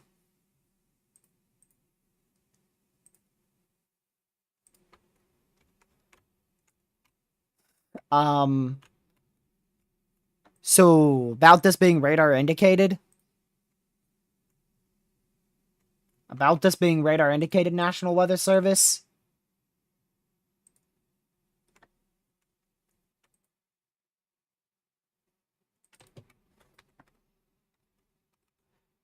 Yeah, Reed has a possible wedge tornado on the ground again.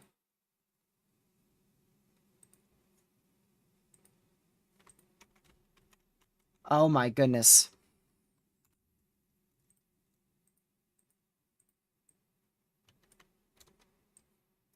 Gracious day.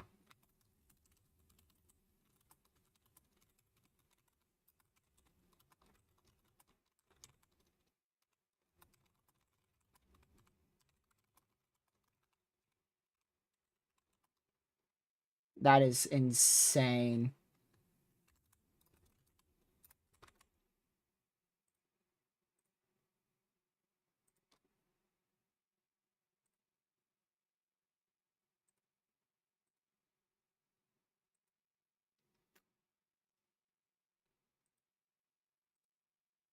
Anybody got a visual on this? Any chasers here?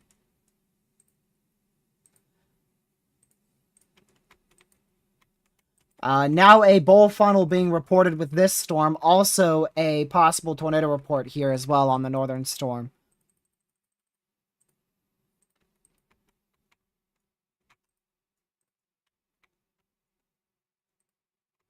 Oh my goodness.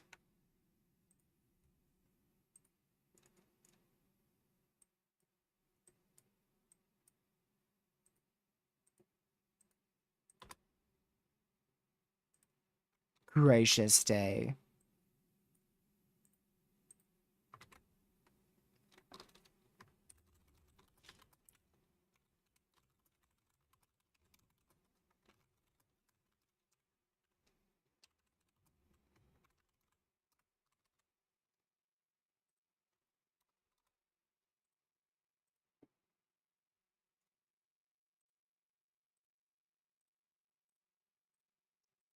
So here's what this supercell looks like on College of Dupe page. It is one of the most classic supercells that I have seen here.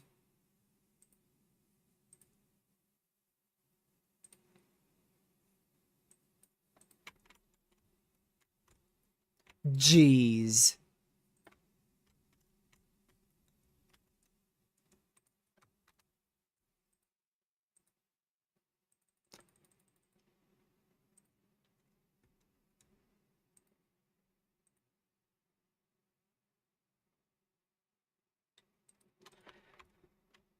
So likely a intense tornado ongoing here. This is a nocturnal tornado, so all the more reason to pull the PDS tornado warning trigger on this. Not too sure why they have held back from this, from upgrading the warning. Oh my goodness, was that it? I'm gonna need a slow-mo of that one, Reed. Playback speed, 0.25.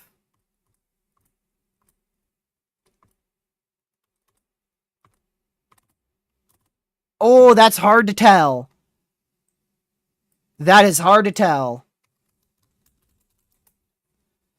That looks like a big wedge to me, but it is very hard to tell because it's, he's pretty far from the storm, and there's not a lot of lightning with it. At least a lot of good lightning.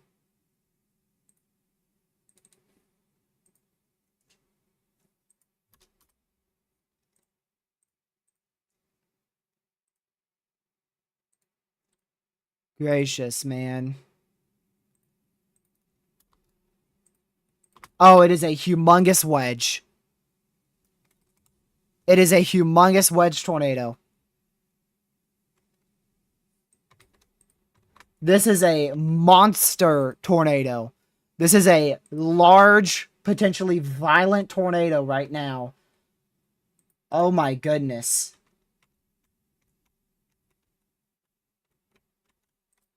Holy crap.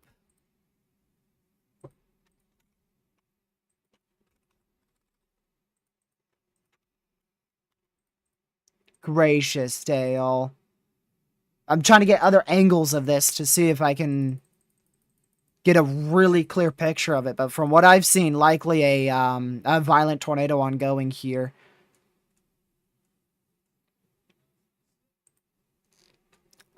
Holy crap, go look at what Reed Timmer just tweeted. If you guys follow Reed Timmer on Twitter. Matter of fact, I will just put it in the chat because that needs to be pushed out as much as possible. That is a violent tornado ongoing.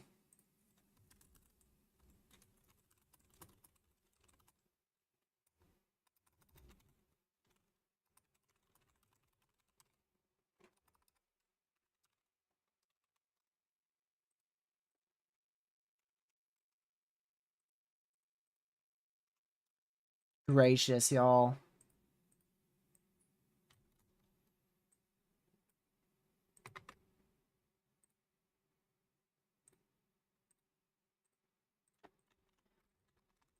All right, next scan might have broken apart a little bit. We'll see what velocities have to say. We'll have to see what velocities say here. Yeah, that could still very easily be a huge wedge on the ground. Still not observed, by the way. We are still at just a normal radar indicated warning. We are now at a particularly dangerous situation, PDS tornado warning. We are going to switch to this scene and keep Connor off for just a bit due to this being a life-threatening situation.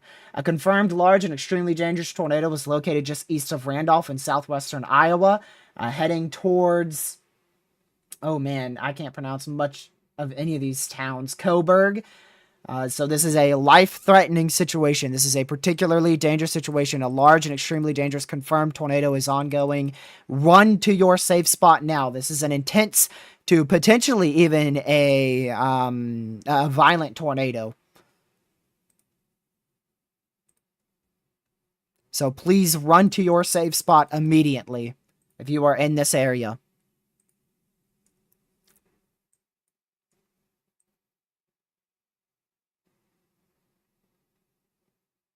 Oh my goodness. It is a huge wedge tornado, y'all.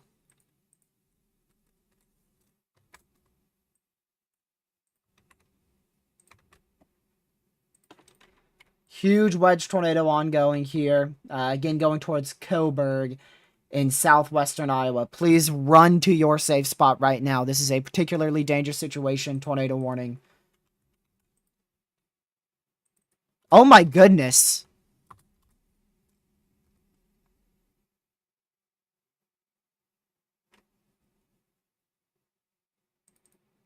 Holy crap. You can barely see it. This thing is a violent tornado. This thing is a humongous, violent tornado.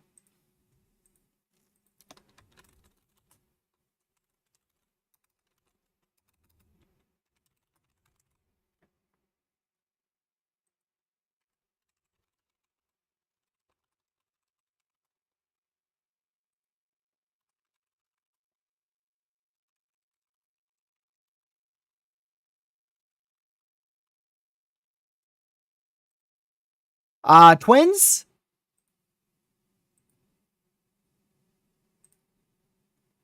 Reed is saying another tornado is ongoing. I don't know if that's still the same one. And he's just now seeing it.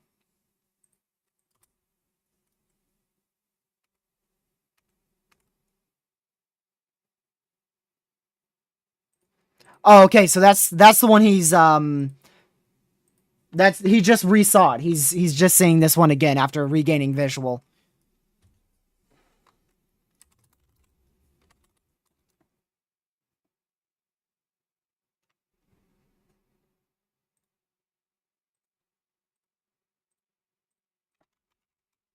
Wow. I'm also going to go to here. Gracious day. Just an absolute ridiculous Supercell. Please run to your safe spot. I mean, gracious, it does not get a whole lot more classic than that.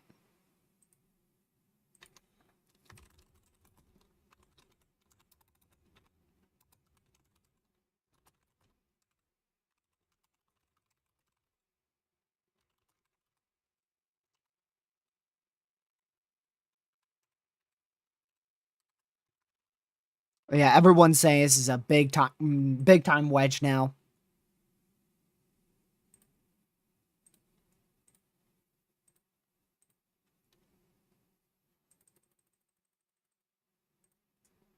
Holy crap.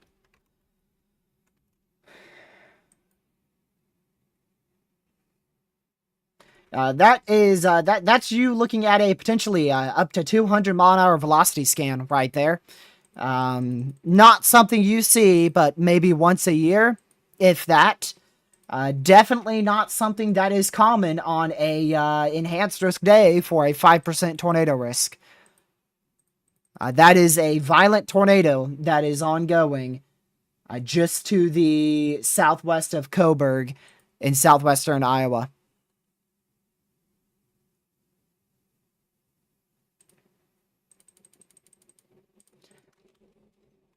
Gracious day. You can see that is maxed out on Enrot now. Oh my goodness.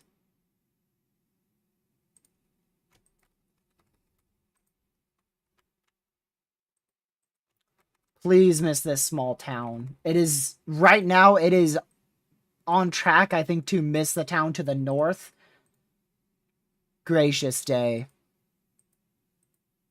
That is a very, very intense to violent tornado there.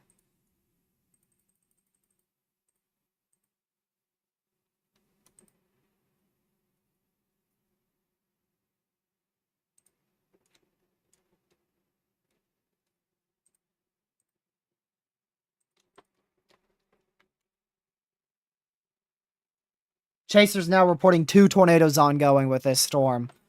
I'm not sure if that means there is literally twins or if there is satellites. There may be literally a tornado up here and here.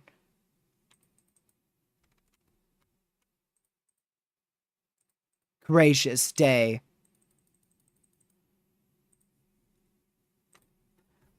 So that is still a likely violent tornado ongoing here.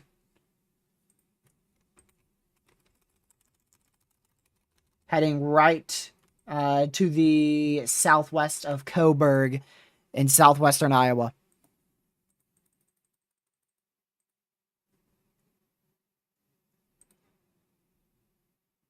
Jeez.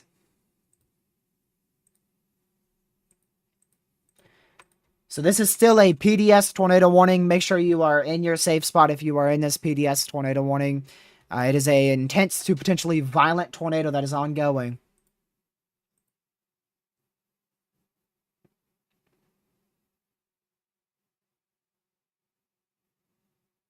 My goodness.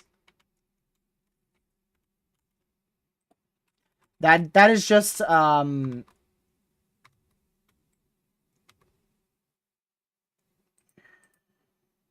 man.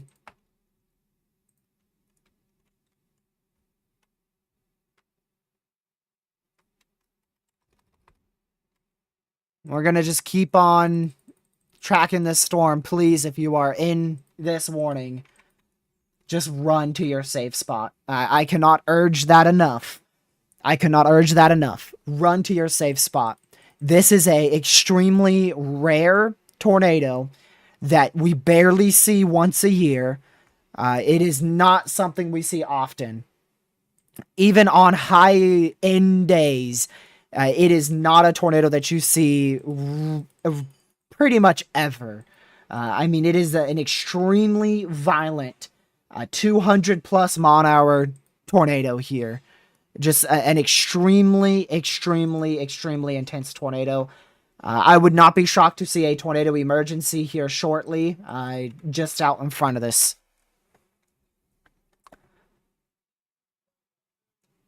Just an extremely unfortunate situation here. Man, just keep your fingers crossed. Let's hope that this thing occludes now.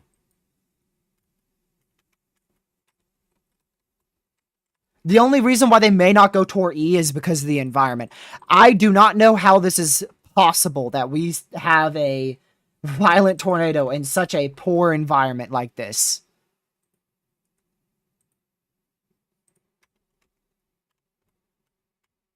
It's still on the ground. The velocities look a little broad, but I can guarantee you it is still on the ground.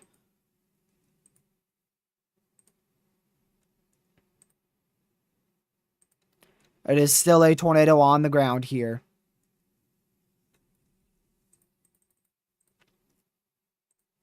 Oh my goodness. Oh wow.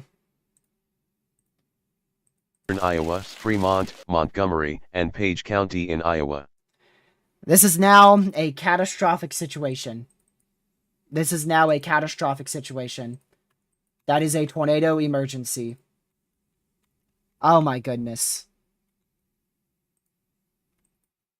That is now a tornado emergency. Oh my goodness.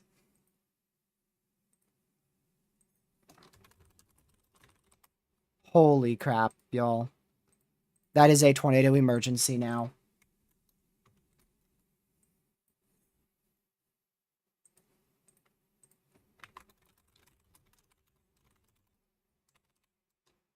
This is one of the largest tornadoes that we have seen in a extremely long time. It is a violent tornado that is ongoing here.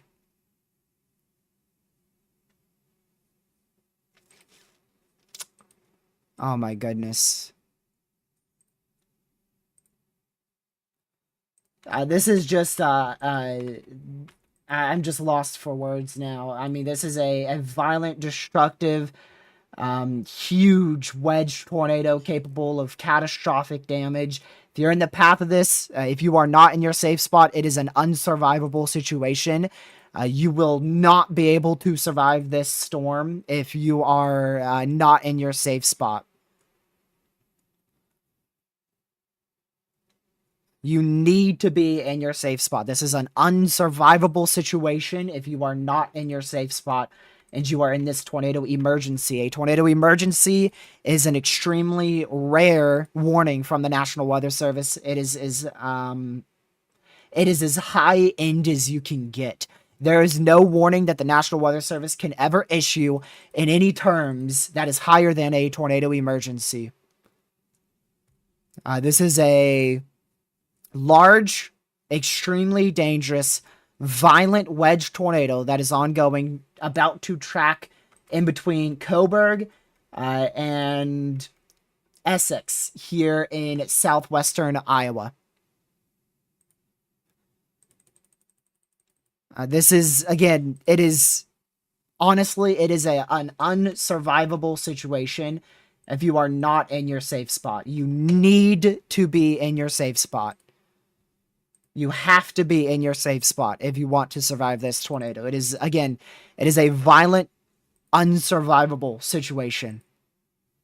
There's over 2,000 people in the direct path of this violent tornado. Gracious day.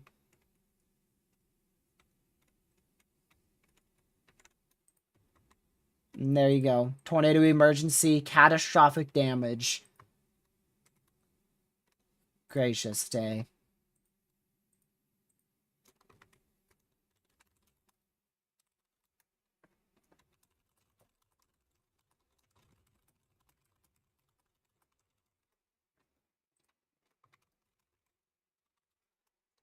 Oh my goodness. Just please be in your safe spot. Once again, just I don't really know what else to say because it's such a high-end tornado. I mean, this is a catastrophic, violent wedge. Anything you can throw at this tornado, that's what it is. A wedge, a huge wedge, violent tornado here. Please just run. Run to your safe spot. Just run to your safe spot. You have to run to your safe spot.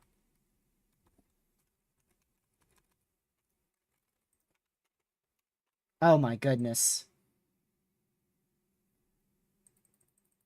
Just run to your safe spot if you're in the path of this. Downstream, this is going to go towards Newmarket, Nodway, Hempburn. Make sure you guys are extremely weather aware. This is a violent tornado that may be able to survive all the way up until your area.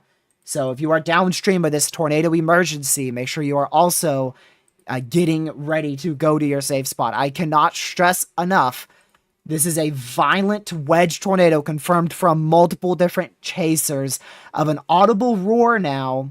A very loud roar. Like I said, anything you can throw at this. This is an extremely dangerous situation. A large, destructive, violent tornado. Catastrophic damage is ongoing in this tornado emergency.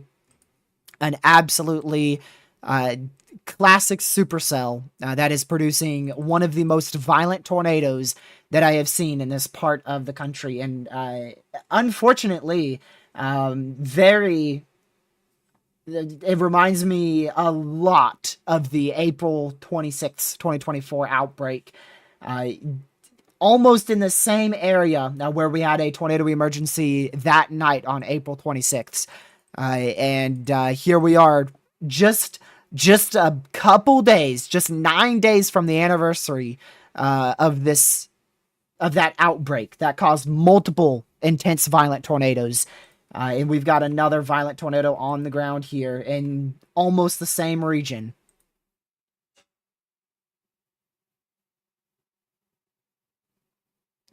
Oh no, Ben, we had an EF4 on that day. We had a tornado emergency that lasted like an hour and a half on that day. So I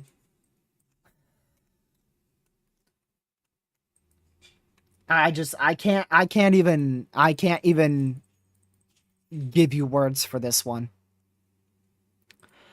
And I do want to note, if we go here, this is in the SPC's 5% tornado risk. However, this was actually halfway out of it. This was actually halfway out of it at their first outlook cycle this morning.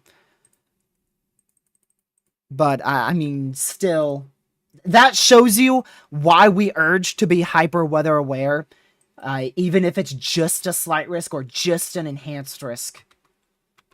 That's why we still urge you to be hyper weather aware. Again, if you're just now tuning in, we have a violent wedge. Catastrophic damage is ongoing with this storm. Isabel, I don't know where you heard that, but unfortunately that is not true. It is still a large, violent tornado that is ongoing here.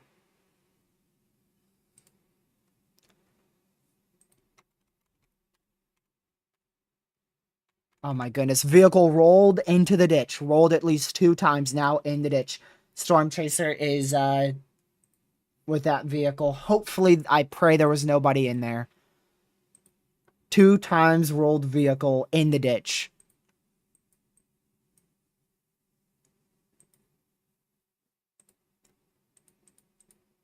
Oh my goodness. It is still on the ground. Still a violent wedge on the ground here. Gracious day.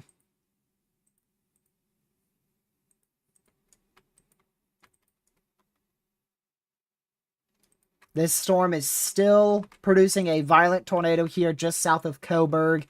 It does look like it went north of that town we were really worried about, north of Essex here. It looks like it's going just barely to the north of that town, now south of Coburg.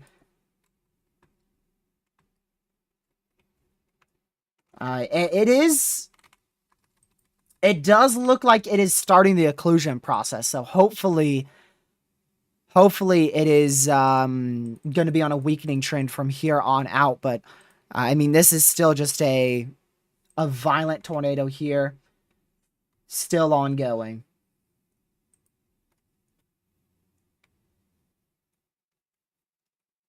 Oh my goodness.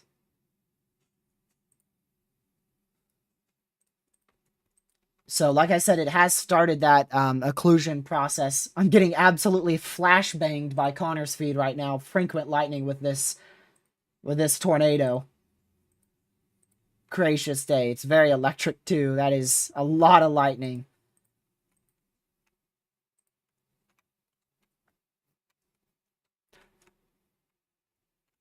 Gracious. So this may be turning slightly more north due to the occlusion process. That may put other areas slightly more north in the path of this potentially violent tornado. So if you are in front of this storm anywhere in this area, make sure you are watching this storm very closely. If you are in that tornado emergency, this polygon right here, this white and pink highlighted polygon, that is a tornado emergency. That is the highest end warning that the National Weather Service can ever issue, and it is for a storm that is producing a violent wedge tornado that is moving to the northeast right now. Still, as you can see from these velocity couplets, still intense winds moving in both directions here. And it's now starting to form a vortex hole. So this is what we call a tornado vortex hole. You've also commonly heard it as called a donut. Tornado reported at Pierce Creek Recreation Area. There's a report under that, and I want to know what that is. But I can't see it.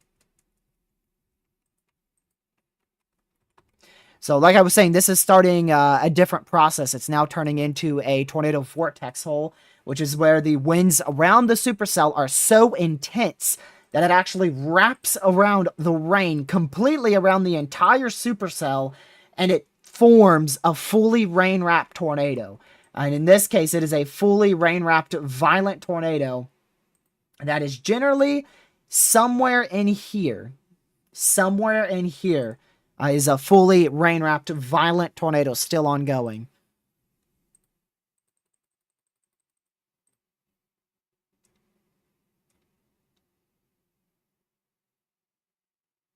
And like I said, this is still a tornado emergency here. Actually just got downgraded to a PDS tornado warning. That does not decrease the intensity of this situation. We still have the exact same tornado at the exact same intensity. The reason for them dropping that tornado emergency is because of population. There's not a lot of population immediately out in front of this tornado, this current tornado. So that's probably why they have dropped that tornado emergency.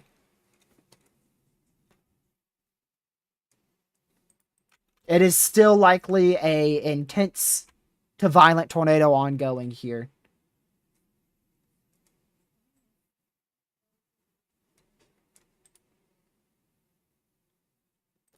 I do want to go to the weed whacker here, see what he is saying here.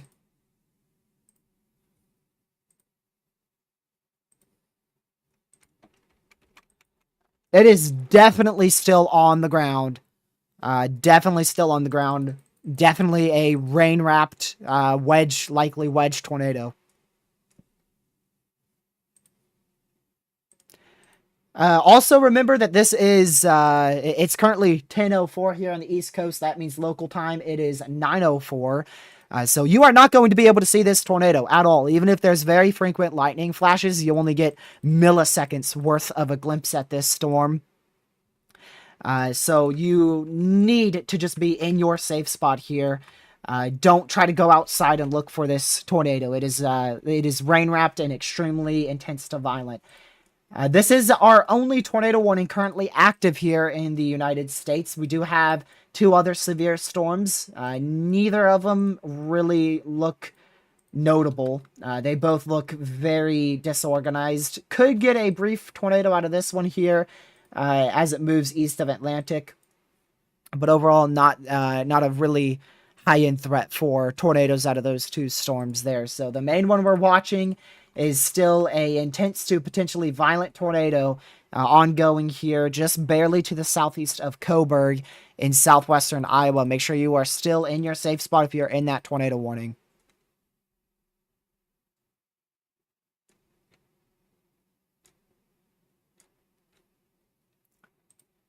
Let's see here.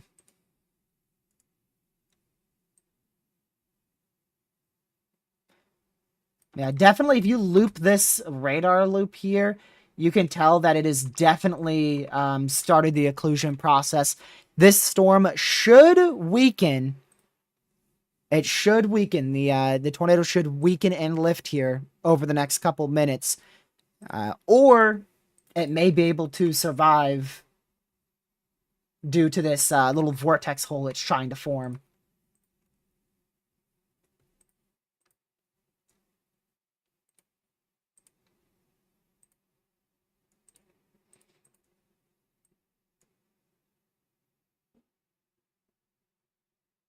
Sorry, I'm listening to chasers here. Sounds like someone was hit by a tornado. They jumped out of their car and ran to a safer spot. According to chasers here.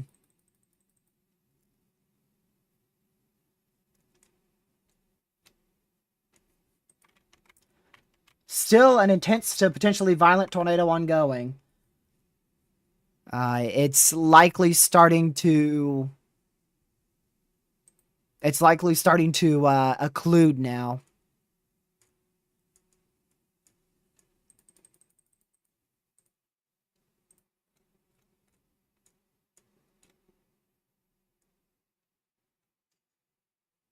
Gracious.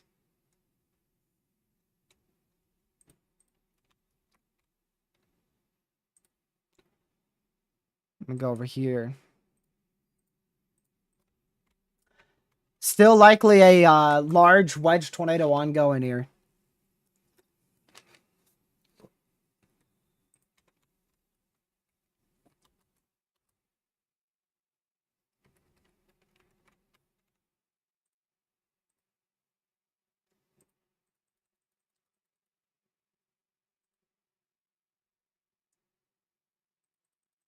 Man.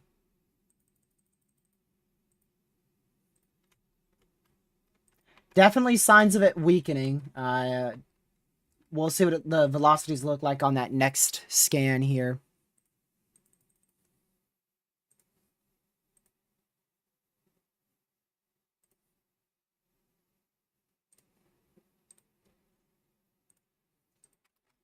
Waiting for that new velocity scan. Should be out right now. Yep. Definitely a lot smaller of a couplet, so it may not be as large of a wedge now, but it is definitely still an intense tornado likely ongoing here. And it it is definitely still intense. It still has a good 150 plus mile an hour couplet here. My goodness. Still a PDS tornado warning. New tornado warning for southeastern Montgomery County in southwestern Iowa, northeastern Page County in southwestern Iowa, Montgomery, and Page County in Iowa. So there you go. New warning just got issued there. Still a PDS tornado warning, rightfully so. That is definitely a good call there for sure. So if you are in that new warning, if you are anywhere in these PDS tornado warnings, make sure you are in your safe spot. Still likely a intense tornado, intense to potentially still violent tornado ongoing here, just to the east of Coburg. Remember, large tornadoes like this, when they start that occlusion process, especially when they're so violent like this, they're not just going to vanish. It's going to take a while for them to occlude. You're not just going to go from a wedge tornado to literally nothing in 30 seconds. So this is still ongoing. It started that occlusion process 15 minutes ago is when it started that occlusion process. Right here is when it started that occlusion process, which was about 10 to 15 minutes ago. You see it went up into the base of the supercell, and it has still been ongoing ever since then. Holy moly. 107 on 77. What in the world? That is a 180 plus Monarch couplet right there. Still likely a violent tornado ongoing east of Coburg in southwestern Iowa. Please still be in your safe spot.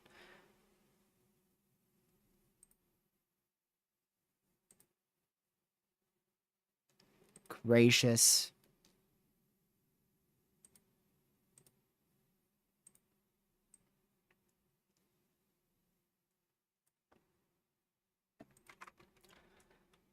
So again, these are our only tornado warnings currently active here in our risk area. That's why we're staying with just these 2 tornado warnings, which is for 1 storm out here. 184, not 284. 184. Big, big difference.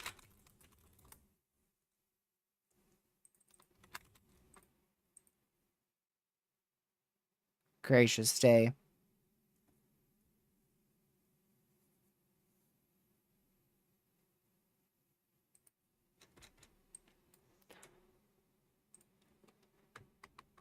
So we're still peaking with our tornado threat. This storm is going to continue to try to produce tornadoes here. Probably at least for the next hour.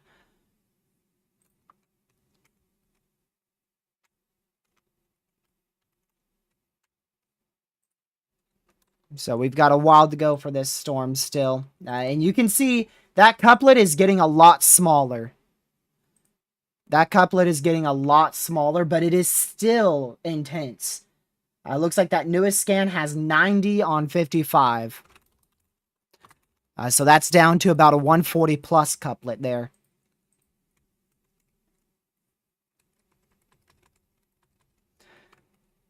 I'm probably going to get a new tornado that attempts to form out of this area of interest here, which is well to the southeast of Coburg, just north of Clarida in southwestern Iowa.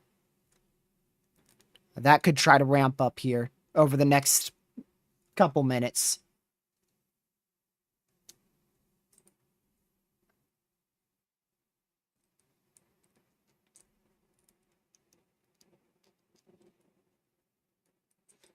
Okay, it's likely occluding.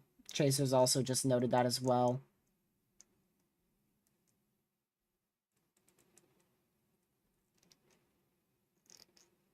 Man.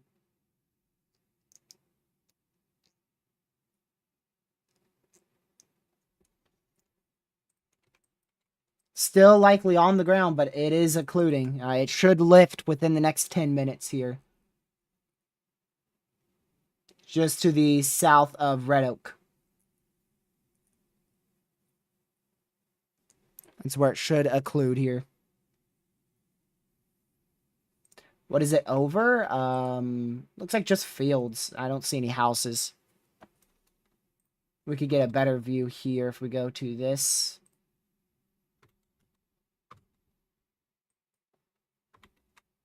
Let's see.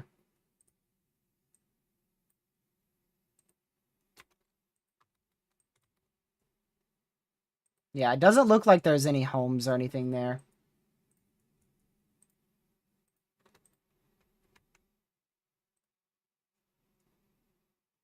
Like I said, mainly just fields, which is why we're probably not seeing much CC with this.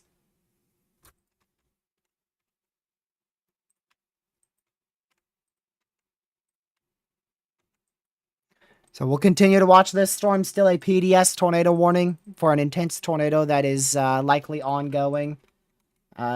Starting to weaken, but it's still I mean, this couplet has gotten significantly smaller, but it is still like 150-mile-an-hour rotation.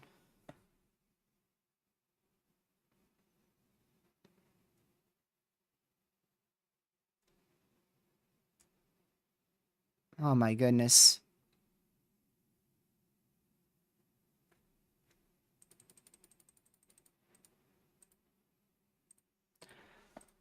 Man, what a tornado that was. What a tornado that was, man.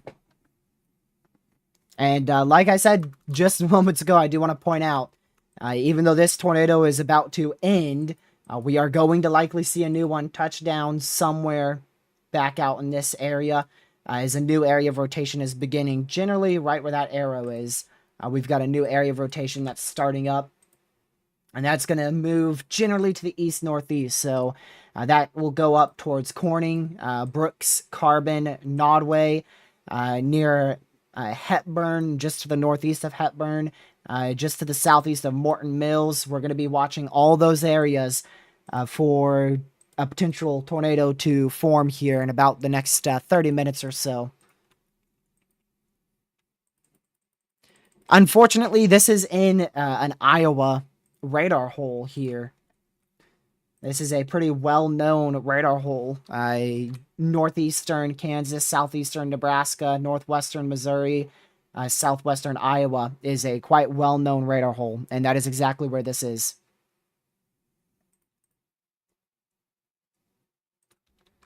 We are currently in between the Omaha radar and the Des Moines radar, so I think the best one to use right now is probably the Omaha, but they're both pretty bad.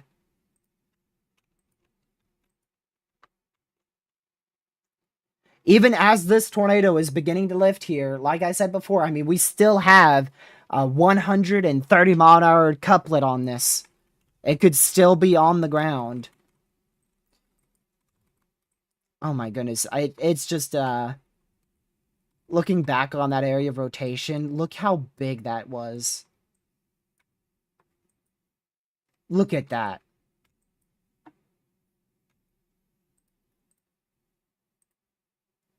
I mean, that's just cheese, man. What Z is that? 152Z. That's right here. I mean, just one of the craziest supercells I've ever seen, especially on a 5% tornado risk. Just the evolution of it, how it started as a small little thunderstorm in south central Nebraska at 5:10 p.m. Eastern time, and then just slowly started to increase in intensity. Power pole snapped trees and shed material shrown over roadway. Shrown. Is that a typo? It is now down to a radar indicated tornado warning.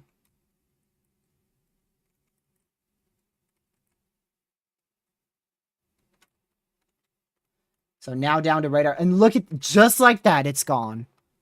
One scan. Boom. Just like that. That new tornado warning, you may be like, why was that issued so soon? Well, that's because we're not done. A very large area of broad weak velocities is beginning out here just to the southeast of Stanton in southwestern Iowa. And it's likely going to attempt to produce another tornado here in about 15 to 30 minutes.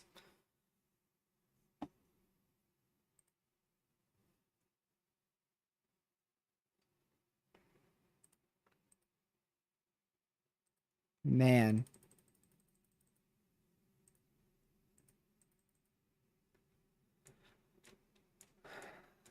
I mean, I'm just speechless because of how crazy this storm was. I gotta show you guys it again on this radar software.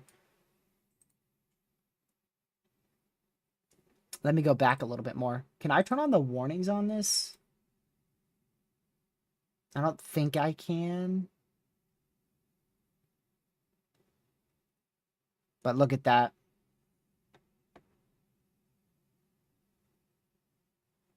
just right when it passed the Iowa-Nebraska border, that's when it intensified a bit. And then it just got, I mean, it just got so classic. The only Supercell that I remember being this classic, there's been a few embedded ones, but one that is as ridiculous as this is the Mayfield Supercell on December 10th, 2021. That's what this storm reminded me of. Just how discreet and classic the Supercell looked with such a hail spike in the actual debris ball area. I mean, that's just it. It's just not something you see often at all. I mean, just a Supercell as classic as that. Ah, man. I mean, I can't believe that this frame's even real. Wow. And let me go back all the way to when that was here. So that was, that frame you just saw, that was right here. That was right here when the big wedge was first touching down. Gracious day. Definitely the strongest tornado of the year, but I don't think it will be rated as such. Thankfully, this occurred in a lot of fields. Unfortunately, I know for sure there were some homes and there was definitely some people impacted, but it didn't hit any major population. But unfortunately, yeah, I mean, it still hit people.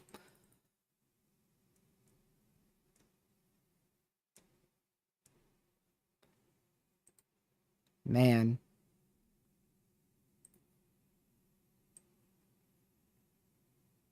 I really hope everybody's okay from this. The National Weather Service did a great job with the lead time, not only of this event, but also just warning this storm. They did a fantastic job. I mean, that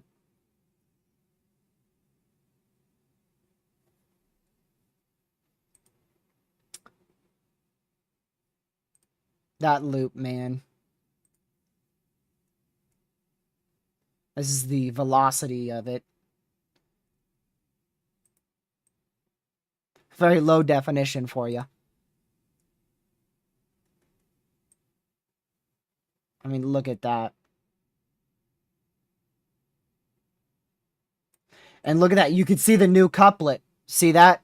See the new couplet that's started to form now?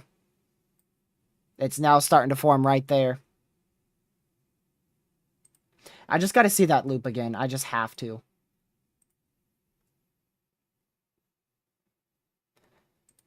Put it right there. Let's see, a little bit more left.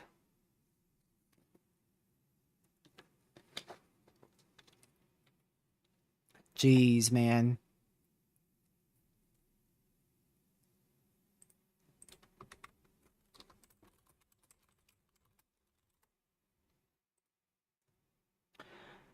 All right.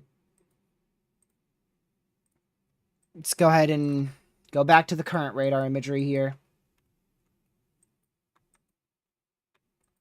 Yeah, this is probably about to put down another tornado here within the next 15 to 30 minutes. Just to the southwest of Brooks in southwestern Iowa.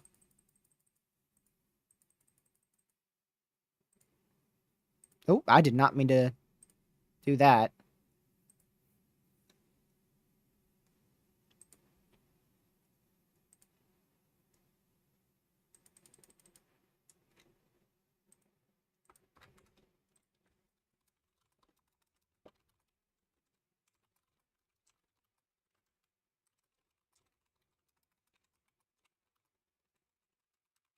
Give me just a moment.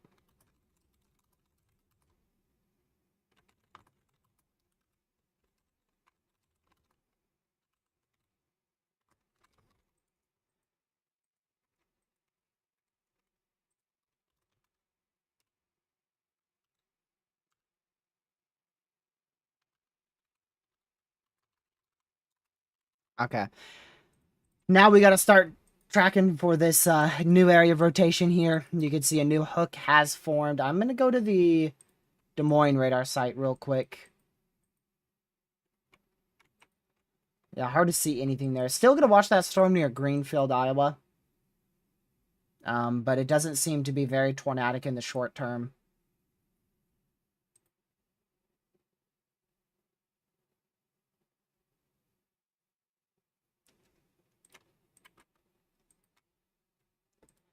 Just, I mean, I'm shocked.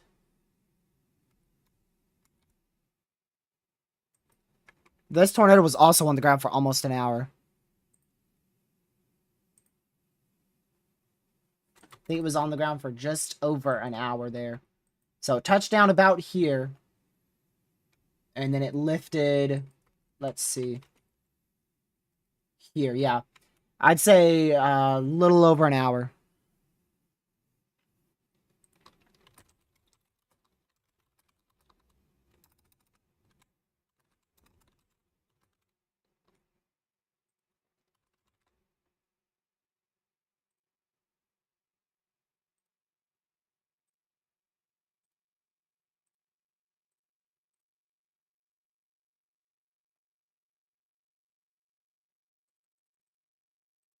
Okay. So you can see that new area of rotation starting up here. It's getting tighter and tighter here just to the southwest of Brooks in southwestern Iowa.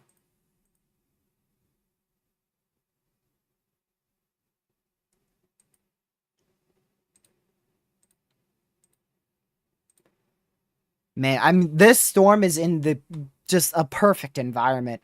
I didn't even realize that till just now. This is not a bad environment at all. Oh my goodness, this is actually a very potent environment. Holy crap. Yo, I didn't realize how potent this environment was. Look at this. Mesoanalysis here.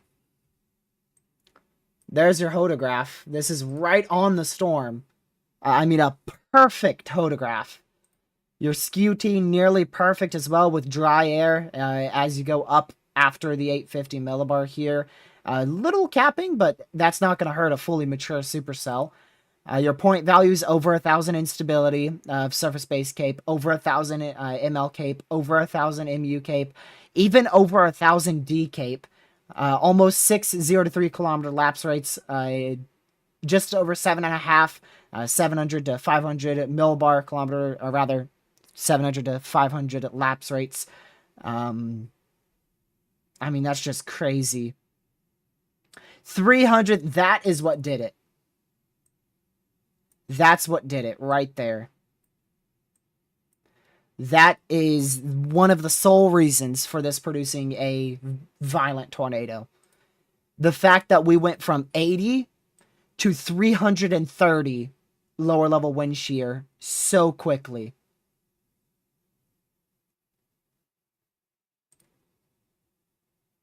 You can see how we went from literally, that's 4 hours ago. We were at about 50 to 100 in southeastern Nebraska, southwest Iowa. 2 hours ago, north of that storm, we were at about 200. So the storm in this environment, as it was to the southwest of the Omaha metro, it was in about 200. And then just recently, you can see that big increase. I mean, up to 300, up to 330 lower level wind shear there. And we are back up to a particularly dangerous situation tornado warning. And unfortunately, like I said before, this is going to track right near Corning here. Let me see if this is... Okay, this is a radar-indicated PDS warning. What that means is a large and extremely dangerous tornado could drop down at any given second.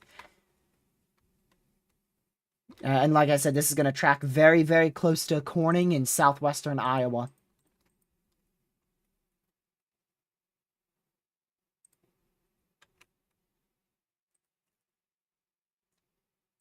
My goodness.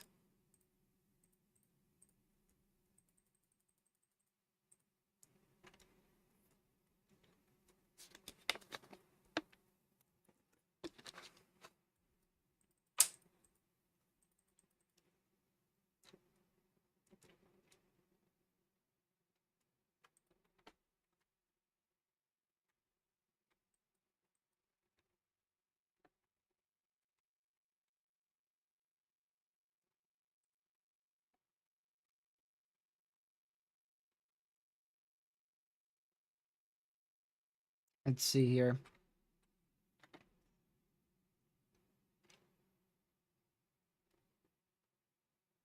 I'm trying to see. Okay, so there's one.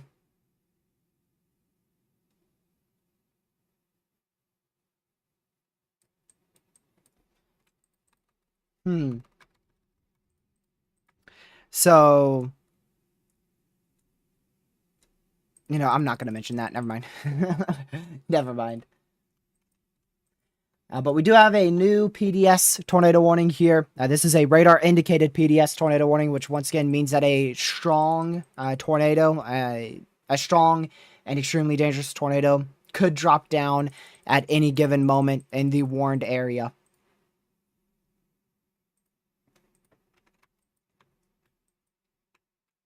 This storm's not even close to the same environment. I don't know if you guys realize how freaking unlucky we got today in terms of the environment.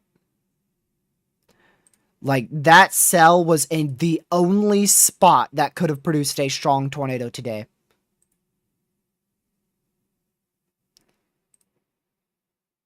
Literally, if it was 20 miles more north, maybe not even, maybe even just like 15, 20 miles more north, and it would not have done any of this.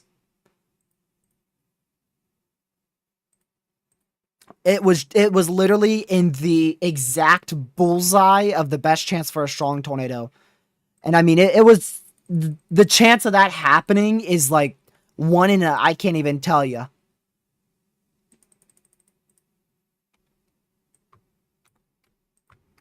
Let's see here.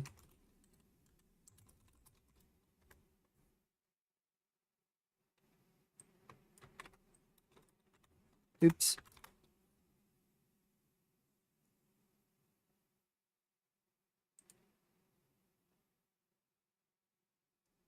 I mean, that's just crazy.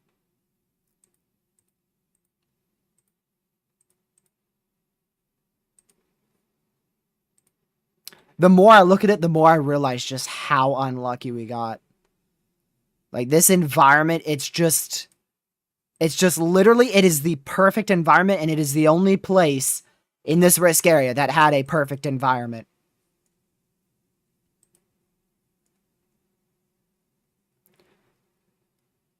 Gracious days. Supercell composite of 18 on mesoanalysis.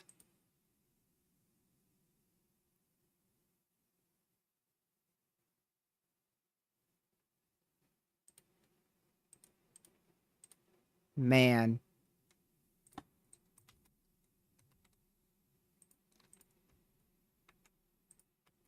Yep, definition of conditional, that is for sure.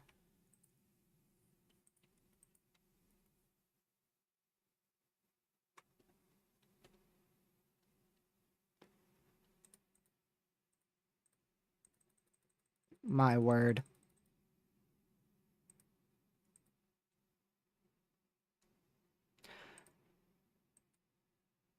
Let's see. What about this?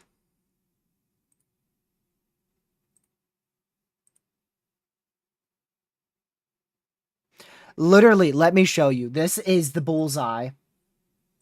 This was the bullseye. This is STP over the last hour or so.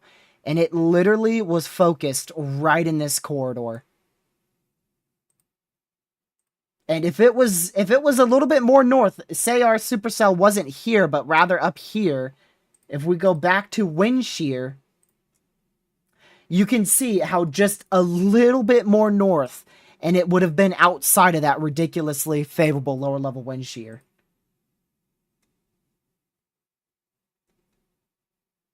I mean, gracious day.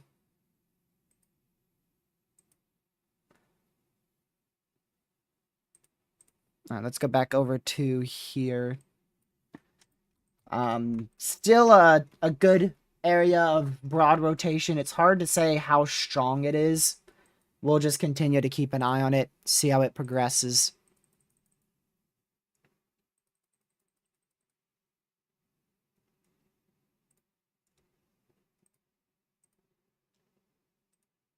Let's see here.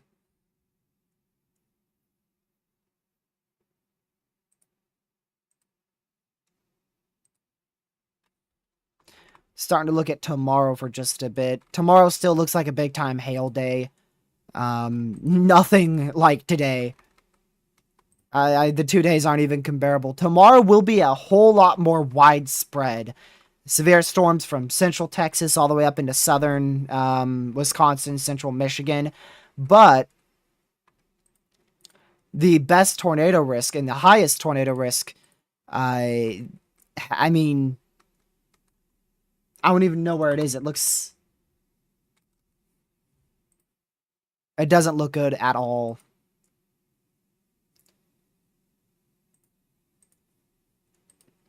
So, I mean, I don't even know if tomorrow's worth a 5% tornado risk. It looks that rough for tomorrow. But yeah, we'll be live tomorrow too, sometime after 7 Eastern, because I have a lot of plans tomorrow. I do plan to at least stream a little bit tomorrow.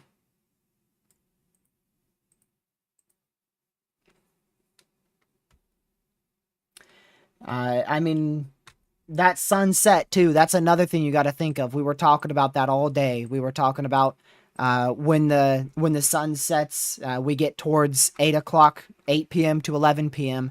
Nailed the peak tornado threat right on the money, by the way.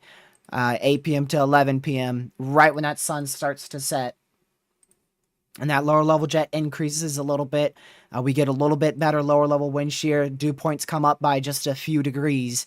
That would be your best opportunity for tornadoes. And that really started to show.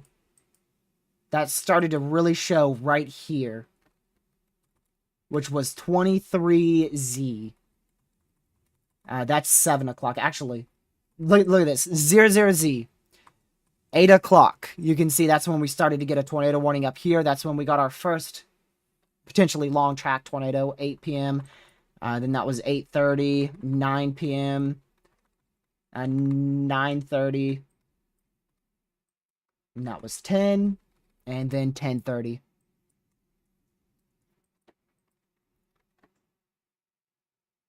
So nailed that tornado threat right on the money with the peak threat, and where it was too. If you could go back to the beginning of the stream, I remember saying the 5% tornado risk should be a little bit more east than what they had, and they actually did extend that 5% just a little bit more east of the Omaha metro. But the SPC did a great job today. A 10 sig tour, it was fully conditional. I don't think today needed a 10 sig tour. I don't really think anybody expected to see a tornado emergency today. And if you did, you're crazy, because today definitely didn't look like a day where this could happen.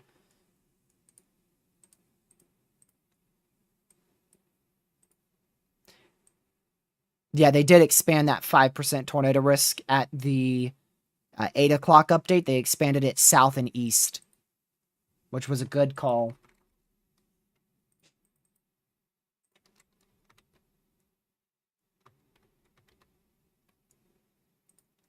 Let's see here. Yeah. See, look at that. That is what we were expecting. Just a mess of velocities, mainly hail and isolated winds being the biggest issue. But we just have a storm that has planted itself in the best environment possible for today. And it's still trying to rotate here. And it's still trying to attempt to produce a tornado.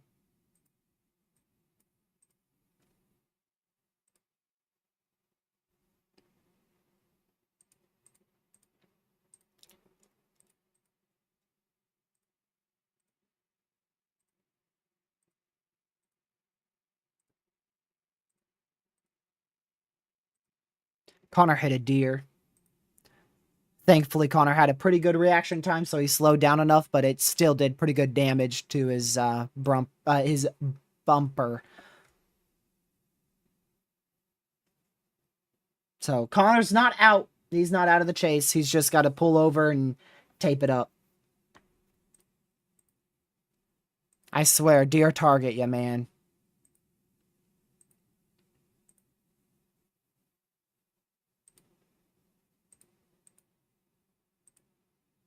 Man.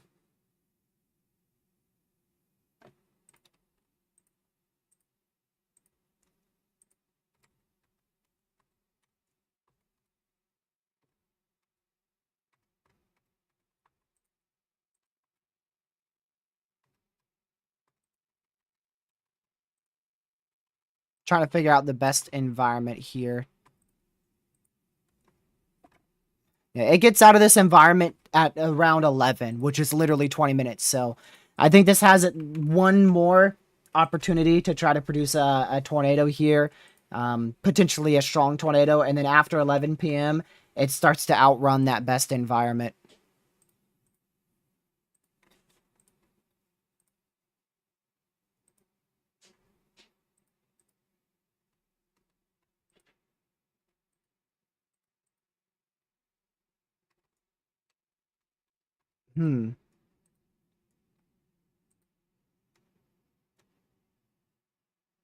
Yeah. I'd say we still have about another 30 minutes, maybe as much as an hour for this peak threat.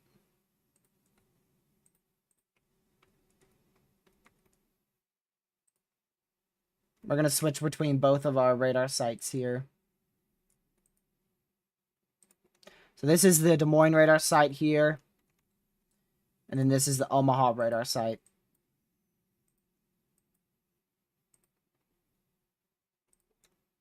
Oops.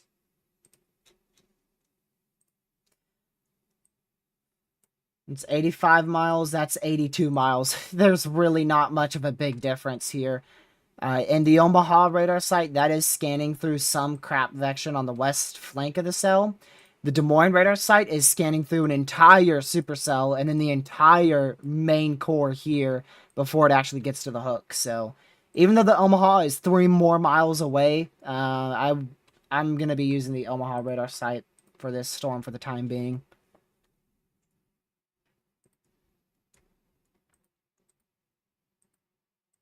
Nope, it is not done just yet, but it's going to be done pretty soon. It's going to run out of instability. Dew points are going to be not much of an issue for it. It looks like the biggest issue is just straight up instability running out.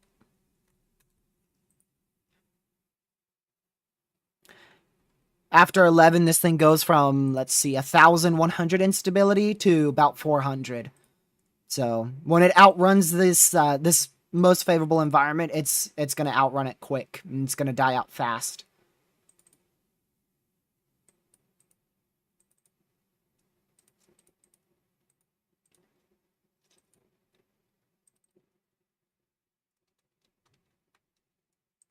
Man. It already is starting to struggle just a bit according to this radar site, but we're so far we really can't tell. It just looks like it's struggling from this radar site.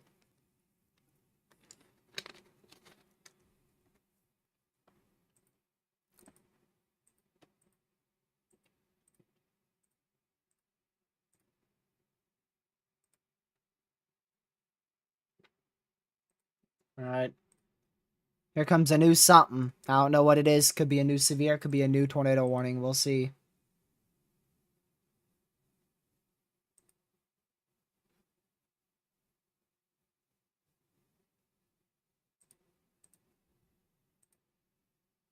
We'll see what it is. That's that's all your tornado watch right there, man. Look at that. Just a bit left on that tornado watch. They did expand it more east as well. 2 hours, 15 more minutes left on that.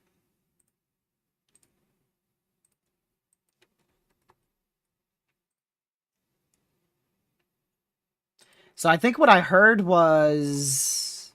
I don't know what I heard. There's nothing new here. I don't know what was new, but it went off.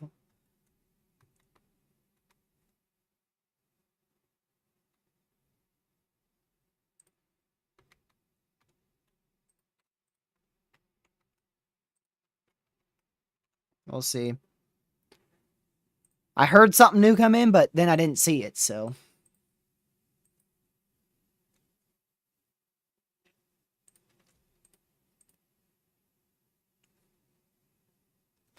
Really, the only limiting factor for this storm going forward is going to be Cape. Really just going to be Cape. That's the limiting factor. And that's a big limiting factor.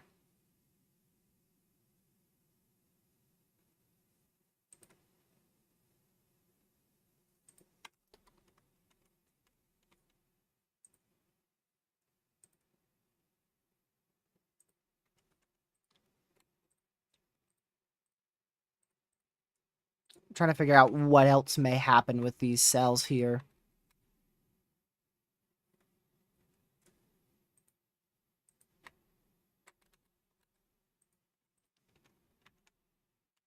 All right. Normal tornado warning, y'all. That fast. Went from a tornado emergency and PDS tornado warnings down to just a normal radar indicated warning. That's the last warning active here.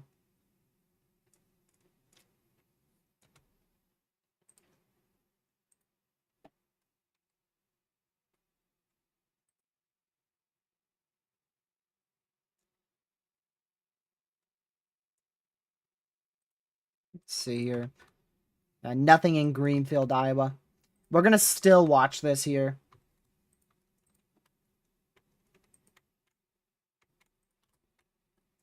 Let's see here. Connor said he thinks it might be down, but it's buried in the rain, so he's not going to chase it. At least not right now. He's not going to, like, go core punch it.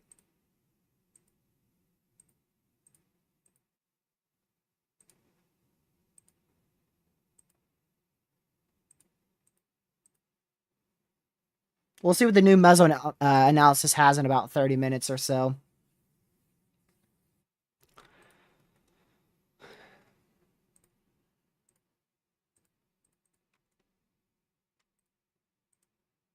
Man.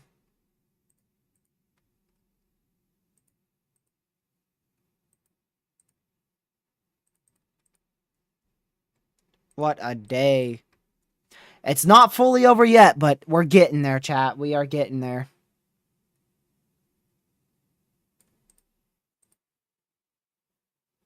I think our main threat is done, honestly.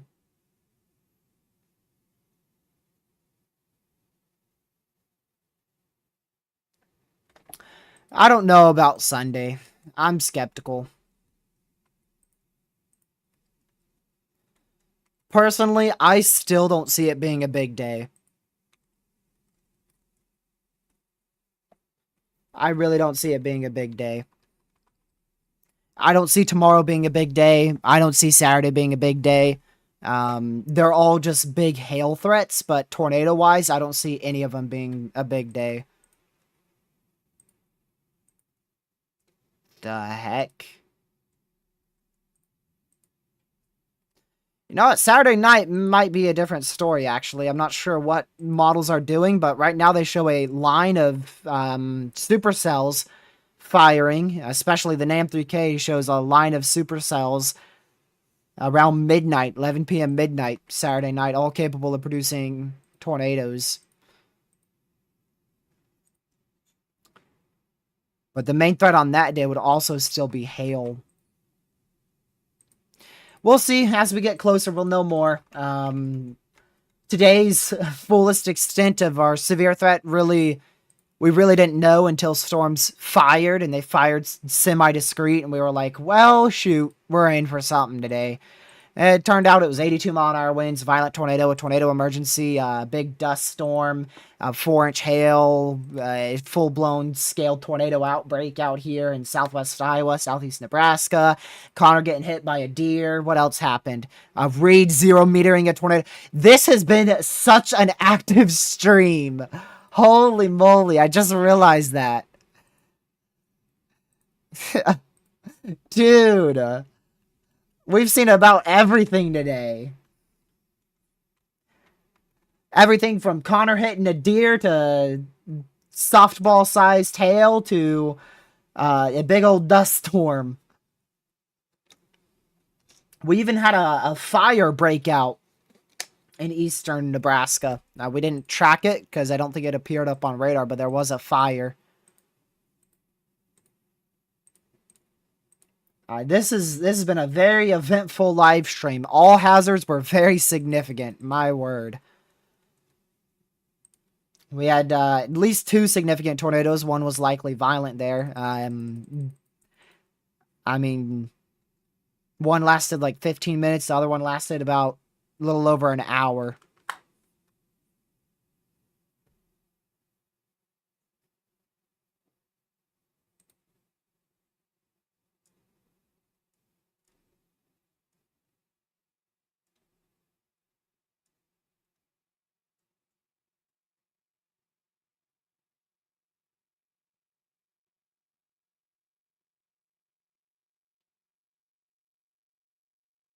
Let's see here.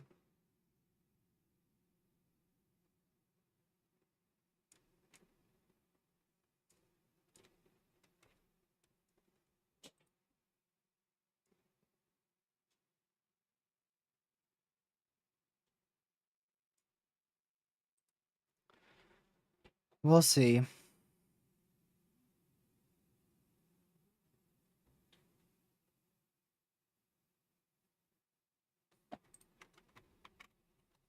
I mean, it's still, look at that. That rotation's gotten a lot stronger here. Wow, yeah, new MCD, but man, is their confidence low. Big decrease. Big decrease in the most probable peak intensity. Severe threat to continue for another hour or 2. 2 mature supercells continue to move across southern Iowa. These supercells have transited the best lower level moisture and are moving towards lesser instability. In addition to a boundary layer cooling, will continue to increase surface-based inhibition this evening and into the overnight hours. The increasingly hostile thermodynamic environment should eventually bring to an end the severe threat within the next hour or 2 across southern Iowa. In the meantime, large hail, severe wind gusts, and perhaps a tornado remain possible with these threats and supercells that are ongoing, as their strong to mid-level pressure permits them to persist despite the formidable unfavorable conditions. Sorry, I'm getting a little dizzy here. Got a little fuzzy during reading that, trying to focus on the words.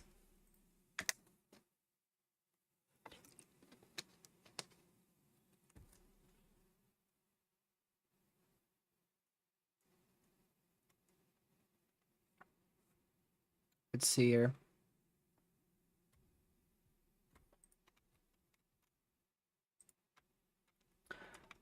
One radar site shows nothing. The other radar site shows a full-blown mesocyclone with big-time tornado potential.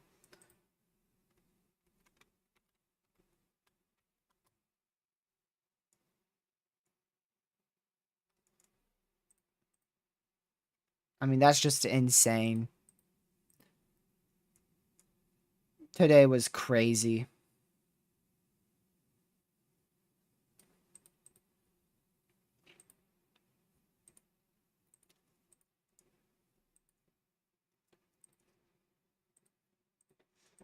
We're going to stay live for a bit longer.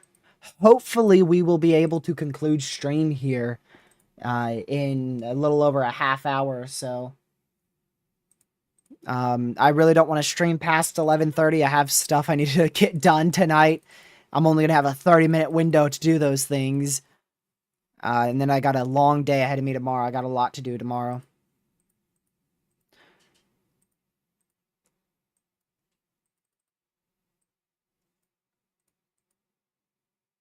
I wonder if Connors is going to even chase tomorrow.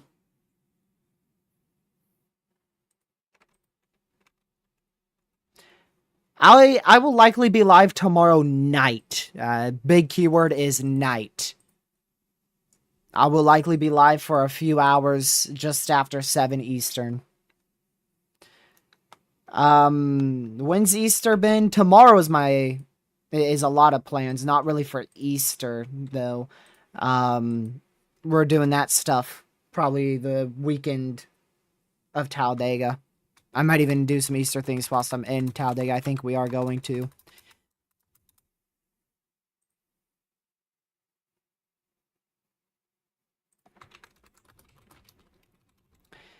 Sunday, April 20th, 2025. You know what my plan is? To be right here in this chair live streaming a severe threat. That's my plan for Easter.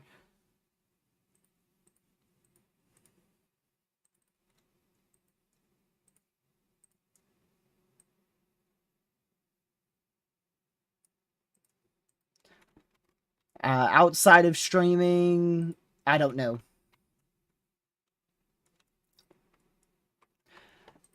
I may have some plans in like the morning and early afternoon hours, but then I should be free towards the evening. Pretty sure.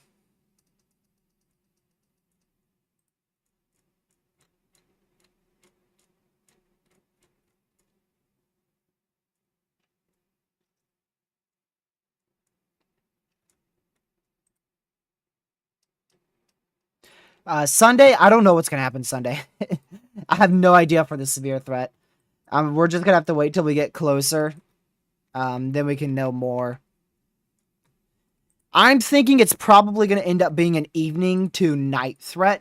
We're probably gonna have to wait until the lower level jet kicks up for most tornadic activity to be present in Arkansas, Missouri. Or who knows, maybe it's all going to downtrend and I won't even have to do much streaming on Sunday.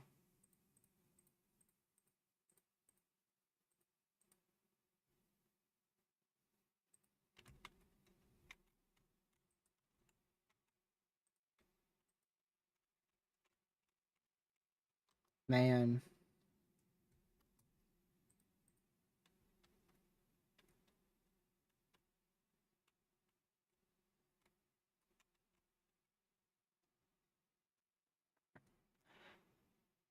I definitely wouldn't say a strong to intense tornado. I think we could see a brief tornado or two tonight in the overnight hours.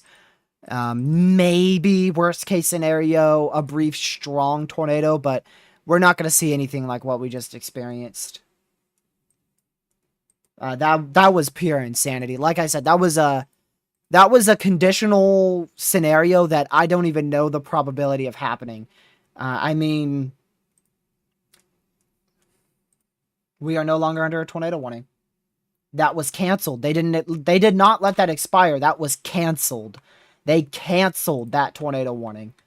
That was not allowed to expire. They full-blown canceled that tornado warning. So, that means we're done for tornadoes in the short term here. We are tornado warningless.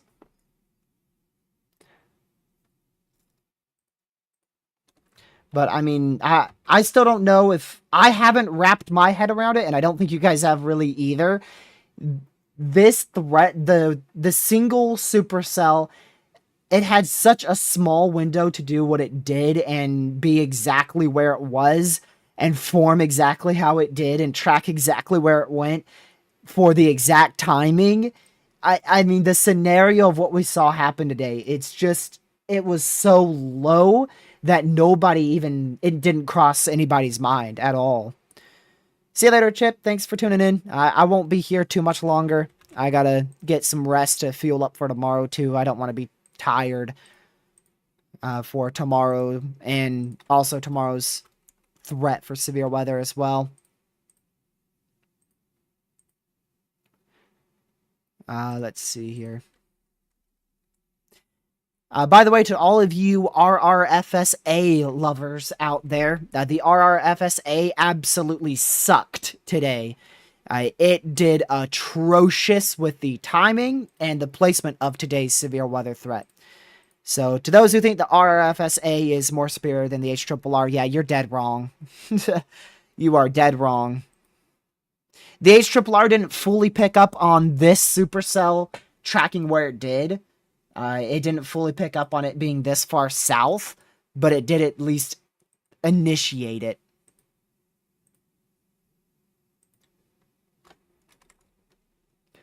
So, the RFSA, that was probably just a one-time ordeal with it getting a risk right.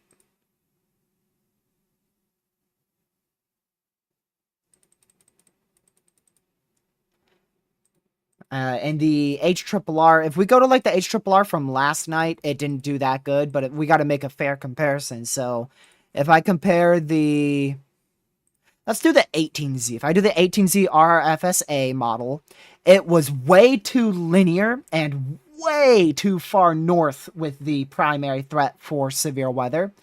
If we do the 18Z HRRR, guess what? It adjusted for that southern push, and it actually nailed this supercell up here, but it still didn't fully acknowledge how far south this storm went. So the HRRR, it doesn't get everything exactly correct, and it has a few known biases that you got to work out yourself and take it in account for. But once you do that, it's a really good model run. The RFSA's model run biased is crazy. You know what its biased is? Its biased is that 60% of the storms it initiates are supercells, which basically kills the model run. It really does. It overdoes supercells like crazy. And it initiates way too many of them very often.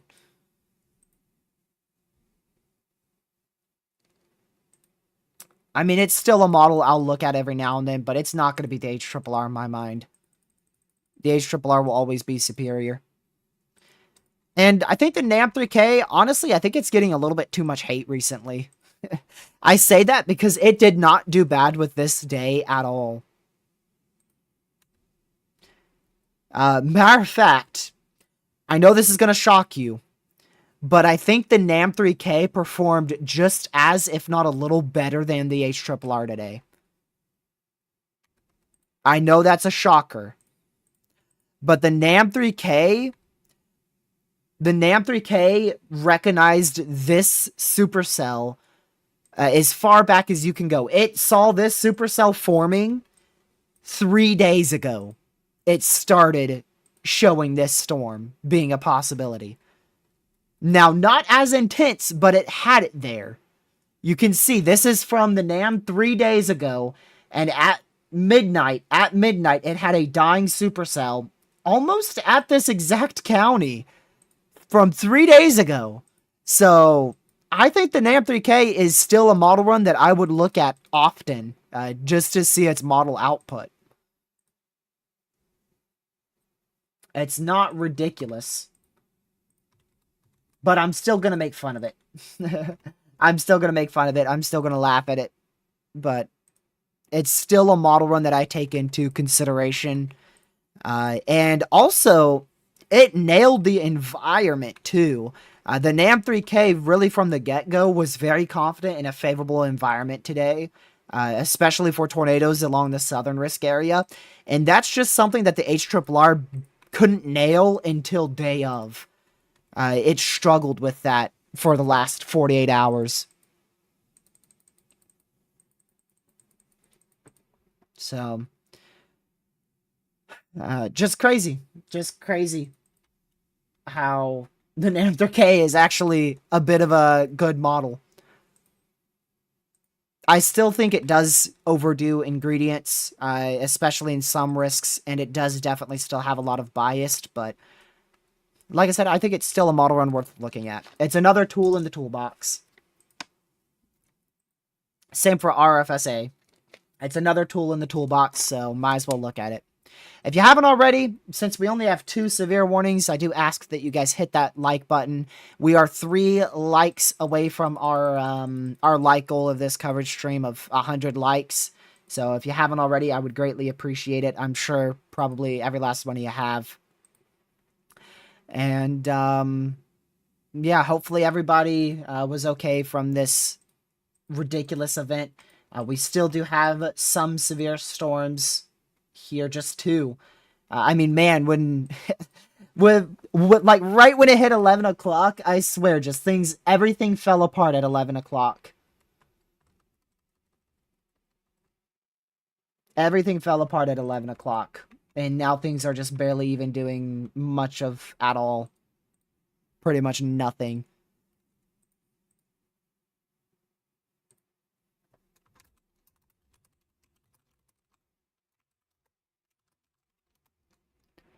Thank you, Legacy, for the second like.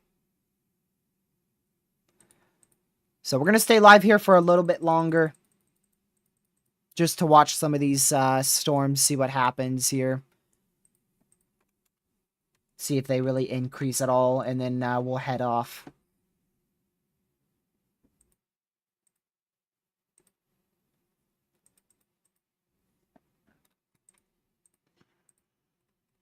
Yeah, the HRRR has these two storms continuing for a while, but they remain as mainly just a big-time hail threat, 60-mile-an-hour winds, and maybe a spin-up tornado. Thank you, Lucky, for being the 100th like of the live stream.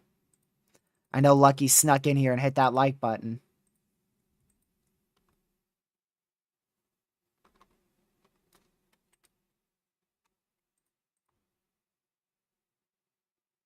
Man. We got a tornado emergency on a 5% risk day. It's 2024 all over again. Gracious.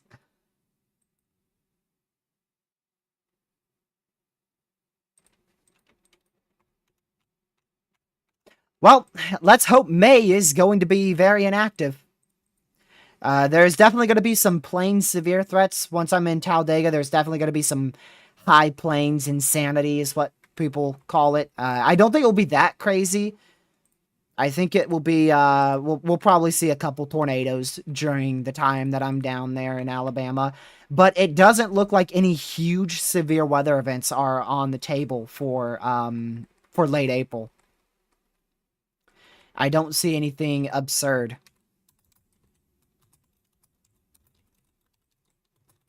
Nothing like what we're experiencing over the next 3 days here.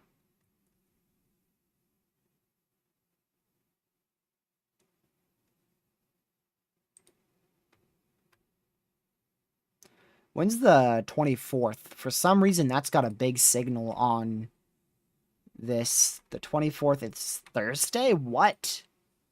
Okay, well, we're not going to use that model run ever again then.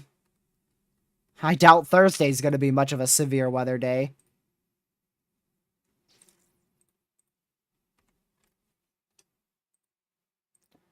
There's not much wind shear on that day. There's a lot of cape, but not much wind shear.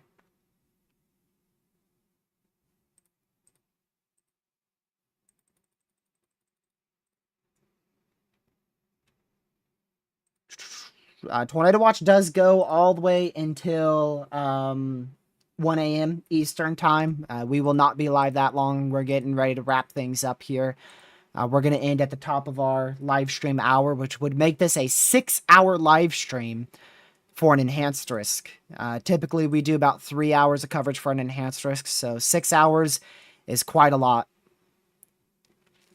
It depends on the day, because for that risk in West Virginia, we only did, what, like an hour and a half? And that was an enhanced risk. And then today, we did 6 hours, so just depends.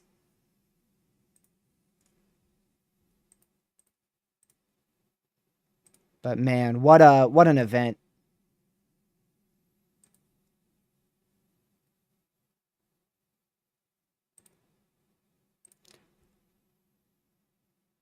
Let's see here. Still, Connor's still out there. He's done, though. Yeah, he's repairing his car.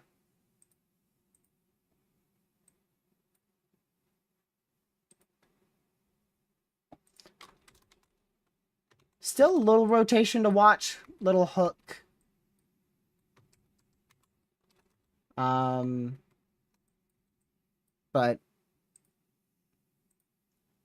no very notable areas of rotation. Just little regions to watch. Keep an eye on that one right there. That's to the northeast of Greenfield, Iowa. And then another broader area of rotation down here towards Prescott. I'll keep an eye on that.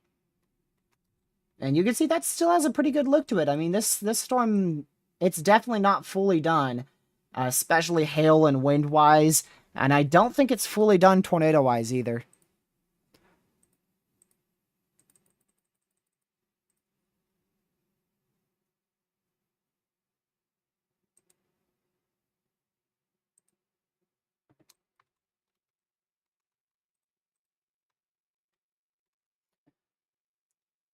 Severe watch was just canceled, so we are left with just a couple counties under a tornado watch till 1 a.m. Eastern time, and that is it.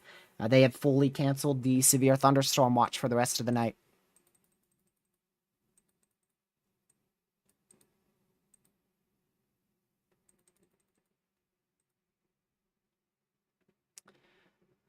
Man.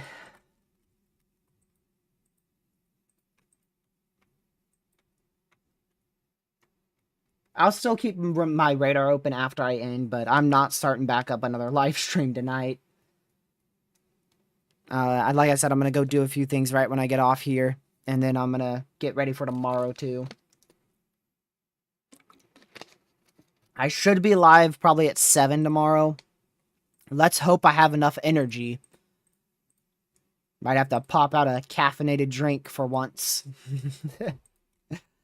That's what kept me going through the, from like March 13th all the way till like April 3rd this year. That was a crazy stretch of severe weather.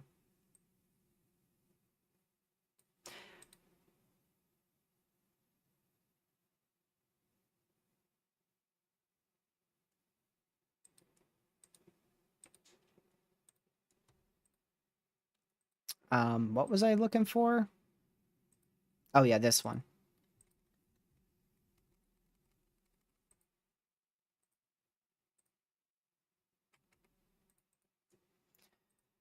Sunday, it's a really good trough, but there's not good cape. If we had more cape on Sunday, it would be an outbreak of tornadoes, for sure. For sure. If we had more cape on Sunday, we would see an outbreak of tornadoes. But that cape is very low. I'm still going to keep a very close eye on it, though, because like I mentioned in yesterday's stream, it could very easily uptrend as we get closer.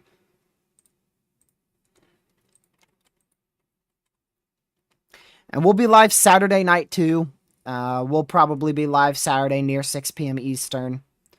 And then we'll be live Sunday as well. So, still, daily streams are still scheduled all the way up till Sunday. Sunday should be our last daily stream. Unless for some reason we end up with a good threat for tornadoes here on Monday. Yeah, that downtrended for the Carolinas. It doesn't even exist now, so there's a chance for a couple severes in Dixie Alley on Monday, Mississippi, Alabama, but outside of that, not much is going to happen on Monday.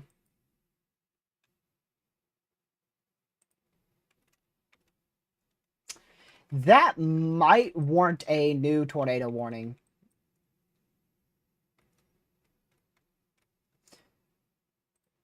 You can see a good hook echo has started to form there. That is probably going to warrant a tornado warning shortly. I'm going to go ahead and close Connor's feed since he's pretty much done. I appreciate Connor Croft for letting us use his feed today and all of our other streams. You can find his channel, third link in the description below. Go watch the end of his stream. Third link in the description will bring you to one of his old streams, and you could easily find his newest stream by clicking on his channel profile picture and then going ahead and clicking that newest stream. And it does look like this is a pretty strong area of rotation that is redeveloped here just to the southwest of Cromwell. This will likely warrant a new tornado warning here shortly. So if you are in Creston, Cromwell, Afton, Shannon City, Kent, you guys all need to be ready for a tornado warning to come through here. There's definitely a good area of rotation that has sparked up over the last 2 to 3 frames here.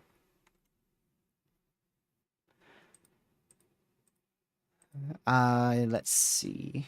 But it's going to be very hard for these storms to actually sustain these areas of rotation.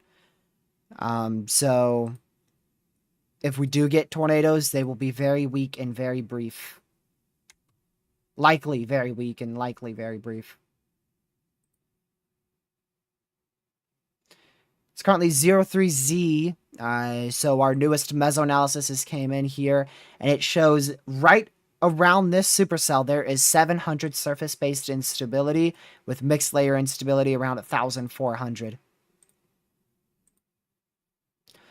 So the surface instability is definitely very low, but this is still a favorable environment for a spin-up tornado or two over the next hour or so.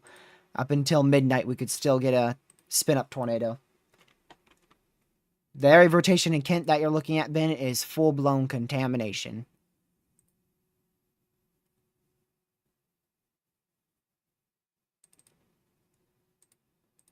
It's still a very favorable environment here. 0 to 1 kilometer SRH is going to be 400 plus. So very favorable environment, kinematic-wise. Thermodynamic-wise, it's just not the best.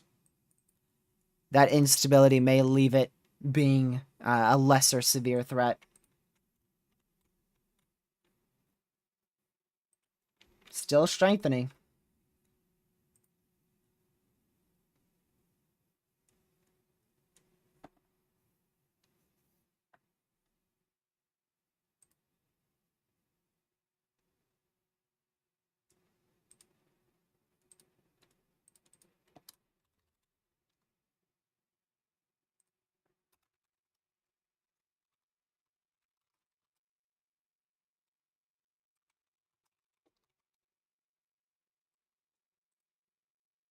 Let's see here.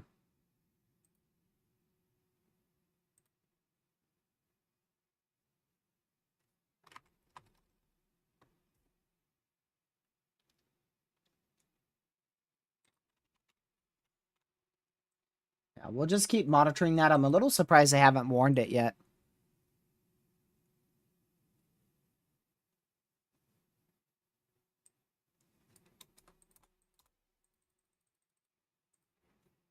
NATOcast for tomorrow reveals a very large 5% tornado risk. And I'm going to show this because I fully agree with this.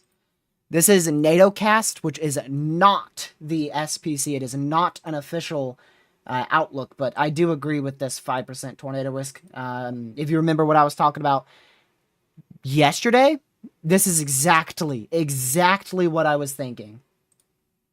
Exactly what I was thinking, with a 5% from southwestern Missouri down into northeastern Texas, back up into a good chunk of Oklahoma, into northwestern Arkansas. That is exactly what I am thinking for tomorrow. Just a very large 5%, because any storms that start as hailers and then cross that boundary and become more surface-based, or as those temperatures decrease a little bit, or as dew points are a little bit higher, something to increase more of surface-based convection tomorrow, we could easily see these storms translate from big-time hailers to potential tornado makers, and still produce big-time hailers whilst they are trying to produce tornadoes in that area. So I agree with that 5% that the NATOcast has here. We'll see if the SPC follows. Right now, the SPC has like a 5% in here. Somewhere out in here is where they have their 5%, but I agree more with NATOcast at the moment. Which, mind you, that brings me to something. So that was the 0Z tornado forecast for tomorrow, according to NATOcast. I'm going to have to show you that same forecast for today and show you how poorly it actually verified. They had a 3% over the Omaha Metro. That's what NATOcast had for today. Yeah, you definitely underdid the risk there. Definitely, I guess you could say it verified, but it definitely overperformed just by a milestone. So it shows you that the SPC, they're always going to be the number one people you should listen to, number one outlook. And here's their forecast for tomorrow, which I do think they are going to lean towards more of what NATOcast has and end up issuing that 5%. more to the northeast. But right now they have it from almost the OKC metro back down into Vernon, Texas, back out west towards Elk City, Oklahoma. I do think they will eventually extend that more to the north and east. At least all the way up into Tulsa, but probably all the way up into southwestern Missouri as well.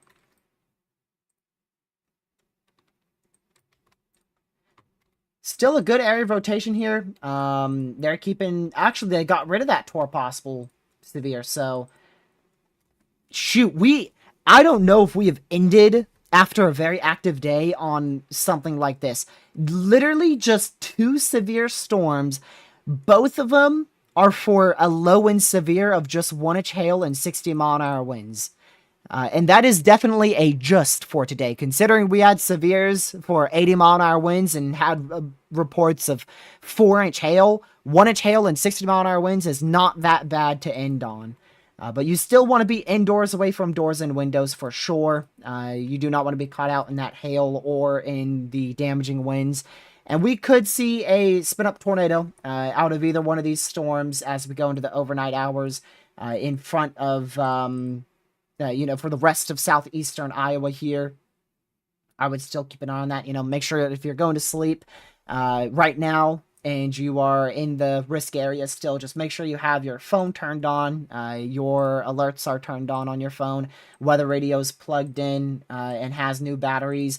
Just in case we end up getting a warning tonight. That 2% tornado risk does end right here in the green, but that hail risk goes all the way into almost Davenport for the best opportunity of hail up to about 1.5 inches in diameter. Same goes for damaging winds. The main risk ends just south of Des Moines, Iowa, so the primary threat will be over in about 30 minutes. Our peak tornado threat ended right when I said it would at 11 p.m. Eastern time. So I nailed it from 8 p.m. to 11 p.m. Eastern time. I mean, I literally nailed the timing and the location as well.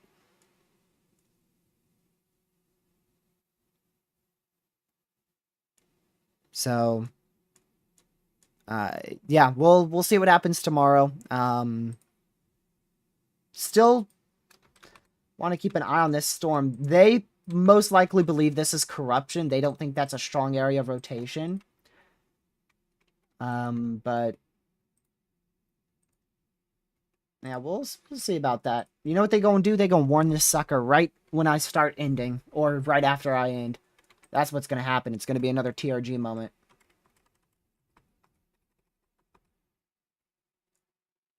Keep an eye on that. I don't fully believe that's corruption.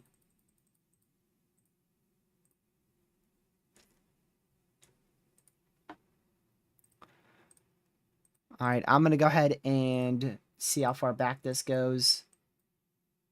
That goes back far enough. Yeah. We can end just looping this instead of our College Due page site there.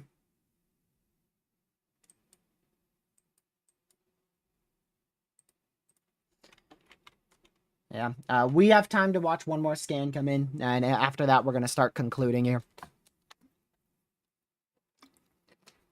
Scan should be in about a minute and 30.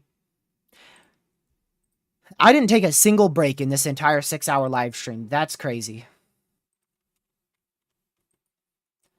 I never got up once. Gracious day. That's bad. That is really bad.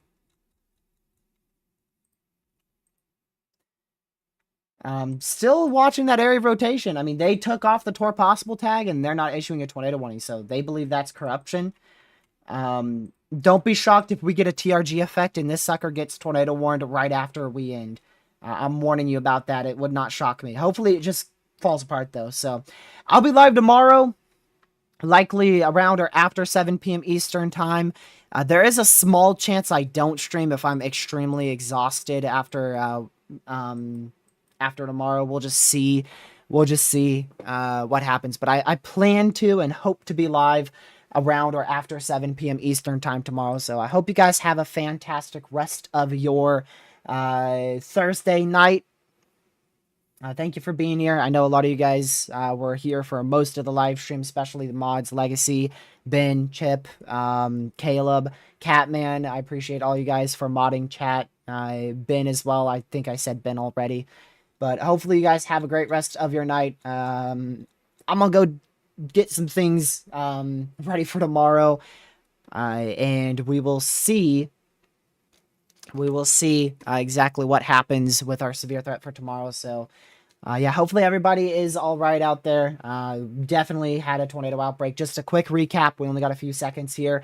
4-inch hail, 82 mile-an-hour winds, multiple tornadoes, likely a 15-minute tornado that was likely strong. Then we had an hour tornado that was likely violent. Gate-to-gate couplet was about 200 plus miles per hour. And we also had a tornado emergency, which is the highest level the National Weather Service can issue in any warning.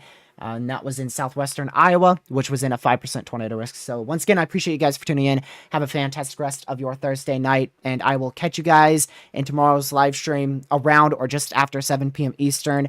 Stay safe and watch severe weather. Thank you, mods, for mod chat once again. Goodbye.